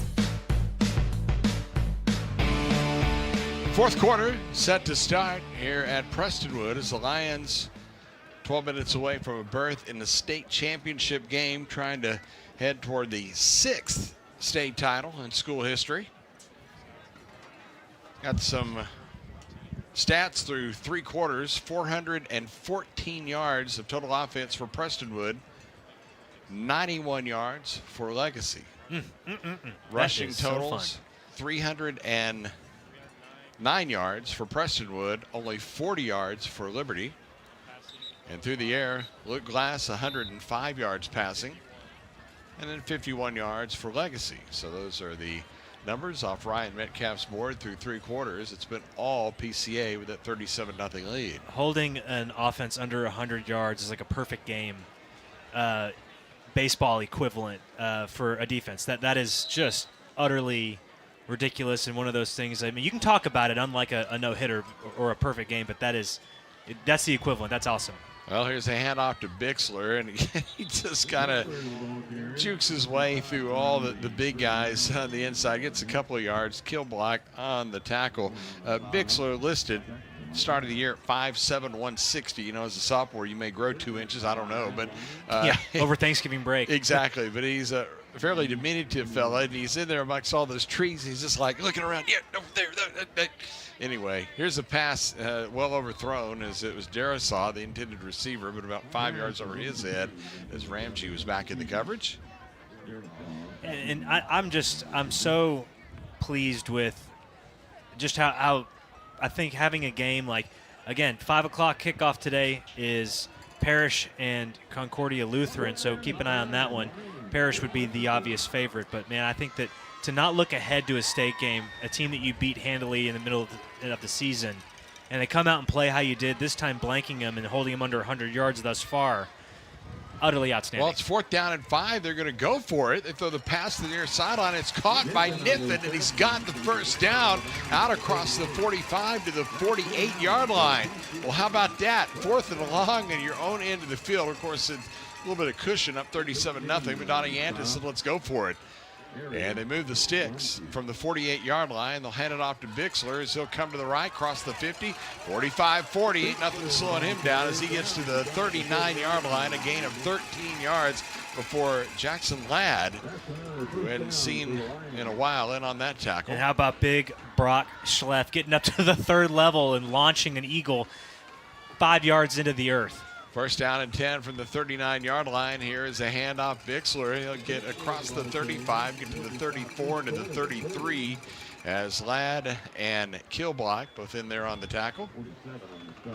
Well, it looks like the Lions kind of feel like they're through fooling around here. They want to go ahead and get it over that 40 mark, get the clock running, get out of here. I think they've made that decision. Yep, from the 33-yard line, handoff Bixler. He gets hit at the line of scrimmage and twisted down rudely by Kilblock, the junior. Big hit there to throw Bixler down to the turf. Certainly some good pieces coming back next year, I think, for Legacy. I mean, to back-to-back state semifinal berths and to still have a super young team and dealing with all the injuries that they had this year. Really good job by Coach Hicks. 3rd down and about a yard as they're going to hand it off. Running play will get the 1st down. Actually, it's Glass who kept it, beg your pardon, and he will get 4 yards down to the 26. Something to keep an eye on. Did you see Luke Glass try to get as low as he possibly could? He's 6'5", and he tried to crouch down at the line of scrimmage to see if he can kind of peek his way through where no one can see him. We can see you, big man. Yeah, he crouches we can see you. Crouches to 5'11". Yeah, and he's right. And trying he's to still get through. taller than me. I'll tell you what, though. How about this? Luke Glass. I'm not sure Ryan Metcalf may need to buzz in, but he might end up having more rushing yards than passing yards, maybe for the first time in his career, and then never again. Here is the handoff. Bixler bounces outside left, heading to the 15, down to the 10, and still churning down to the 6-yard line. Razor and Bonmiller, the safeties, finally got him, but not before a run for Braden Bixler all the way down to the 6-yard line. 1st and goal to go. Glass from the pistol. Fake the handoff. Quarterback keep. He will go around the left side, get knocked down at the 3 by Miles Eaton. Boy, there was a lot of green grass in front of him. He thought there's no way he did not think he was going to score a touchdown. Just make one man miss, and he could not elude him. That was a really good call. Miles Heaton, the all-star cover corner. Now Moriel looks like he's checked in at the Wildcat quarterback. But, man, when your cover corner is the last guy to beat, you got to beat him. Glass, come on. 2nd down and goal. It's going to be Morial on the keep into the end zone. Touchdown, Prestonwood. And with 8:53, actually it scored at 8:54, it becomes 43-0. And the Lions over that magic 40 mark, and they are going to be playing in the state championship game coming up next week. And we do have the Usain Bolt clock going. Yep, that's what I was saying. That clock was running. Yeah, it was. 8:54 was the time. We're already down to 8:20. So, yeah, this one's going to be over in about 10 minutes or less. PAT good by Clarkson. And the score becomes 44-0. Prestonwood on top. A timeout here. Lion football continues after these messages.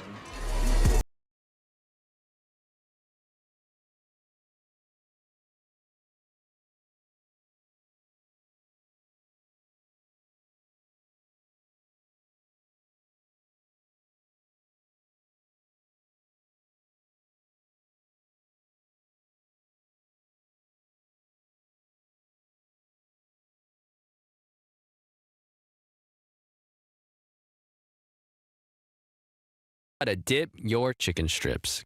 Hey, this is Kiani. And this is Tabitha. And a little thing we love about Chick-fil-A chicken strips is all the different sauces we can dip them in. I like to line up all my favorite sauces so that in every bite, I have a different flavor. Then, with the tenderness of the chicken, the juiciness of it, it's all there. And for me, I like to mix my sauces so I get a little tang and I get a little sweetness all in one bite. That's just a recipe for a good time, you know? That's what makes it for me. Like, that's what does it for me. That's what I'm saying.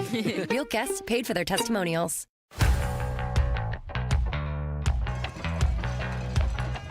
Well, the Prestonwood Lions putting the cherry on top of the sundae with a scoring drive that makes it 44-0, 11 plays, 66 yards, took 3 minutes and 28 seconds off the clock, and now all that's left in this one is the celebration.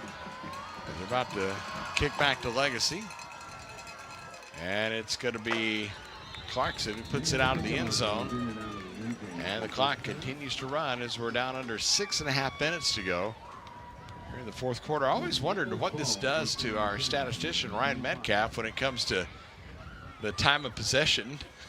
I think he just kind of makes it up as he goes along. I know, yeah. Who does that belong to? Is that PCA's time of possession before they kicked it? Well, the official rule, change of possession, is when it is. So that's on PCA. Yeah, gotcha. So it's but still the running clock it situation. Just messes. Yeah, it messes with the whole dynamic of proper statistics keeping, which, as we all know in high school, isn't exactly the most exact science you will ever find. Oh yeah, that's right. Yeah, it's a Max Preps. First down and 10 from the 25-yard line. Chuck. Here is the handoff that goes to Caswell, and he will get hit about a yard across the line of scrimmage out to the 27. I had to duck from that low-line bomb that just was thrown. Spit a lifetime in NFL and major college press boxes. I'm used to correct, not guess. Oh, boy. Well, just to back you up, though, it's stats. It's supposed to be exact. Yes, it's objective. It's the most objective. If we don't have that, then everything is subjective. What do we have? And gravity doesn't exist. Yep, there you go. I'm floating right now. Here's the handoff, and really nothing doing there. It's hit right at the line of scrimmage. It was Caswell, and it was Bengard and Gilday on the tackle. I think the only other thing that's more objective than stats is my wife being right. That's it. Oh, man. Have you been right since no the millennia? Yes. Before you ever got out of your mouth. I can answer that for you. No. Well, this defense has been really good for Prestonwood today on third down attempts for Legacy. They're only 2 for 11 on third down tries. That's down excellent. 4:25 to go in the ball game. 44-0. Prestonwood on top. Here's the snap. Luke Lawrence is going to be under pressure, and he's going to be dropped back inside the 16-yard line. And it was Keegan Britton who came in, the senior.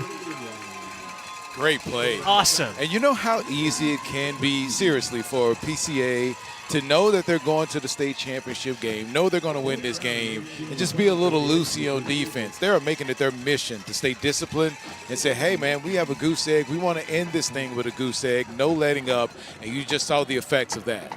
Britton, his first sack of the year. And he's getting mauled by everyone on the defense. They're all grabbing him and hugging him and hitting him on the head. He might need to go to concussion protocol whenever he gets to the sideline. Finally, everyone's patting him on the helmet. That's outstanding for the senior. I love seeing that. Drygas with a punt into the wind will hit short of the 50 and be picked up by Niffen, and he runs right out of bounds as he gets to the 43. And Prestonwood will take over. The clock running, 3:20 to go here in the fourth. Again, stick around for the Global Strategic Postgame Show. We'll have our interviews from down in the field. Hear from head coach Donna Yantis. Looking at our potential stars.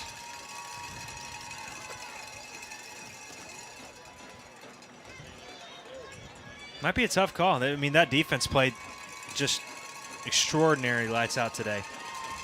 Yeah, it was. And, of course, offensively, you can always go to Taylor, but somebody along that offensive line, maybe one of these fellas that been out doing a lot of the work. Love that. Love that. Yeah, the offensive line, they've been outstanding today, and I wonder who we're going to get with this, the way this defense played today. I can't wait to see what the final stats are in that one as the handoff from Trot O'Neal. Trot O'Neal is in at quarterback, the future snapper for the deep snapper for the University of Texas. He's in to quarterback for the final two snaps here. His running back was Joe Palmer, who carried that ball. We've seen him in the backfield a couple of times. I was curious to see, because when William Taylor went down, I was thinking, well, there has to be a 3. There has to be like someone else who has to come in to relieve Bixler, who's starting safety, and is the reliever for Taylor. The team doesn't even know it's the 2-minute timeout. They're about to line up. Yep. They still call it. We'll take a timeout, 44-0. PCA on top. Lion football continues in a moment. The Children's Health Andrews Institute is helping me get back into the swing of things.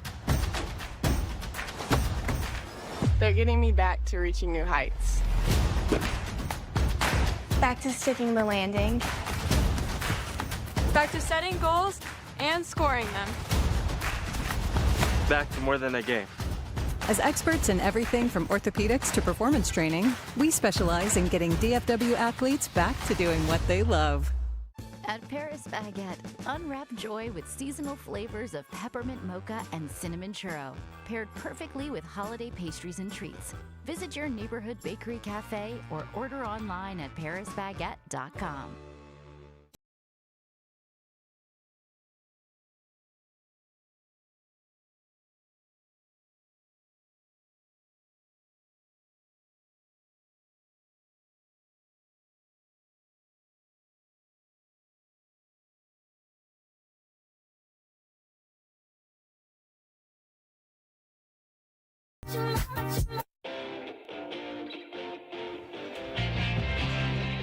Well, officially 2 minutes left in the ball game. 44-0 the score. As from the 46-yard line, Trot O'Neal is going to do the quarterback keep around the left side, and he will get to the 44-yard line before H. Razor made the stop. O'Neal with his 3rd carry of the year. Through the air, he was perfect this season. Perfect, I'm telling you. 2 for 2 for 18 yards. Doesn't get better than 100%. Sounds like perfection to me. And every 4 times he touches the ball, he scores a touchdown. Going to be a 3rd down situation here. 3rd and 11. Clock down under a minute and a half to go in the ball game. Trot O'Neal's going to Coach Yantis for the play call. He's going to run that in. 7-6-5 left on the play clock. Have to hurry this up, move it along. From the 44-yard line. Delay of game. Hit zeros, and I'll have a delay of game here. But does that matter when the clock's running? You can kind of go ahead and run it off. I think that's what Coach Yantis if that was the plan, right? It is a Belichick move? I think so. Oh, now it's 25, so yeah, you're going to reset the clock is down to 25. Yeah, I mean, just kind of a little gamesmanship by Coach Yantis just to take a rep away from the play count, keep his guys fresh. I get it. Coaches are so superstitious. Yeah, they are. Andre List just said, hey, he's telling clock him in motion. Let's get out of here. Coach Yantis is telling him to hold it. I think he's going to maybe go for the same thing if he's allowed to. Nope. Down to 4 on the play clock, and they're going to hand it off, and a stop made behind the line of scrimmage as the ball carrier Bixler was hit by Joe Palmer, not Bixler. It is Joe Palmer who was hit by kill block, and that should do it as the clock down to 15 seconds and under to go in the football game. And the fans on the near side come to their feet and salute for the final time at home this year the Prestonwood Lions, who are going to the state championship game next Friday at noon. The final score, PCA 44 and Legacy Christian nothing. Stick around. We'll have the postgame show brought to you by Global Strategic coming next. We'll have interviews from down on the field. We'll have highlights, stats, scores, and more. Prestonwood Lion football. At Prestonwood, we believe in the power of promise and the hope of new beginnings. When you're looking for a brand new start, we'll connect you back into life again. Join us. Let's move out of the past and into a bright future together. For more information, visit prestonwood.org.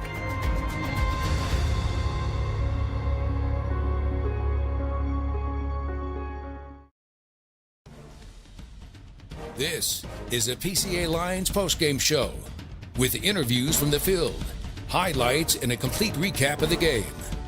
The Lions postgame show is brought to you by Global Strategic Business Process Outsource Solutions. Visit online at globalstrategic.com. Now, back to the stadium for the Global Strategic Lions postgame show.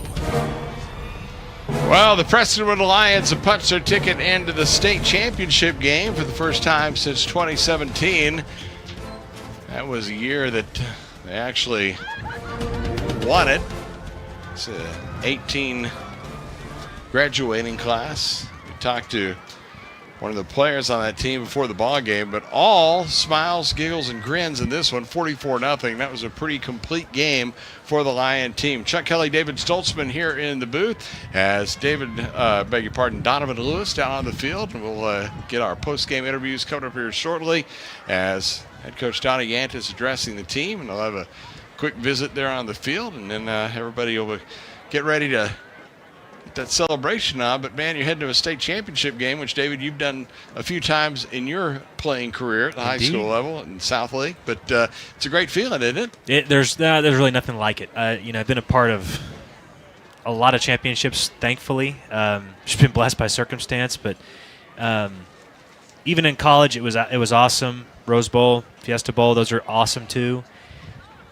I got to say, there's almost nothing like going to state championship with your boys, the guys you grew up with, the guys you've been playing with since Pee Wee, the guys you've been in elementary school with, and new faces, old faces. Everyone came together this year for this PCA team, and now they get that, and it's just something. There's a lot of things you can get taken away from you in life. A state championship memory is just so priceless, and it's something nobody can. Well, the Lions are in prayer down below, and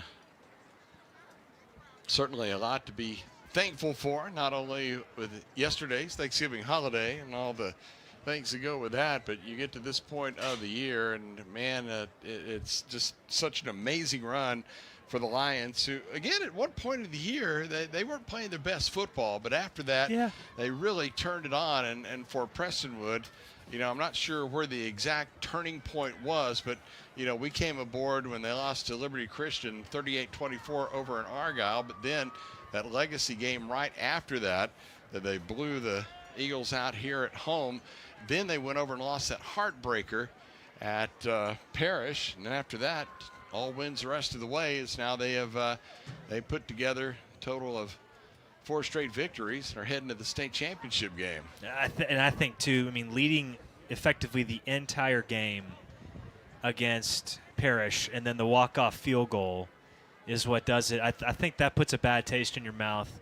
Coaching staff, players, fans, everybody just kind of said, enough's enough. We're gonna play to our ability, not to our opponent, and we're going to go out and work some people. And that's what they did, and it's been so much fun to watch, because this team really, I feel like, I mentioned it very beginning in our game day-like setting. I said that this PCA team is kind of like a secretariat. They're hanging with the pack until they grab another gear that the other horses don't have, and they're peaking at the exact right time, and they just keep going. Sky's the limit for this team. Well, you win a semifinal game, you get a championship photo here at home, and it does make sense because this is officially the last home game. We thought we already had that early in the year, that regular season game, but or the playoff game, beg your pardon, but then they got to come back here and play another. Donovan Lewis is in that picture, I think, somewhere. Well, he's close enough. He's standing about 10 yards away.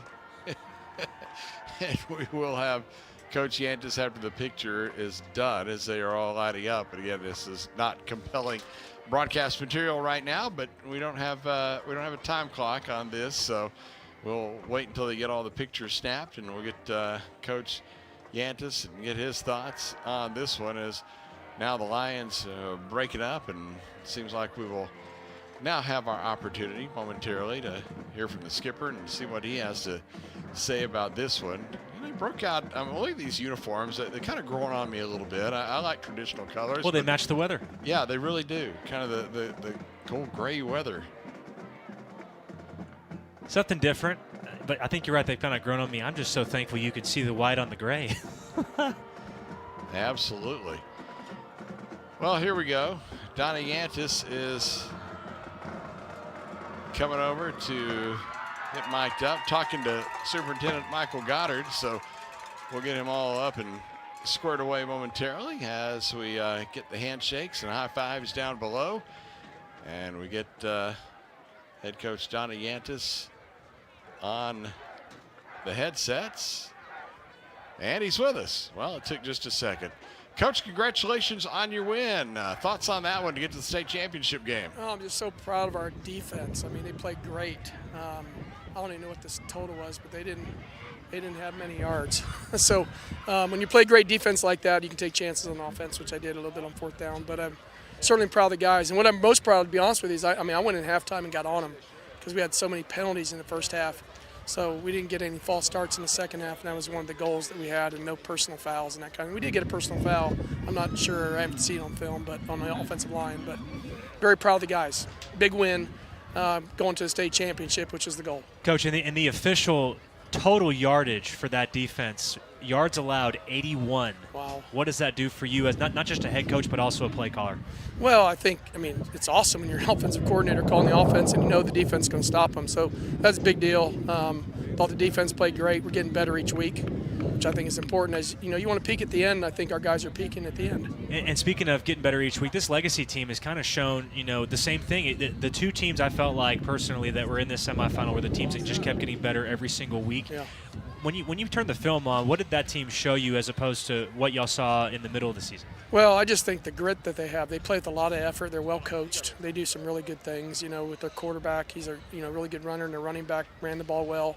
I think not having their linebacker, that really hurt him. I mean, he's one of the best players in the district, so I know that hurt him. So I wish he'd have played, to be honest with you. But yeah, I'm just proud of our guys, and that team had a great season, and Coach Hicks is a class act and their whole staff, and so yeah, just excited for our team. And was that a game time, not even decision, just a game time happenstance, looking across and seeing 32 in street clothes, or did y'all know in the beginning of the week that you were going to be game planning without a Sam Jones? Well, I watched the whole game. I mean, obviously I watched their tape, and he was gimping around pretty good in that last game, so I would be shocked if he was going to play. And then when they were walking up, he just had his jersey on his shoulder, so I knew that he probably wasn't going to play.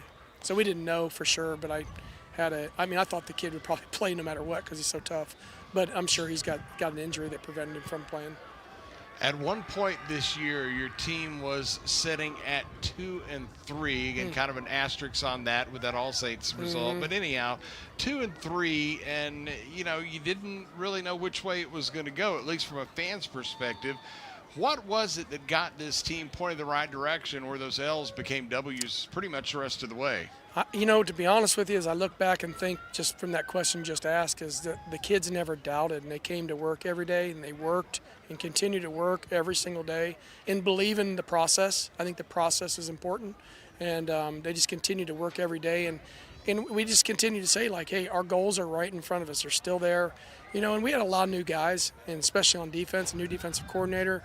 We're trying to find the right combination of guys in all the positions, and it's starting to solidify, and the stuff is starting to come, starting to gel defensively. And obviously offensively, the offensive line gelled with the guys we have we got 2 new running backs. We got all new receivers. The tight end played linebacker last year. So, everybody but those. We returned 4 offensive linemen and a quarterback on offense.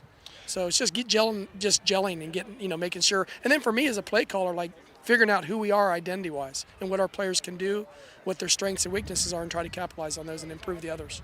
So in that stage of the game, when you're looking at your running back, William Taylor is over 100 yards again at halftime, just rolling along. Then he goes down with that injury. Was that a hold-your-breath moment of all times? Yeah, he's tough. He's fine. He got a cramp, so he'll be fine. Well, that's good stuff. Okay, so state championship time coming up next week. Going to be taking on your next opponent, the biggest opponent of the year.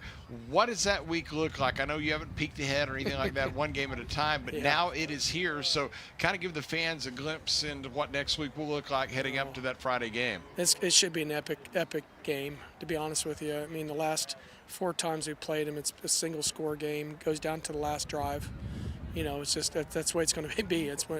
Dan Novikov does a great job with that group. They're winners, and every time we play them, last 4 times we play them, it's been a backyard war, and I don't expect anything different. Coach, last question from me, a little bit of a personal one. Just knowing your background, you've been to several state championships at different places. Yeah. You go back to another one. Yeah. Let us in a little bit. What's that like in your head? Do you keep everything the same? Do you over-prepare? Are you that kind of person? What's it like being you over the next week or so? I really don't do anything different, and I laugh about this. This is I think the 4th state championship in 6 years, and we lost the first 3, so the goal is not to be Marv Levy of high school football. So right. But to be honest with you, I tell the kids, the most important ring's on my left hand. Whatever happens. I just trust God, and whatever happens, He already knows what's going to happen in that game. So for me, I just want to enjoy the process this week, give our kids a chance, and put them in position to be successful on all phases of the game, and make sure they're physically and mentally prepared, and then go to play the game. And that's what it's about. I mean, playing for state championship is a blessing. A lot of people love to do that every year, and so we feel blessed to be able to do it, and we're going to trust God and give Him everything we have. Donnie, it's been awesome working with you this year. Appreciate everything, man. Been a good one. Yeah, you guys have been awesome. It's been a blessing to work with you guys each week and get to know you guys, and we're very thankful for what you all do. I know a lot of people that I'm friends with all around the country, college coaches, are watching online right now and watching telecast, and they were excited to watch because many of them didn't have a game today. So very thankful you guys do what you do. Thank All you, right, Coach. that is head coach Donnie Yantis. Congratulations. Good luck next week. Thank you. Take care. God bless, and go Lions. Head coach visit brought to you by Paris Baguette. Remember, if you want one of the freshest, tastiest bakery products around, go right across the street here. Mention Prestonwood. Get 10% off your order, and you'll be glad when you walk out of there that you stopped into Paris Baguette. They brought you all the Donnie Yantis interviews so far this season. We'll take a timeout. Player visits coming up next. You're listening to the postgame as Prestonwood wins at 44-0, and Lion football continues after these messages. Hey there, Lion Nation. I'm Rudy Casanova, owner and president of Global Strategic Business Process Outsource Solutions. In athletics, teamwork is everything. Each player has a role, and when they come together, they achieve greatness. At Global Strategic, we believe the same principle applies to the workplace.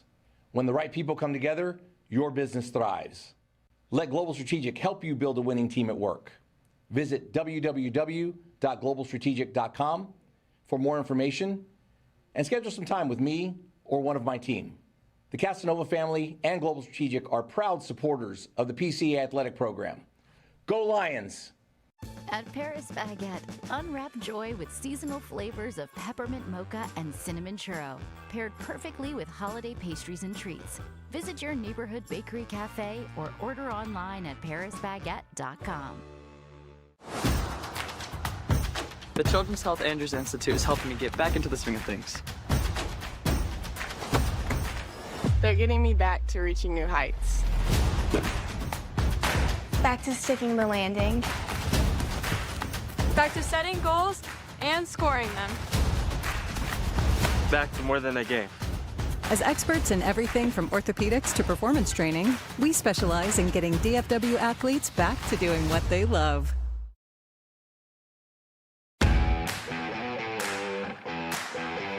Went to state semifinal today, 44-0 over Legacy Christian. Time now for the player interviews, brought to you by Chick-fil-A. Go by and get you a party platter and get ready for a big college football day tomorrow.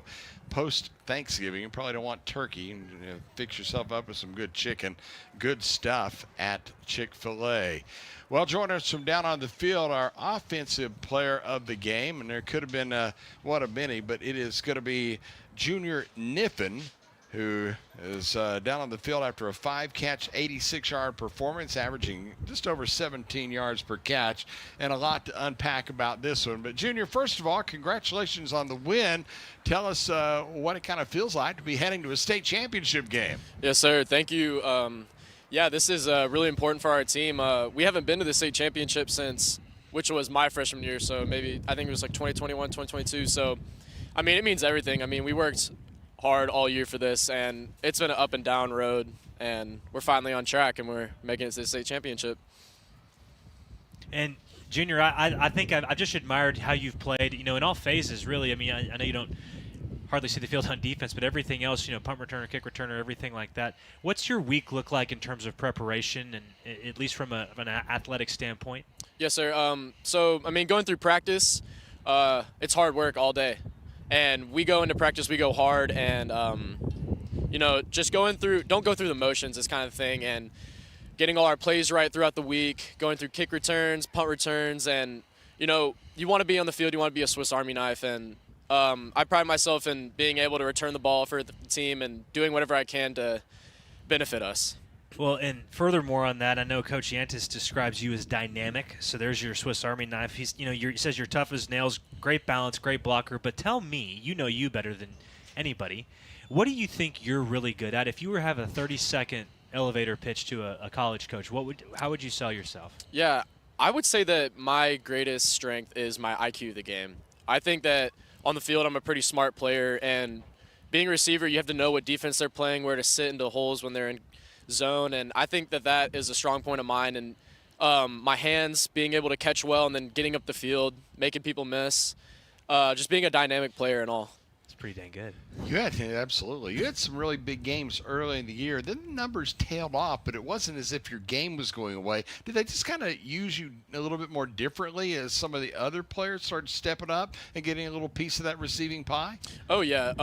At the beginning of the year, it was almost like we were a one-dimensional team almost. In those early games, I was getting around like 15 to 20 targets, and then a lot of guys started to step up as the year went on, and we started to share the rock a little more. And ever since then, we've become a complete offense. And, I love seeing all the other guys get the touchdowns and the yards. It's great seeing the team come together and be an actual team and getting all those receiving yards and getting those touchdowns and those rushing touchdowns with William. It's amazing to watch. Well, and describe your relationship with Luke Glass. That's got to be something special. Oh, yeah. Me and Luke, we've been to the same school together since we were, in kindergarten. So we're a dynamic duo, I would like to say. We played football growing up since we were young, even flag football and all that, 7th and 8th grade at Prestonwood. And, our relationship is great.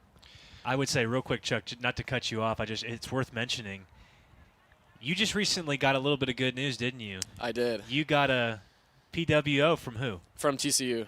That's right. Oh boy, here we go. And guess what? I know you've already I've accepted that on behalf of you. So you're gonna have a great time. I'll shepherd you around Fort Worth. I'll show you the ropes. You're all good. That's awesome. Hey man, really, it's well earned. That's big time. I personally was a preferred walk-on, earned a scholarship, so I know that road. And I think that I mentioned it on the broadcast. Right out of one of your catches. I think that you're a very good player. I think you could play at that level. Just keep doing what you're doing, man. I really admire how you approach the game and how you play. Yes, sir. I appreciate it. And if there's any game watching that's going on, I just want you to know, David, that he and I can hang out. Junior and I, we're on the same page. Oh, yeah. Cowboys, Sooners. Kind of a good time right now in our world, pal. It's good for y'all. Yeah. Yeah, that's right. Yes, sir. Well, at least y'all be hanging out, in baseball season. Oh, yeah. It's coming. You ready for that, man? Not quite yet, but, it's going to be cool, right? Oh, yeah. I'll be there. You've been through this. I haven't. Are you pretty jacked up for that? Oh, yeah. I'm ready. Sounds great. Junior, thanks for the time. Yes, sir.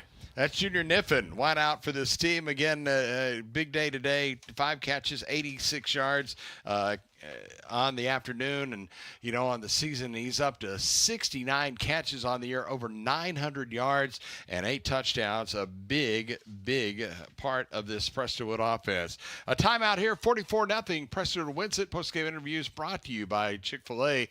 We'll go to the defensive side of the ball. We continue after this timeout. Make your dream outdoor space a reality with Aquaterra Outdoors. From full-service design to construction for landscaping, pools, and outdoor structures, we offer everything you need for your ideal outdoor environment. With years of experience and a commitment to excellence, Aquaterra Outdoors, elevating outdoor living to the next level. Contact us today at 214-387-8333 or visit our website aquaterraoutdoors.com and start your journey to the ultimate outdoor experience. The Children's Health Andrews Institute is helping me get back into the swing of things. They're getting me back to reaching new heights.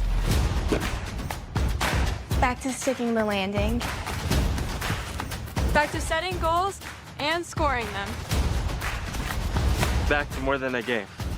As experts in everything from orthopedics to performance training, we specialize in getting DFW athletes back to doing what they love.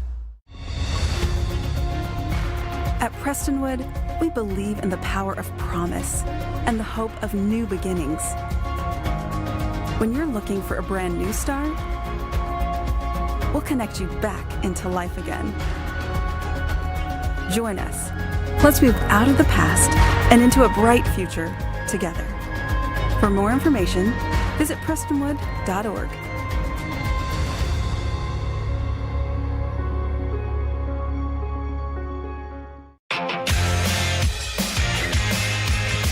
We continue on a state semifinal edition of the wrap-up show brought to you by Global Strategic, a proud partner of PCA football. As the Lions won at 44-0 today to advance to the state championship game. We're now joined down on the field by linebacker Josh Bingard, 6-foot junior, had a great game today. Not bad for a guy who was a tight end, goes over to the defensive side. Hey, congratulations on the win. How does it feel like? This is what you dream about. Taking my boys to state. You can't ask for much more than that. And then how about that preparation this week? I know you guys, you got a different legacy team, at least maybe on film, than you did in the middle of the season. What was that prep like for you, especially in that front seven? Yes, absolutely. I mean, we knew they were going to come out, run an inside-outside zone, and they try to switch it up and run some, screens. But I think we're a whole new defense as well. They might have came out a whole new offense, but I think we matched the energy quite nicely. And so that side of the ball, Josh, I know you're familiar with tight end, but what's it been like playing? Because I think that front seven, especially the linebacking core, is the strength of that team. What's it been like playing with those guys this year? Yes, sir. I mean, the energy we bring to practice, we're pushing each other every single day, whether that's in the weight room, practice, anywhere. I mean, the Pettijohn brothers, they're absolute dogs. They push me to be better. I push them. Number 9, AJ, he's a dog. And number 46 or 48, Ty. I mean, we all just push each other. We're all brothers. So last year, 23 grabs, 217 yards. So it wasn't just like you were a spare part over there blocking. I mean, you were part of this offense. So when they talked to you about the change of going over and playing primarily on the other side of the football, what was that decision like?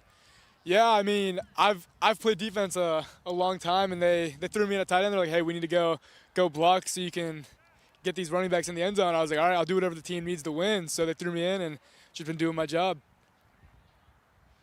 Well, let's talk a little bit about this game. And, you've seen them once before, and I know Coach had really drilled in time and time again about, hey, that's a different game. This is a new game. It's going to be an entirely different team coming out. Then you walk out there and you find out Sam Jones isn't playing. What kind of impact did that have, you think, as far as you guys and the way you felt about how this one would go? Yeah, I mean, a lot of our game plan was around Sam Jones. We knew he's an absolute animal on the field, and coming out, seeing him not in pads, we kind of had to make some adjustments. We knew they weren't going to be as strong inside zone wise because they had their backup backer in. So we played what we could up front, and then offensively, Sam Jones makes a lot of plays on defense. So not having him in, we knew we could run inside zone on them all night. So, Josh, I know you're going to be obviously playing in the state championship game. It looks like, it's Parrish's to lose. If y'all were to get Parrish again, how do you think that game is going to be a little different this next time, getting to play them yet again? I mean, they say it's hard to beat a team twice, and that's true. I think we're going to keep the energy going this practice next week. We're all going to study our tails off. I think it's going to be very, very difficult for them to pull this off again, and there's no other team I'd rather do it with than my guys. I think we can pull through. And from a player's perspective, I've played in a couple state championship games. I kind of know the mood, but let everyone in on what's it like being a player and what your mindset is going to be like in these next 6-7 days. Yeah, these next days, I mean, the nerves are going to be high. This is my first time in a state championship game, and you got to leave it all out. This is the last. We have eight days left. 4 practices left, 1 game left. I mean, everything you got, we're going to go all blood, sweat, tears for this game and hopefully come out with a state championship. Well, I'm checking out your bio here, and, the man beside me is a former linebacker at TCU back during the glory days, played in the Rose Bowl. I'm looking at your favorite college team. Are you sure you don't want to change off that, or are you going to stick with it? Oh, I mean, I'm a big TCU guy. I like TCU. I was setting you up. He's already on cloud 9 about Junior, so I just figured I'd give him more purple love. Why not? I'm going up there tomorrow. I'm excited. That's some good stuff. Hey, by the way, before we let you go, and I know you want to go celebrate and all that, what's it like being, part of this Bingard clan? You got your older brother Caleb, who played at OBU. You got Abram, a sophomore at left tackle. I mean, getting to share this with him, what's that like? I mean, there's nothing better than it. I got 2 little brothers, 1 older brother. I mean, it's impossible to be soft when you're growing up with 3 brothers, I'll tell you that. And, I love all my brothers. There's no one I'd rather play with than them, and getting switched over to tight end, being right next to my brother is what you dream about. That is outstanding. Well, congratulations. Enjoy that one. I know it's going to be great tonight, and best of luck in that state championship game. Yes, sir. Thank you very much. That is Josh Bingard, who is a starting linebacker on this Prestonwood football team. The defense pitched a shutout. The final score, 44-0. We'll take a timeout here. When we return, David will have the highlights of this one, and we'll have more as we continue on the postgame, brought to you by Global Strategic. More after this timeout. Make your dream outdoor space a reality with Aquaterra Outdoors. From full-service design to construction for landscaping, pools, and outdoor structures, we offer everything you need for your ideal outdoor environment. With years of experience and a commitment to excellence, Aquaterra Outdoors, elevating outdoor living to the next level. Contact us today at 214-387-8333 or visit our website aquaterraoutdoors.com and start your journey to the ultimate outdoor experience. The Children's Health Andrews Institute is helping me get back into the swing of things. They're getting me back to reaching new heights. Back to sticking the landing. Back to setting goals and scoring them. Back to more than a game. As experts in everything from orthopedics to performance training, we specialize in getting DFW athletes back to doing what they love. At Prestonwood, we believe in the power of promise and the hope of new beginnings. When you're looking for a brand new start, we'll connect you back into life again. Join us. Let's move out of the past and into a bright future together. For more information, visit prestonwood.org.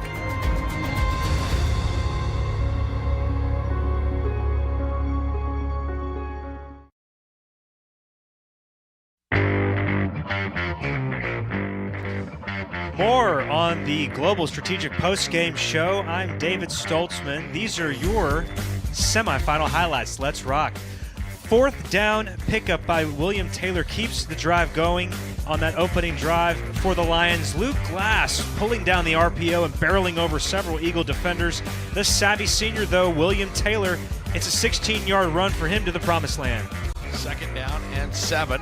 Here's the handoff. Taylor running room to the 5. Touchdown, Prestonwood. William Taylor with a 16-yard burst. And just like that, the Lions are on top 6-0. The extra point would make it 7-0 Lions. A couple of possession changes. Then PCA takes over on their own 17. The offensive line would be called on to move some dirt and move some Eagles to make way for, you guessed it, William Taylor, who keeps those powerful legs moving and breaks free down the far sideline. 3rd down and about a yard. Give it to Taylor. 1st down and more across the 40. It's going to be a lot more as he gets down the boundary. 30, 20, 10. Touchdown, Prestonwood. 64 yards on the run for William Taylor, who shed 2 tackles and took it to the house. And the Lions now lead it 13-0. PAT makes it 14-0 this time. Lions up over the Eagles. It was a steady mix, though, of a run and pass game for the Lions in what would be their most methodical drive of the first half. William Taylor, yet again, was the tugboat that took this battleship down to the inside the 5-yard line. And you would have had to see it to believe it. Luke Glass using all 6'5" to fight off 2 Eagles and stretch himself into the end zone. That touchdown would make it 21-0. From the 3-yard line, it's going to be Glass, going to keep it himself, dives for the end zone, and he is in. Touchdown! A 3-yard run for Luke Glass, his 4th TD rushing of the year, and the Lions extend the lead. It's now 20-0. And again, 21-0 before too long. A botched punt by the Legacy punter puts the Eagles right in the Lions' sights. And when it rains, it Morial's. A.J. Morial and the Wildcat around the left end. 3rd down and 3 from about the 9. They snap it to Morial. Straight keeper around the left side. Touchdown, A.J. Morial. Something we saw last week against Liberty. This time against Legacy. Goes from 9 yards out for the Wildcat. And the Lions now lead at 27-0. PCA with the old Abe Lincoln. 4 scores to nothing. Luke Glass throws a questionable interception in the end zone on a bomb to Hernandez. That gives Legacy Christian a shot at their first drive of the second half. The running game behind PCA's mountain range would carry the Lions into the red zone. And with about 7 minutes left in the third quarter, Luke Glass showing the home crowd he can still run that RPO. And there goes Luke Glass around the end. 15, 10, 5, heading for the pylon. Touchdown, Prestonwood. 24 yards on the run for Luke Glass. And the Lions have now extended the lead. It's 34-0. 35-0 PCA. A snap over the head of the Legacy Christian punter makes the score 37-0 in favor of PCA. Prestonwood turns it over on downs in the ensuing drive. Braden Bixler would grab his second INT of this crispy afternoon, bringing an end to the third quarter. And under 10 minutes to go, Bixler dances and prances his way down to the 5-yard line. Luke Glass almost pulls off the Manning-like naked bootleg. Finally, in comes the senior Morial to run the potent Wildcat. He charges into the end zone, making it 44-0. PCA over Legacy Christian Academy. And that will get us to a running clock in the game. That's how it would end, giving PCA a state championship berth for the first time in several years. The final score again, 44-0, Prestonwood over Legacy Christian. More still to come now on the PCA Lion postgame show. We'll be right back. With Fast Signs, see the visual possibility in your business. See it in lights and flags, on a van, in metal, on the floor, in color. With signs and graphics, you can say anything, do anything, be anything. So make your statement. With Fast Signs, your masterful team of visual marketing experts, anything is possible. Fast Signs, make your statement. At Paris Baguette, unwrap joy with seasonal flavors of peppermint mocha and cinnamon churro, paired perfectly with holiday pastries and treats. Visit your neighborhood bakery cafe or order online at parisbaguette.com. Hey there, Lion Nation. I'm Rudy Casanova, owner and president of Global Strategic Business Process Outsource Solutions. In athletics, teamwork is everything. Each player has a role, and when they come together, they achieve greatness. At Global Strategic, we believe the same principle applies to the workplace. When the right people come together, your business thrives. Let Global Strategic help you build a winning team at work. Visit www.globalstrategic.com for more information and schedule some time with me or one of my team. The Casanova family and Global Strategic are proud supporters of the PCA Athletic Program. Go Lions! Final score, Prestonwood 44, Legacy Christian nothing. Time to check Ryan Metcalf's statistics in the ball game, and it was very lopsided, as you might expect. Prestonwood winds up with 467 yards of total offense compared to just 81 yards of total offense for Legacy Christian. Of that 467, 353 on the ground, 114 passing for the Lions. So quite a day for the infantry. Air Force kind of taking a bit of a day off. 30 yards rushing, 51 yards passing for Legacy Christian. First downs in the ball game. The Lions had the advantage there, 19-8. Time of possession, it's kind of flipping coins, I think, with that running clock late. But PCA, we think, finished with the lead in that, 25-21 compared to 22-39. As far as penalties go, PCA did not have a great day, but better than they did the first time they played the Eagles. 9 penalties, 77 yards today, compared to 5 for 35 against Legacy Christian. Third down conversions, pretty good day for the Lions. They hit 50%, 6 of 12, only 2 of 12 for Legacy Christian. And again, the big number on the team stat board, sacks. Oh boy, 6 of those for the Lions, none for the Eagles.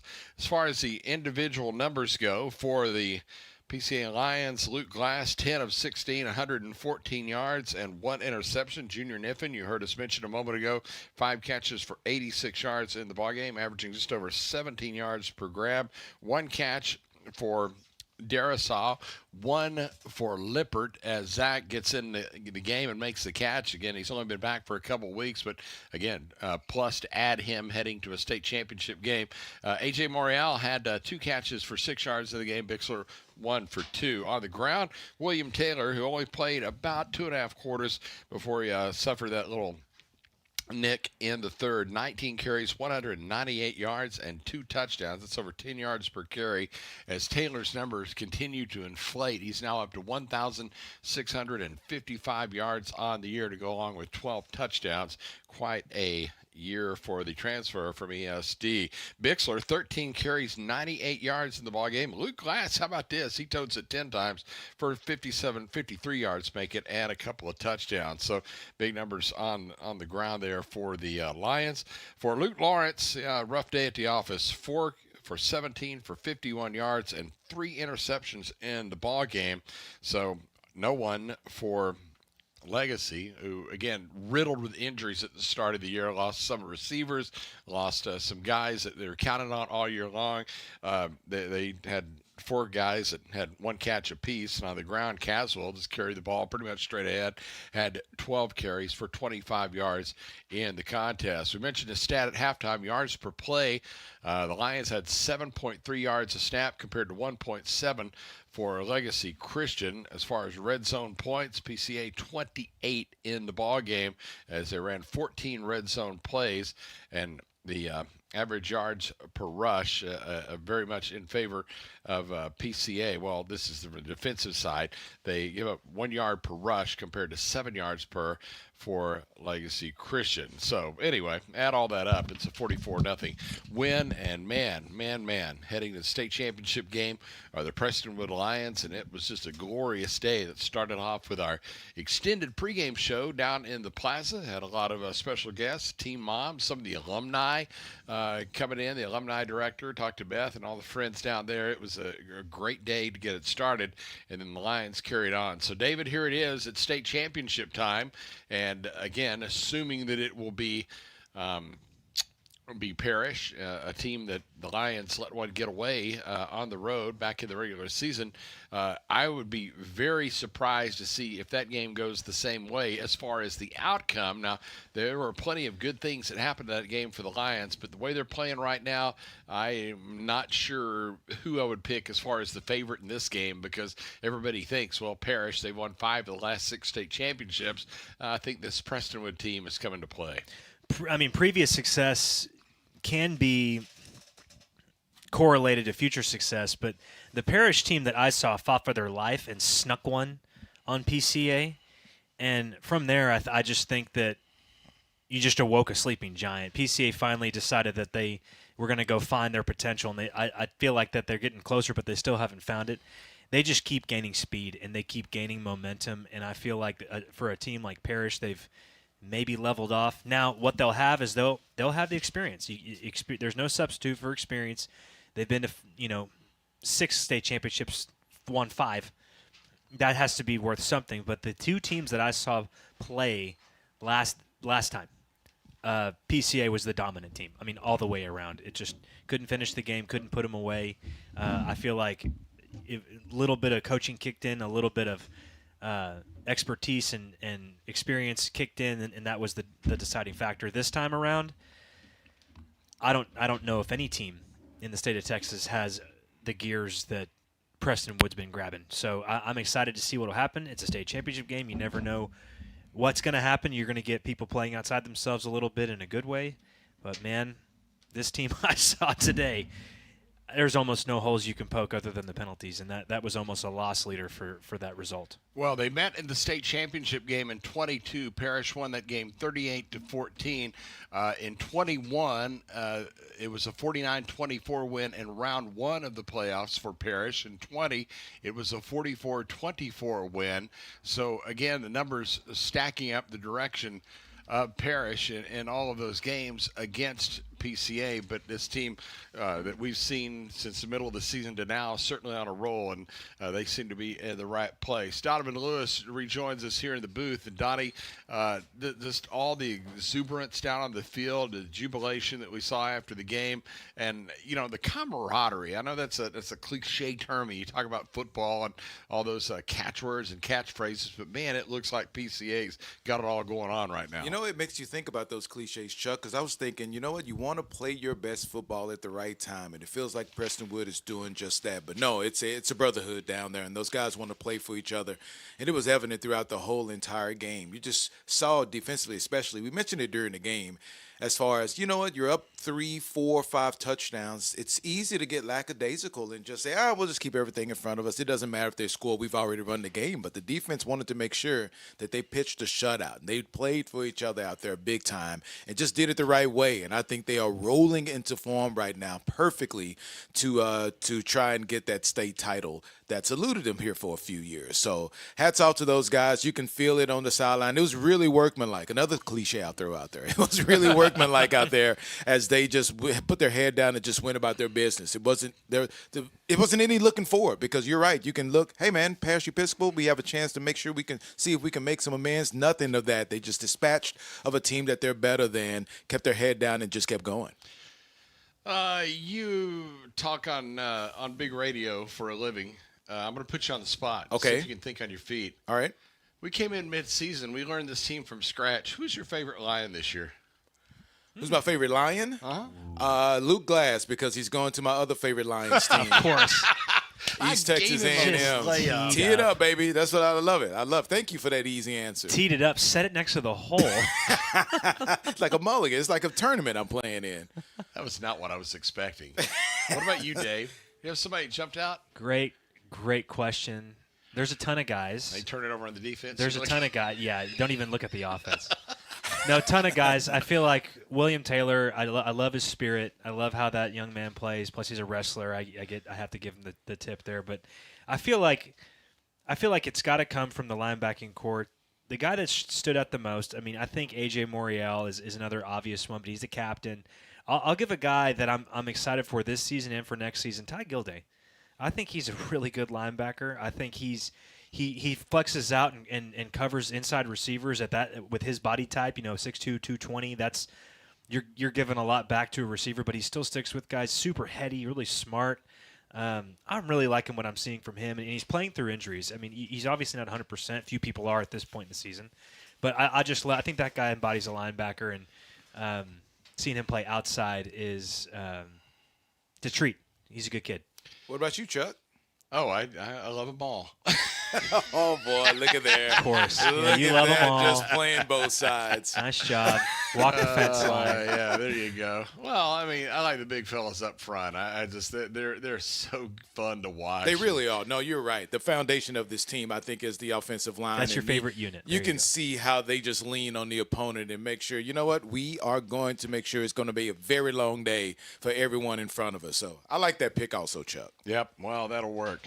Okay, that brings us to the end. And, folks, again, we don't want to get all gooey and sentimental and all that stuff, but it's been a heck of a first season here at PCA. And, again, if you haven't gotten the memo, TAPS has an exclusive on the state championship next week, not only on the audio side, which is to be expected, on the video side, which is to be expected, but also on the audio. So that means this is the curtain closer for our broadcast. And, gentlemen, I starting this project, I didn't know what to expect, but man, could it have been any more fun than what we got to experience?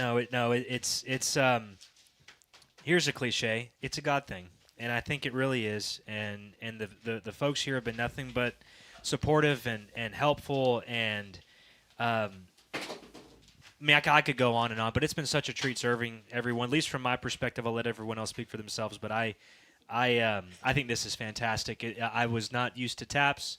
I wasn't used to private schools. My wife, funny enough, if I should mention this, she's a parish grad, but that's been my only private school experience, is hearing about it from her. But no, I think that this organization, this church, this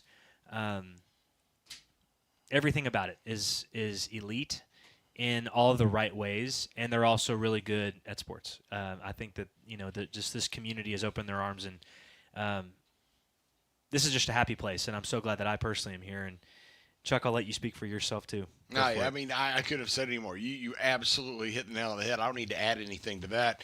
I'm gonna, get out of that sad mood, because I want to do another game next week. I want to do the one we're supposed to be doing that, Right. but we'll have to fight that fight at a different time. I'm just happy that Donnie was able to find his way here week in and week out from Duncanville, because for those that know the backstory, that's the story of the year, ladies and gentlemen. That I made my way to the stadium and on time. That's right. I'm directionally challenged, everyone. I'm not afraid to admit it, but I did it. I made every single one of them. And you know what? It was a pleasure being out here. I'm with David. Didn't know a lot about TAPS and didn't know what to expect coming out here doing private school football. But guess what? Some real football and real football players that are being played out here, man. So it's been really fun getting to know everyone that's around here, and they've been very welcoming. And I think we all feel the same way. We really appreciate all the support that everyone's giving out, and hopefully this thing can continue for a very long time, because we've had a ball doing this. Yep, an absolute blast. Yeah. I want to say thanks to the superintendent, Dr. Goddard, who came on and joined us. Of course, Dr. Hibb last week, the head of school, man, first-class operation at the top there. Of course, the athletic director, Shannon Purcell, his right-hand lady, Christina Dyer. What a great job they do in the athletic department for Brian Allenbach, and of course Katie, and who came out here alongside today, and everyone else who has been a part of it all the way down. We just want to thank them so much for the opportunity to do this, because that phone call came. There was a question mark about, well, you want to do what? Okay, we'll give it a shot. And they are the ones, I don't want to forget Sarah Brenning, and of course Alex Merrifield as well. A couple more people, and if I left somebody out, I'm sorry, but that's pretty much everybody that has been a part and that we worked with this year, and they have made it so easy to work here, and such a fun place to be, and it's quite a departure, frankly, from what we've seen for a while. But I absolutely love it, being a part of it and being part of the Lion family. So thank you for letting us be a part of that. For those folks, and also for the rest of our production crew, thanks to Brooke and Seth, two fine young men, part of the PCA crew that were our camera operators this year, did a wonderful job as well all year long. Also our all-world audio production crew, which starts, of course, at the top with Barry Walters, who spends countless hours getting ready for these broadcasts. Without Barry, this whole thing doesn't even begin to get off the ground. So a big hat tip to Barry Walters and the great job that he did. Also Michael Clark, son Preston, taking care of the audio side. Great stuff there for our statistician Ryan Metcalf, our spotter / scoreboard operator, scorebug operator, Kalen Kelly, rooting on his Byron Nelson Bobcats tonight. They're getting ready to fly in against Geyer. Yeah. Anyway, thanks to Kalen for a double-deck job tonight. A+ there. For all of those folks, and for Donovan Lewis and David Stoltzman, this is Chuck Kelly reminding you the final score was Prestonwood 44 and Legacy Christian nothing. Until next time we meet, have yourself a blessed and Merry Christmas, and we'll talk to you on the other side. Until then, so long from Plano. PCA Lions football has been brought to you by Andrews Institute at Children's Health Orthopedics and Sports Medicine, Aquaterra Outdoors, Chick-fil-A at Park Boulevard and Plano Parkway, Global Strategic, Cowboys Fit, Fast Signs Carrollton, C3Auto.com, Comfort Maker Air Conditioning and Heating, Incentive Brands, Levi's Locker, Milestone Electric, Sky Ranch, and Vista Physical Therapy. This has been an exclusive sports presentation of Metro Sports Communications.